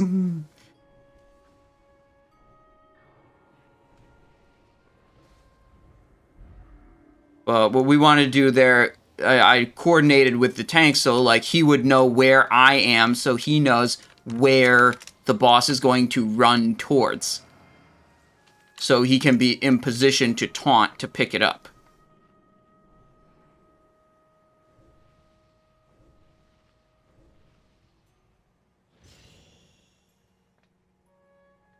Okay. Don't you have double Yeah, we're gonna hold our vanishes for Big Bangs. Like, I don't want the boss to just go to a random person. We want it to be controlled at all times.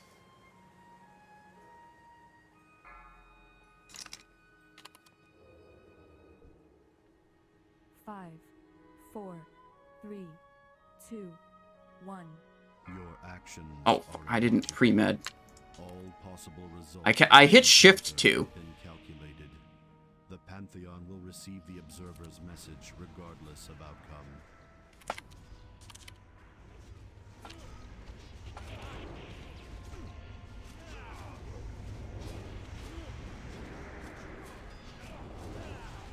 The stars come to my aid.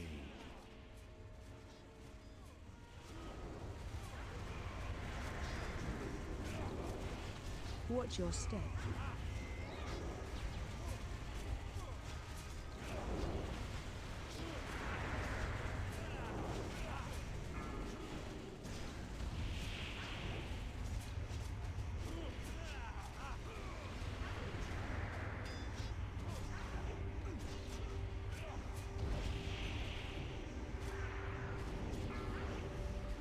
Watch your step.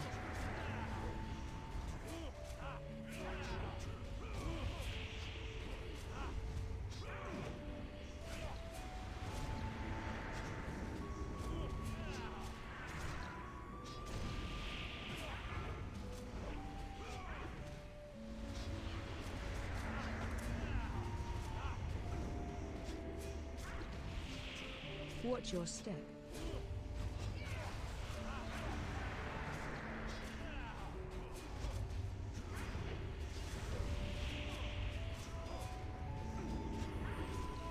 Find shelter. The fury of the cosmos.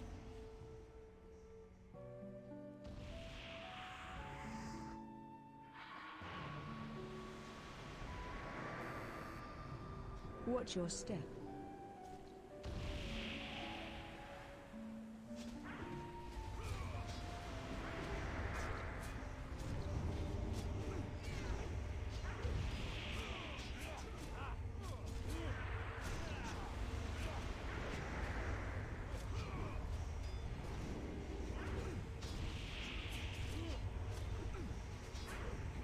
Watch your step.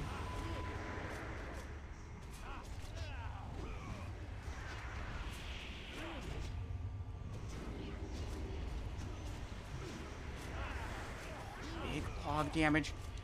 Okay.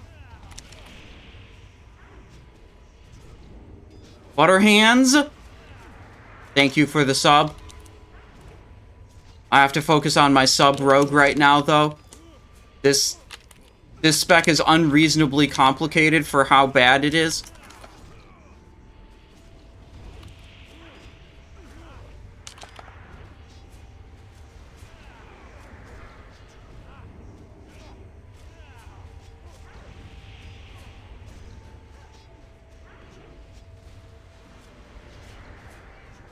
Find Witness the shelter. fury of the cosmos.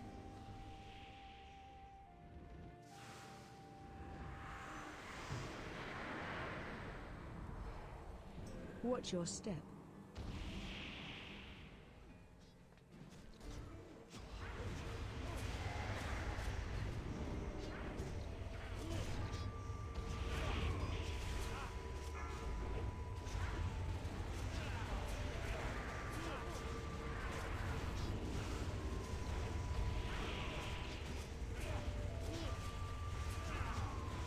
Watch your step.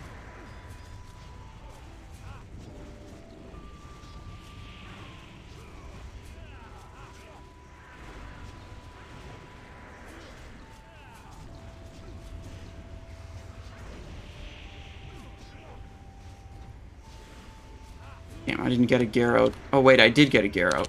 Derp. I do what Super dead. Watch your step.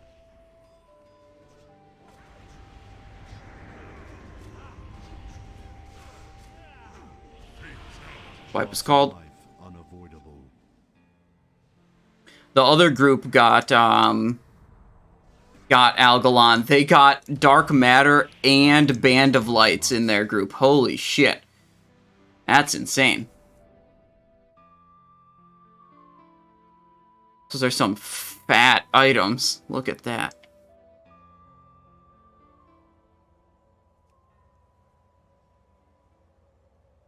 Imagine playing sub on Algalon. Yeah, imagine being a critical member of your team necessary for completion of the encounter. That would be crazy, right? Green vertical bar. Yeah, that's for counting the number of backstabs. D0. Yeah, like Shifty Lloyd got you. Yeah. Butterhands, thank you. 13 months of support. Thank you so much. That is a long time. Thank you, thank you.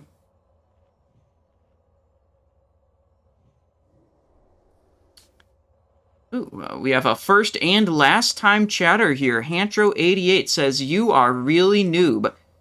Alright, well.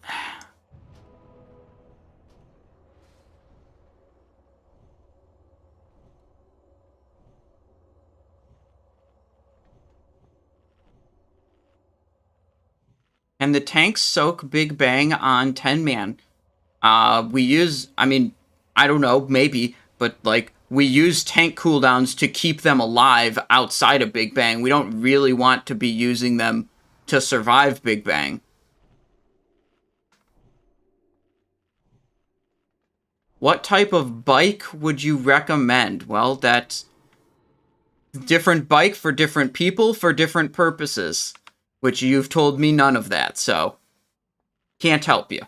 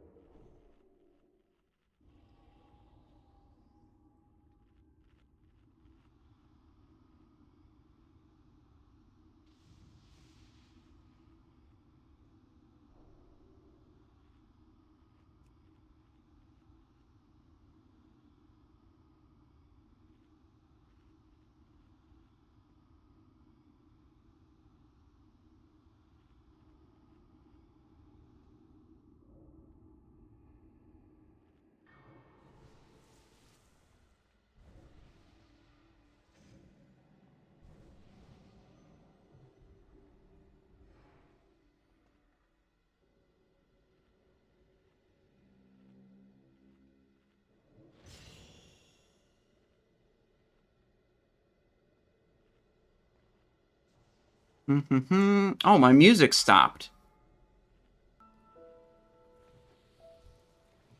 5, 4, 3, 2, 1. Your actions are illogical. Okay. All possible results for this encounter have been calculated. The Pantheon will receive the Observer's message regardless of outcome.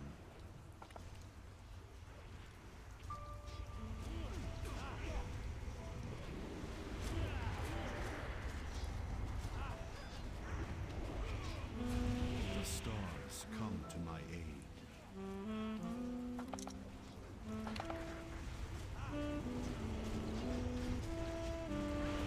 Watch your step.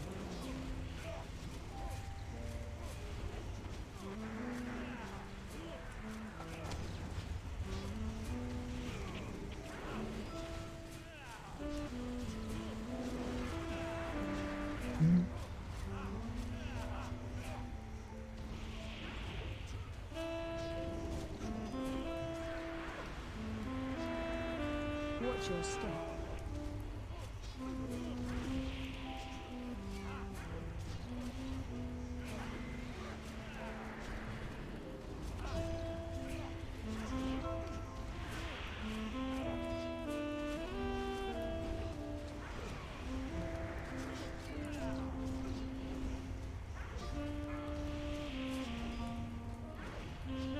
Watch your step.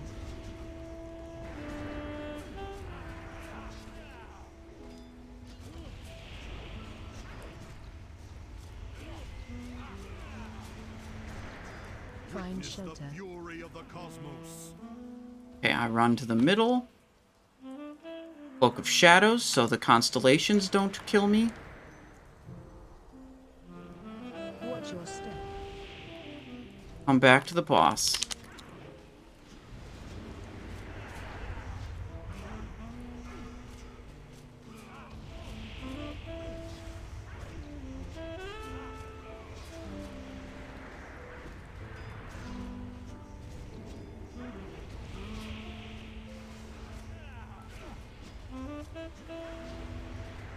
Watch your step. What? Oh! Oh no! Fuck! I didn't move for the... That's completely my bad. I do what I must.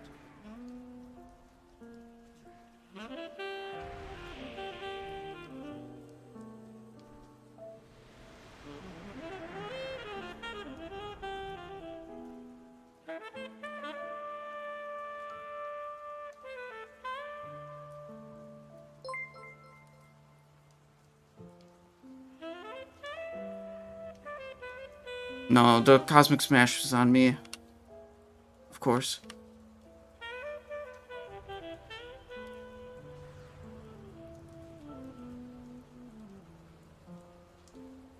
Yep.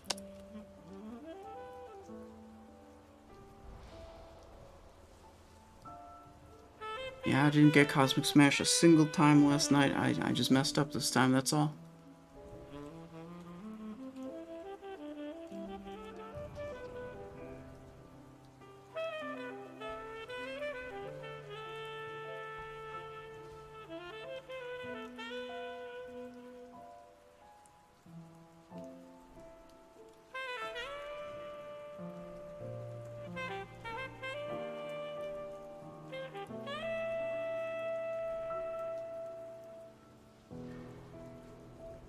Damn. Yeah, that wipe was entirely on me. Unlucky.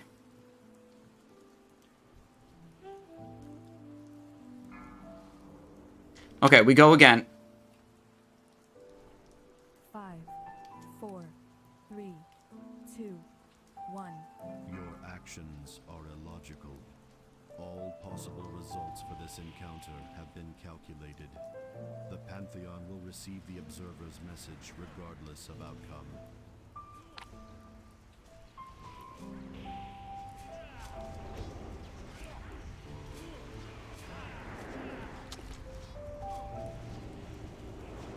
The stars come to my aid.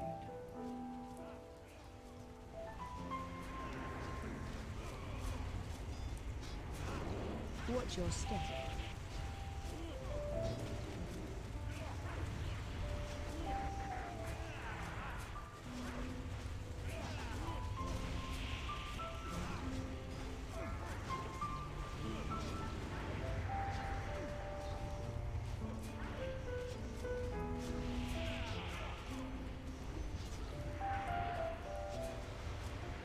Watch your step.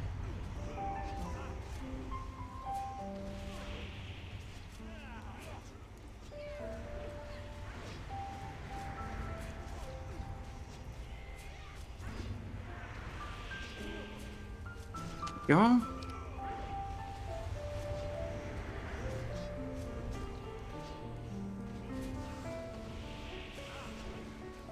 Watch your step. Loss of life unavoidable.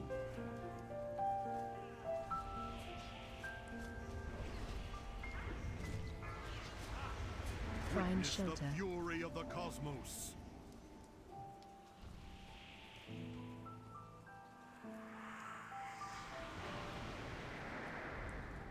Loss of life unavoidable. Watch your Nope, step. it's done.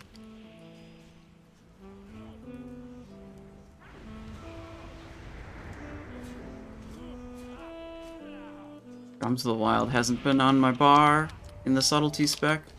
I do what I must. Go. Damn.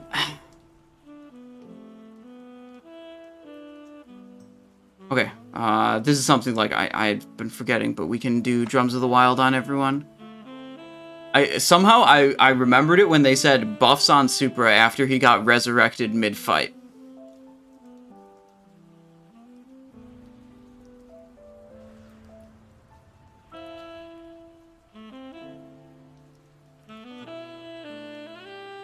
I can always vanish. I mean, I think you have to taunt to pick it up. I'm safe, but I want it to be going to me, so it's not going to anyone else until it gets taunted. Right? Because I know I'm far away.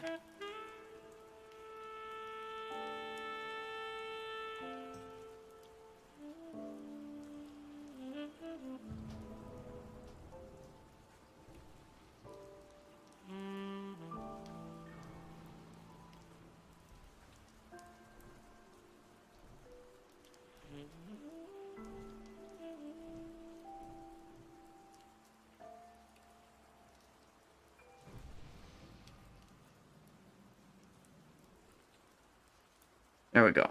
Okay.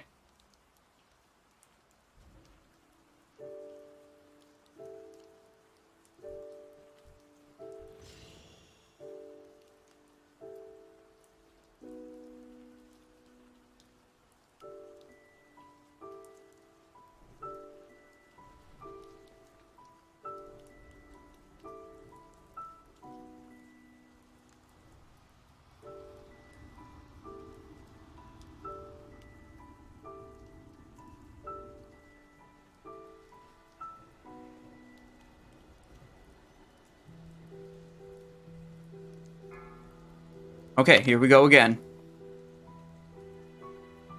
5, 4, 3, 2, 1. Your actions are illogical. All possible results for this encounter have been calculated. The Pantheon will receive the Observer's message regardless of outcome. Oh, wrong direction. What the fuck?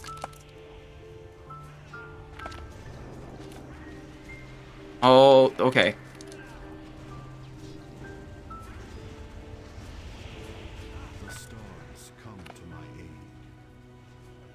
Okay, we're fine. We're fine. Everything's fine, you guys.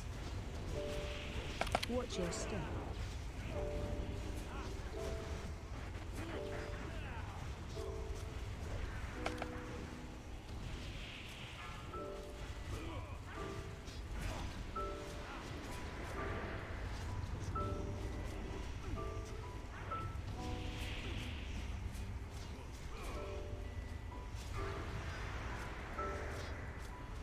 Watch your step.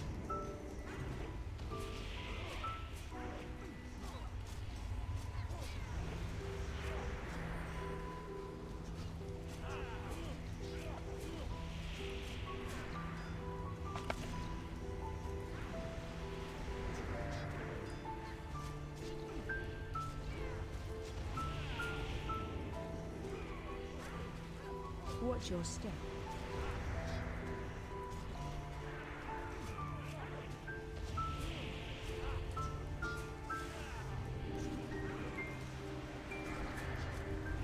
Find shelter. The fury of the cosmos.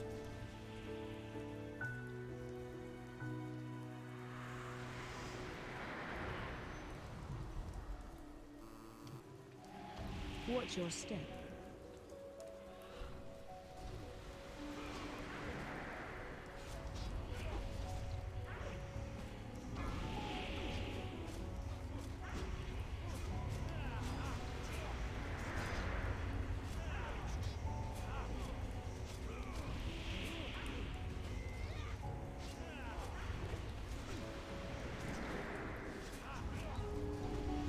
Watch your step.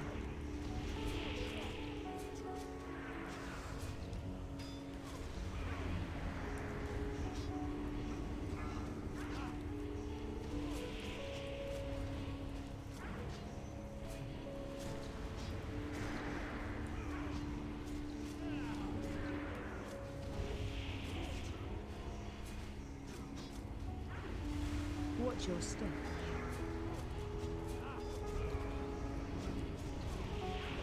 Loss of life unavoidable. Yes.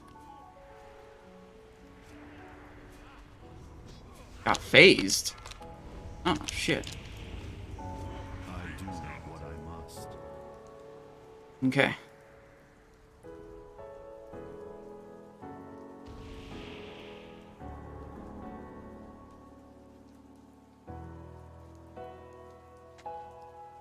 Okay.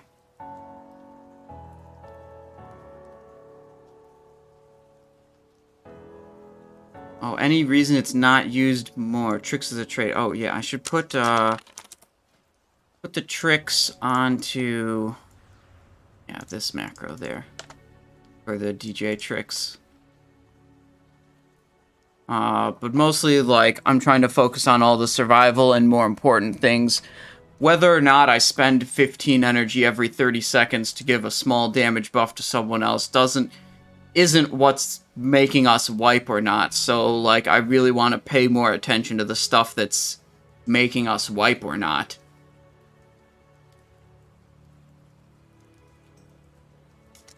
If you're curious about surviving Big Bang or why I'm using Subtlety Spec, you can look on the Discord. There is a post in the Index channel about it. Wait, is there? Subtlety Spec in Ulduar / surviving Big Bang. You can read all about surviving Big Bang and why I'm using Subtlety.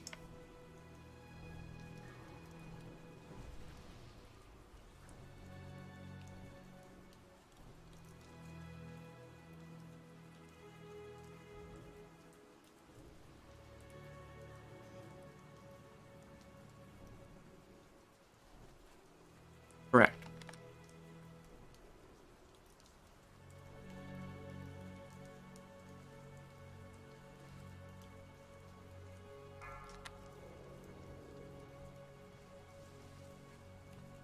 Five, 4, 3, 2, 1.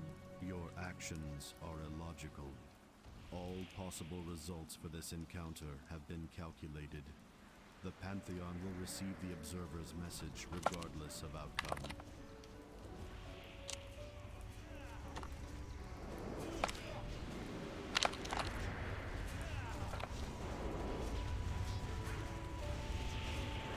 The stars I do come what I must.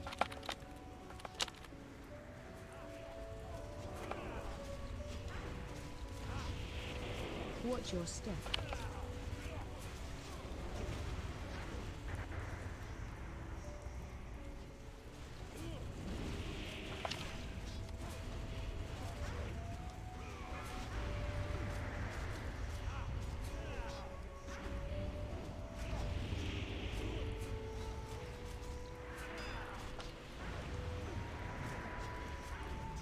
Watch your step.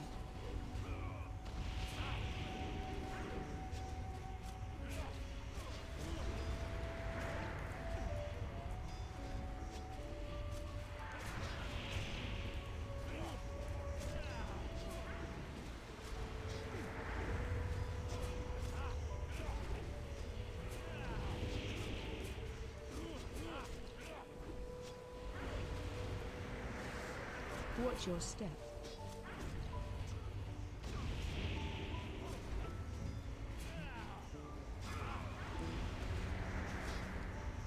Find Witness shelter. the fury of the cosmos.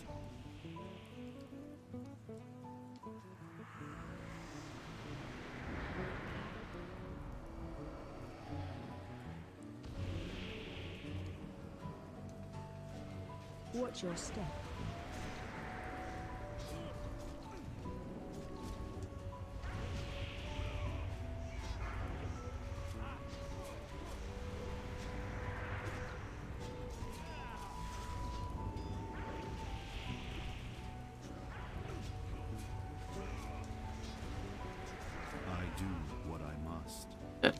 It's over.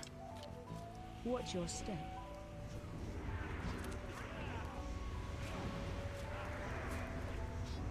Loss of life unavoidable. Fatality. Okay.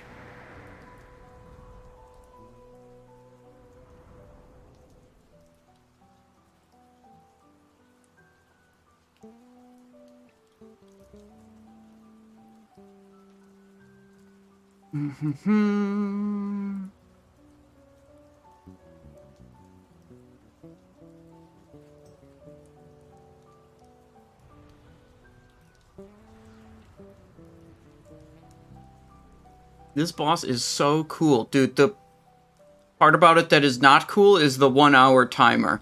I do not like the 1 hour timer. It makes me nervous.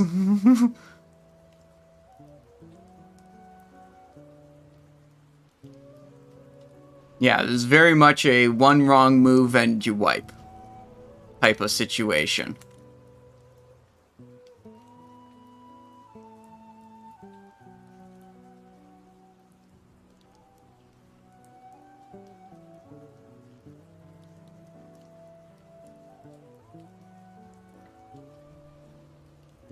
Wait, I just ate my own food. Okay, whatever.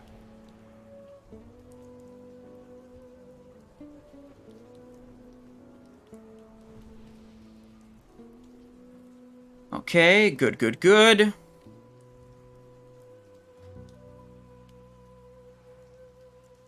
We have a lot of attack power. It's cool. 4, Having so much 3, attack power. 2, 1. Preparation. Your actions are Tricks. illogical. All possible results for this encounter have been calculated. The Pantheon will receive the Observer's message regardless of outcome.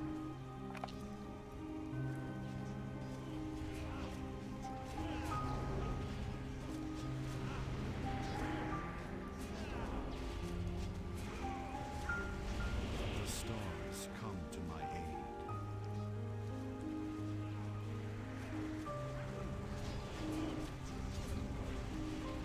Watch your step.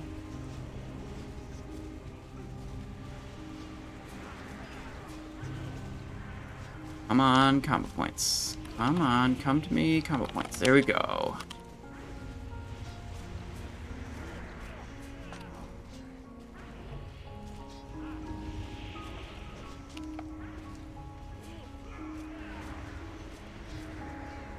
Watch your step.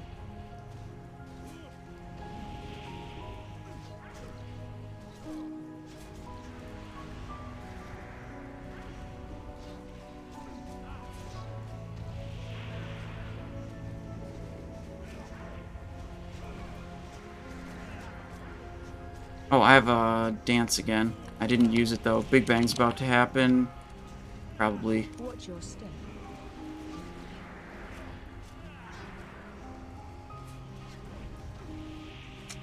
Oh. Is it Big Bang time or no? Find shelter. The fury of the cosmos.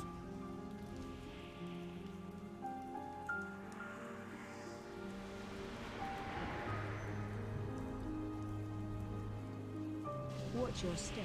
Loss of life unavoidable.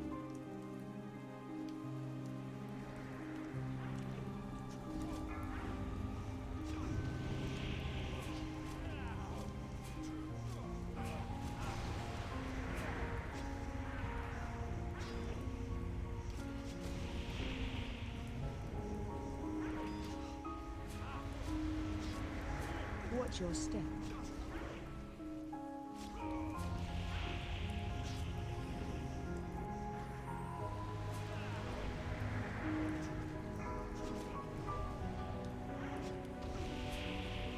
Losing Samur's damage is a big deal.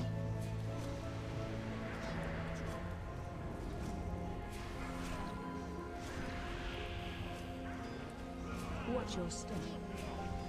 Not failing another fucking smash.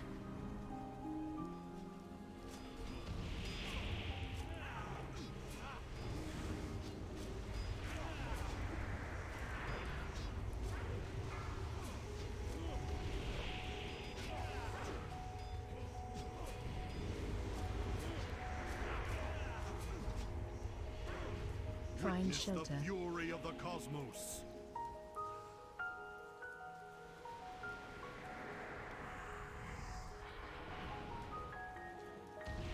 Watch your You're step. dead.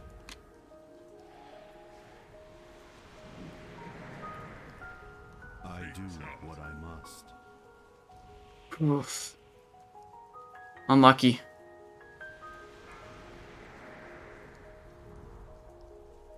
I do what I must.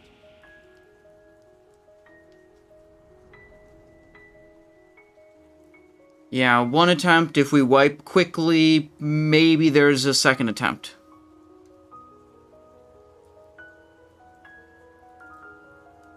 Yeah, we have 2 10-man kills in the guild already.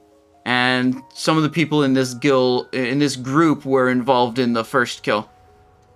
And then we have 2 groups going tonight. The other group already killed it. That's the guild's second kill. And this is another group attempting it.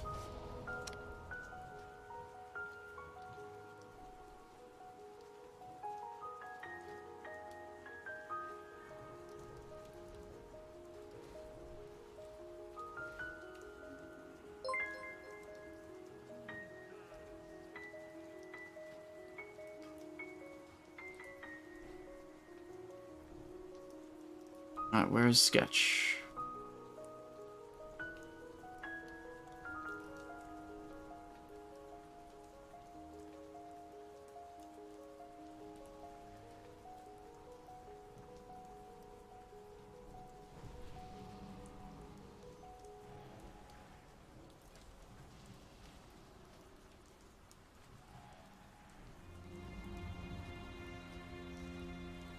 On the bang where Sammer died, what was the reason you weren't?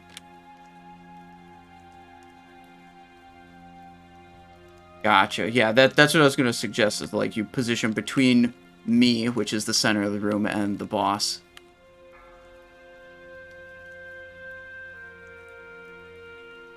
Five, 4, 3, 2, 1. Your actions are Okay.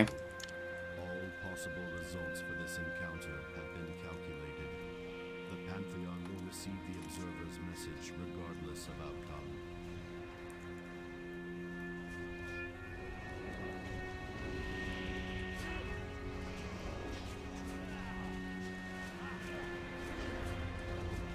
The stars come to my aid.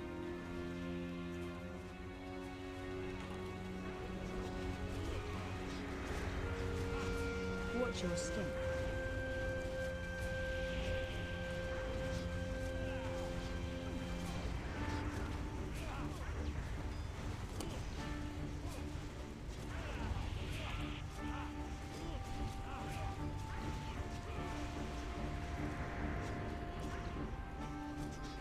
Okay.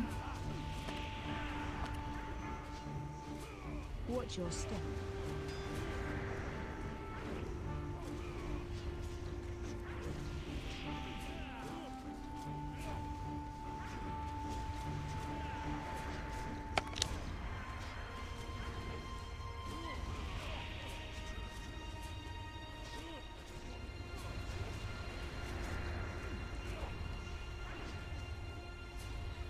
Watch your step.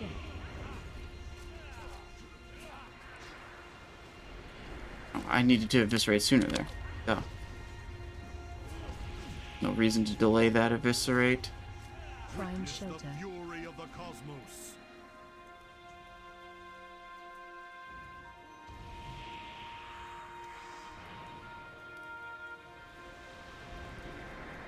Watch your step.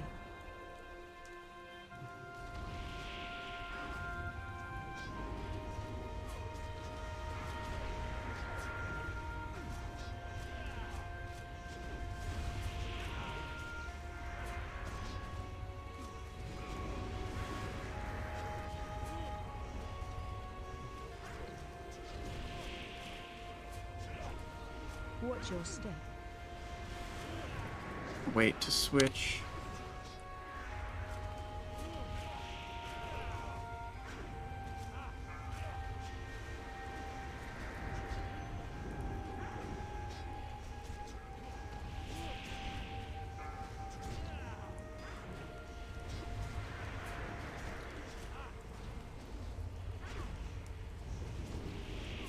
Watch your step.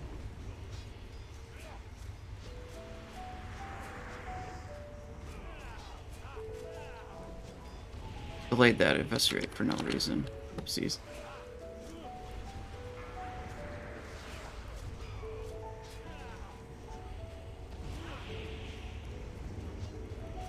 Any pointers? There we go. Got some points. Find shelter. Fury of the cosmos.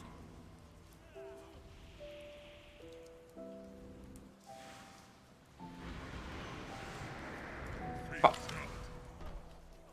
Watch your step. Down.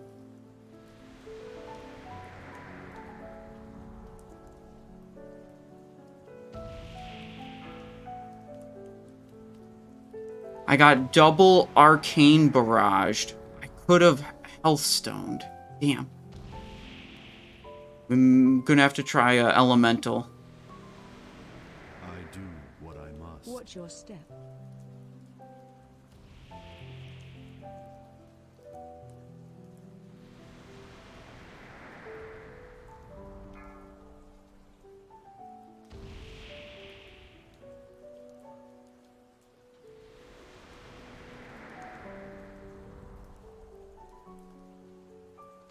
Yeah, Healthstone would have been enough to live, I think. Watch your step. But it was 2 arcane barrages, one after the other, coming into me. Super dead. On Convict.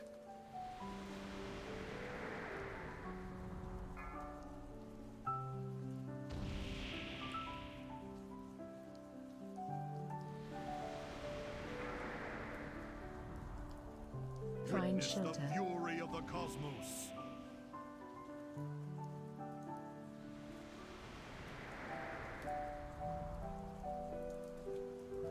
No, he ascended. Yeah, I lived the Big Bang, but then there were 2 back-to-back arcane barrages from stars that got me immediately after.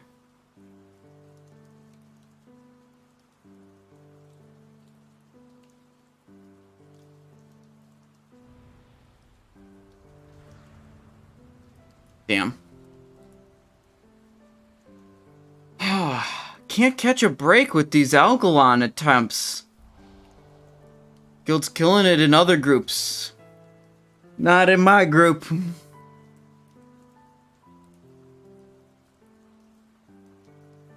Oof.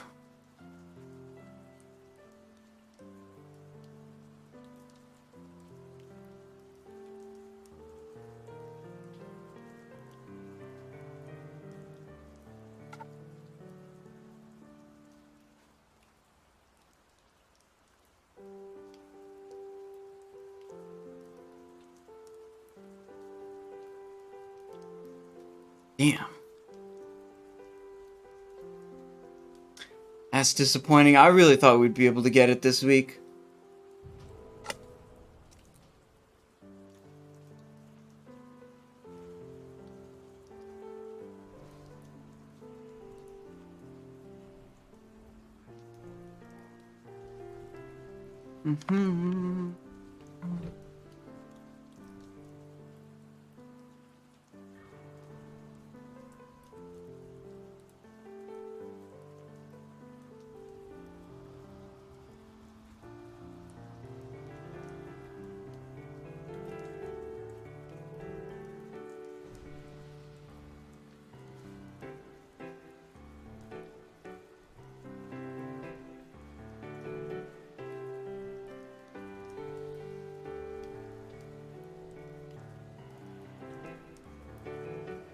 Alright, we're pulling it again, just for practice sake.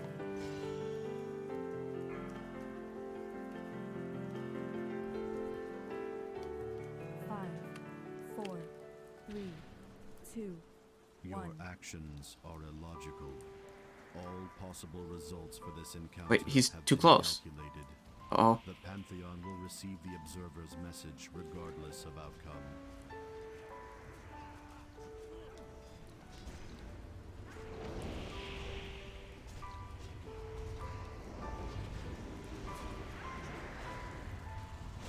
The stars come to my aid.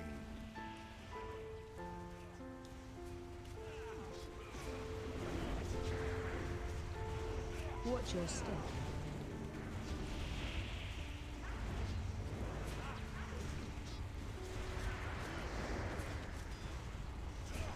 Good.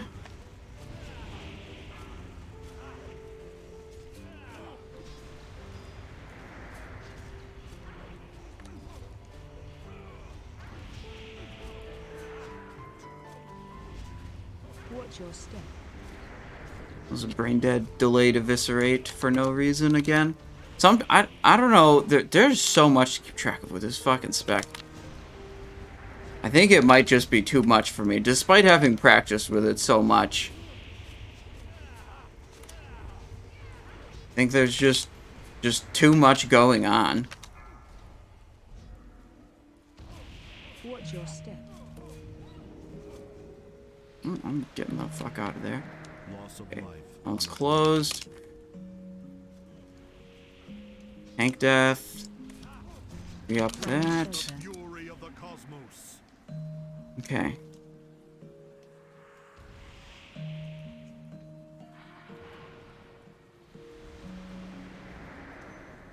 There we go. We'll live it.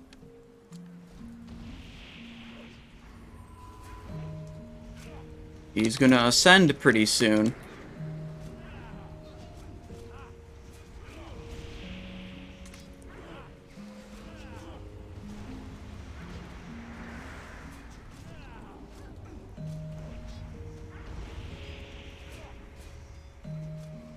Watch your step. Loss of life unavoidable. Oh, that's the Ascension. Complete. There is partial corruption in the planet's life support systems, as well as complete corruption in most of the planet's defense mechanisms. Begin uplink. No, dude. Omega. Planetary reorigination requested.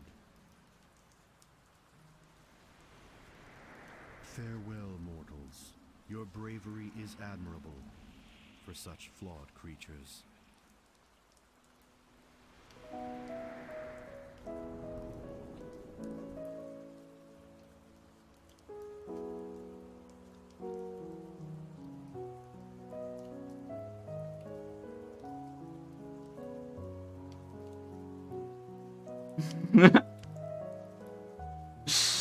Don't have to.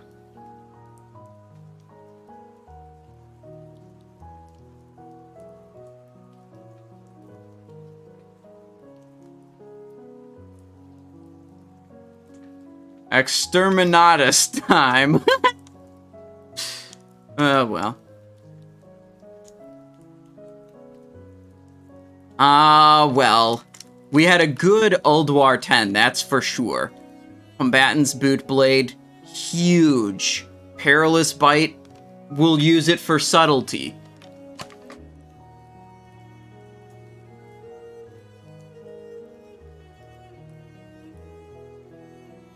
We are going to have Algalon attempts in at least 2 of our GDKPs this week. One of the 25-man GDKPs. And I think we have a fair shot of killing it. That's a, like, super pumped group. Like, the average player performance in the 25-man GDKP I go to is probably equivalent or higher to my guild. And I have a 10-man... Oh, I'm not streaming that 10-man, though. That might do Algalon pulls. Because I'm streaming the evening. Yeah, okay, well, Sunday's probably the next time that we have Algalon on stream. So, tomorrow's Thursday. I'll be playing my Warlock, but I'm still not going to stream the Warlock on account of... Well, I need a couple days off, and... probably the next week we'll stream the Warlock raids, start streaming those. I think I'll be comfortable enough with Warlock at that point.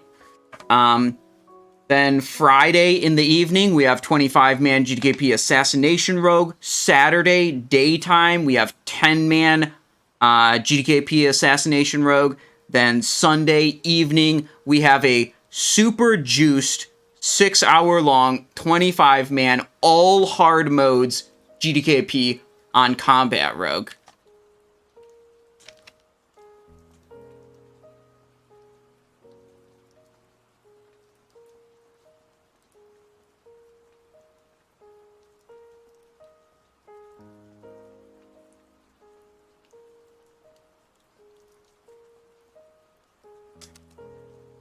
Alright, let's get the hell out of here.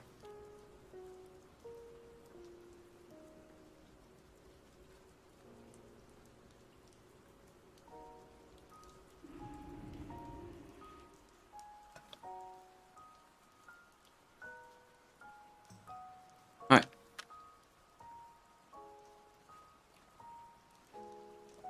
So, we'll go with this setup for, standard gear.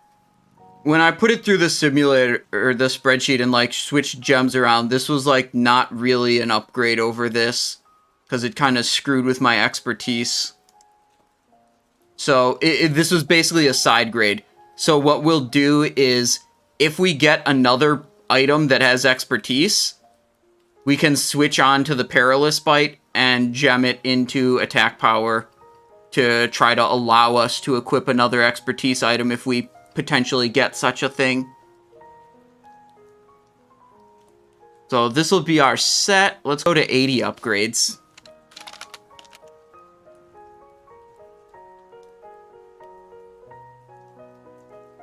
Characters. Simonize show. Our first rogue to get the boot blade. Look at that. Fix this up. Bright Scarlet Ruby. There we go. Yes, all that gear is current. Perfect. Okay. The 80 upgrades link is updated. All the characters are current. Badge belt has expertise. That's true. It does. How much does it have? Let me see. I mean, maybe... I think we're, like, out of things other than the belt to buy, because we don't really need the helmet, because we got Mimiron helmet.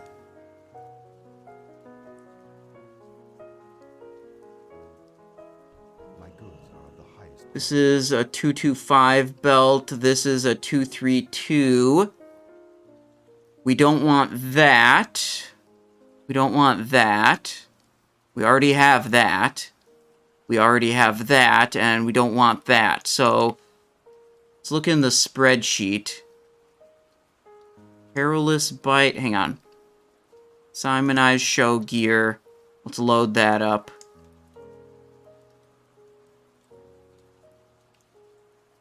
Perilous combatants. Combatants. Oh, whoopsies, we replaced the wrong item. Golem shard. Well, that was like, what was it? A something upgrade? That's a way bigger upgrade. Yeah, okay, that's how we had it. Okay, good. Quick save. And we go down here. Save it there. If you guys are interested, you can access this spreadsheet on the Discord. You just go to the spreadsheet channel. You scroll down there. It's also linked in the index channel. Everything's linked in the index channel on the Discord. Now, if we get the Belt of the Twilight Assassin, that is immediately a stat downgrade. But we're going to try to shave off all of the expertise.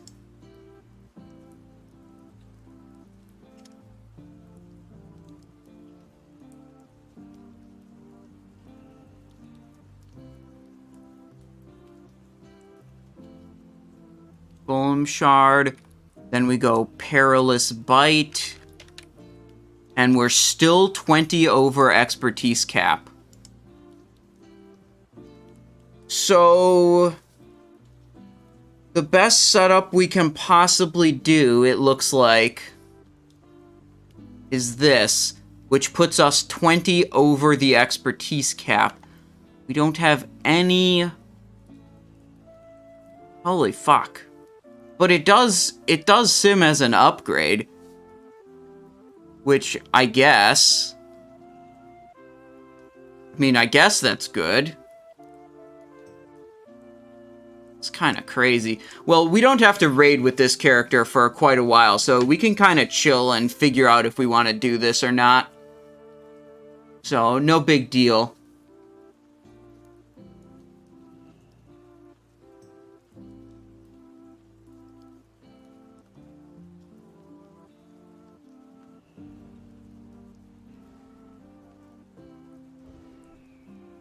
You have the Algalon sub-talents. Yes, absolutely.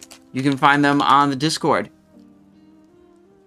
You go to the index channel, as you do with everything on the Discord, and you find the topic, Subtlety Spec in Ulduar / Surviving Big Bang on Algalon. And you can read about it. What's going on, what options you have, like a lot of people say Glyph of Faint, or Faint plus Glyph of Cloak of Shadows, but, you know, this explains some detail about that. So, yeah, that's what we got. So, let's see, today's Wednesday, tomorrow is Thursday. I will not be streaming Thursday, but we'll be back Friday evening for a nice little 25-man GDKP. Will be on Assassination Rogue in the evening. Let's now go see who else is on Twitch, who we could raid. See if there's any other of our friends streaming some cool World of Warcraft stuff. I'm going to be done for the night. Thank you guys so much for all the support you guys give me. I appreciate all your kind words, your subscriptions, and your very funny jokes. Every joke that Twitch chat has ever even attempted, 5 stars. 5 stars. 5 out of 5 stars. Twitch chat's the best. Wonderful. Let's see what is going on. Oof.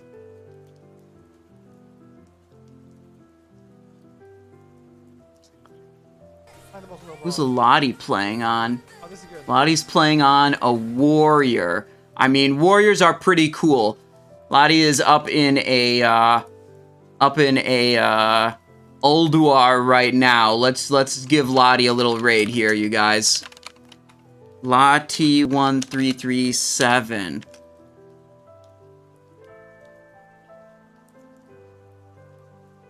Raid. We got a Freya hard mode, or I assume hard mode. Freya for sure. I don't know if this is hard mode or not.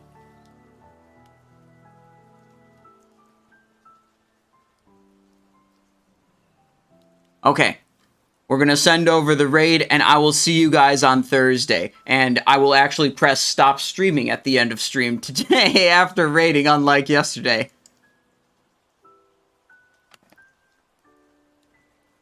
Imagine dying here, man. Fucking clown bastards.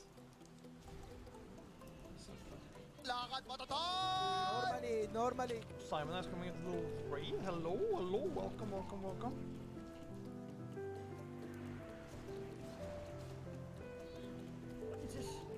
Like, what is this, man? What the fuck are you knocking? My body.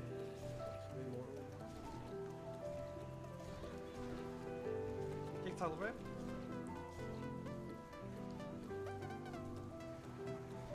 Snap flash, more damage.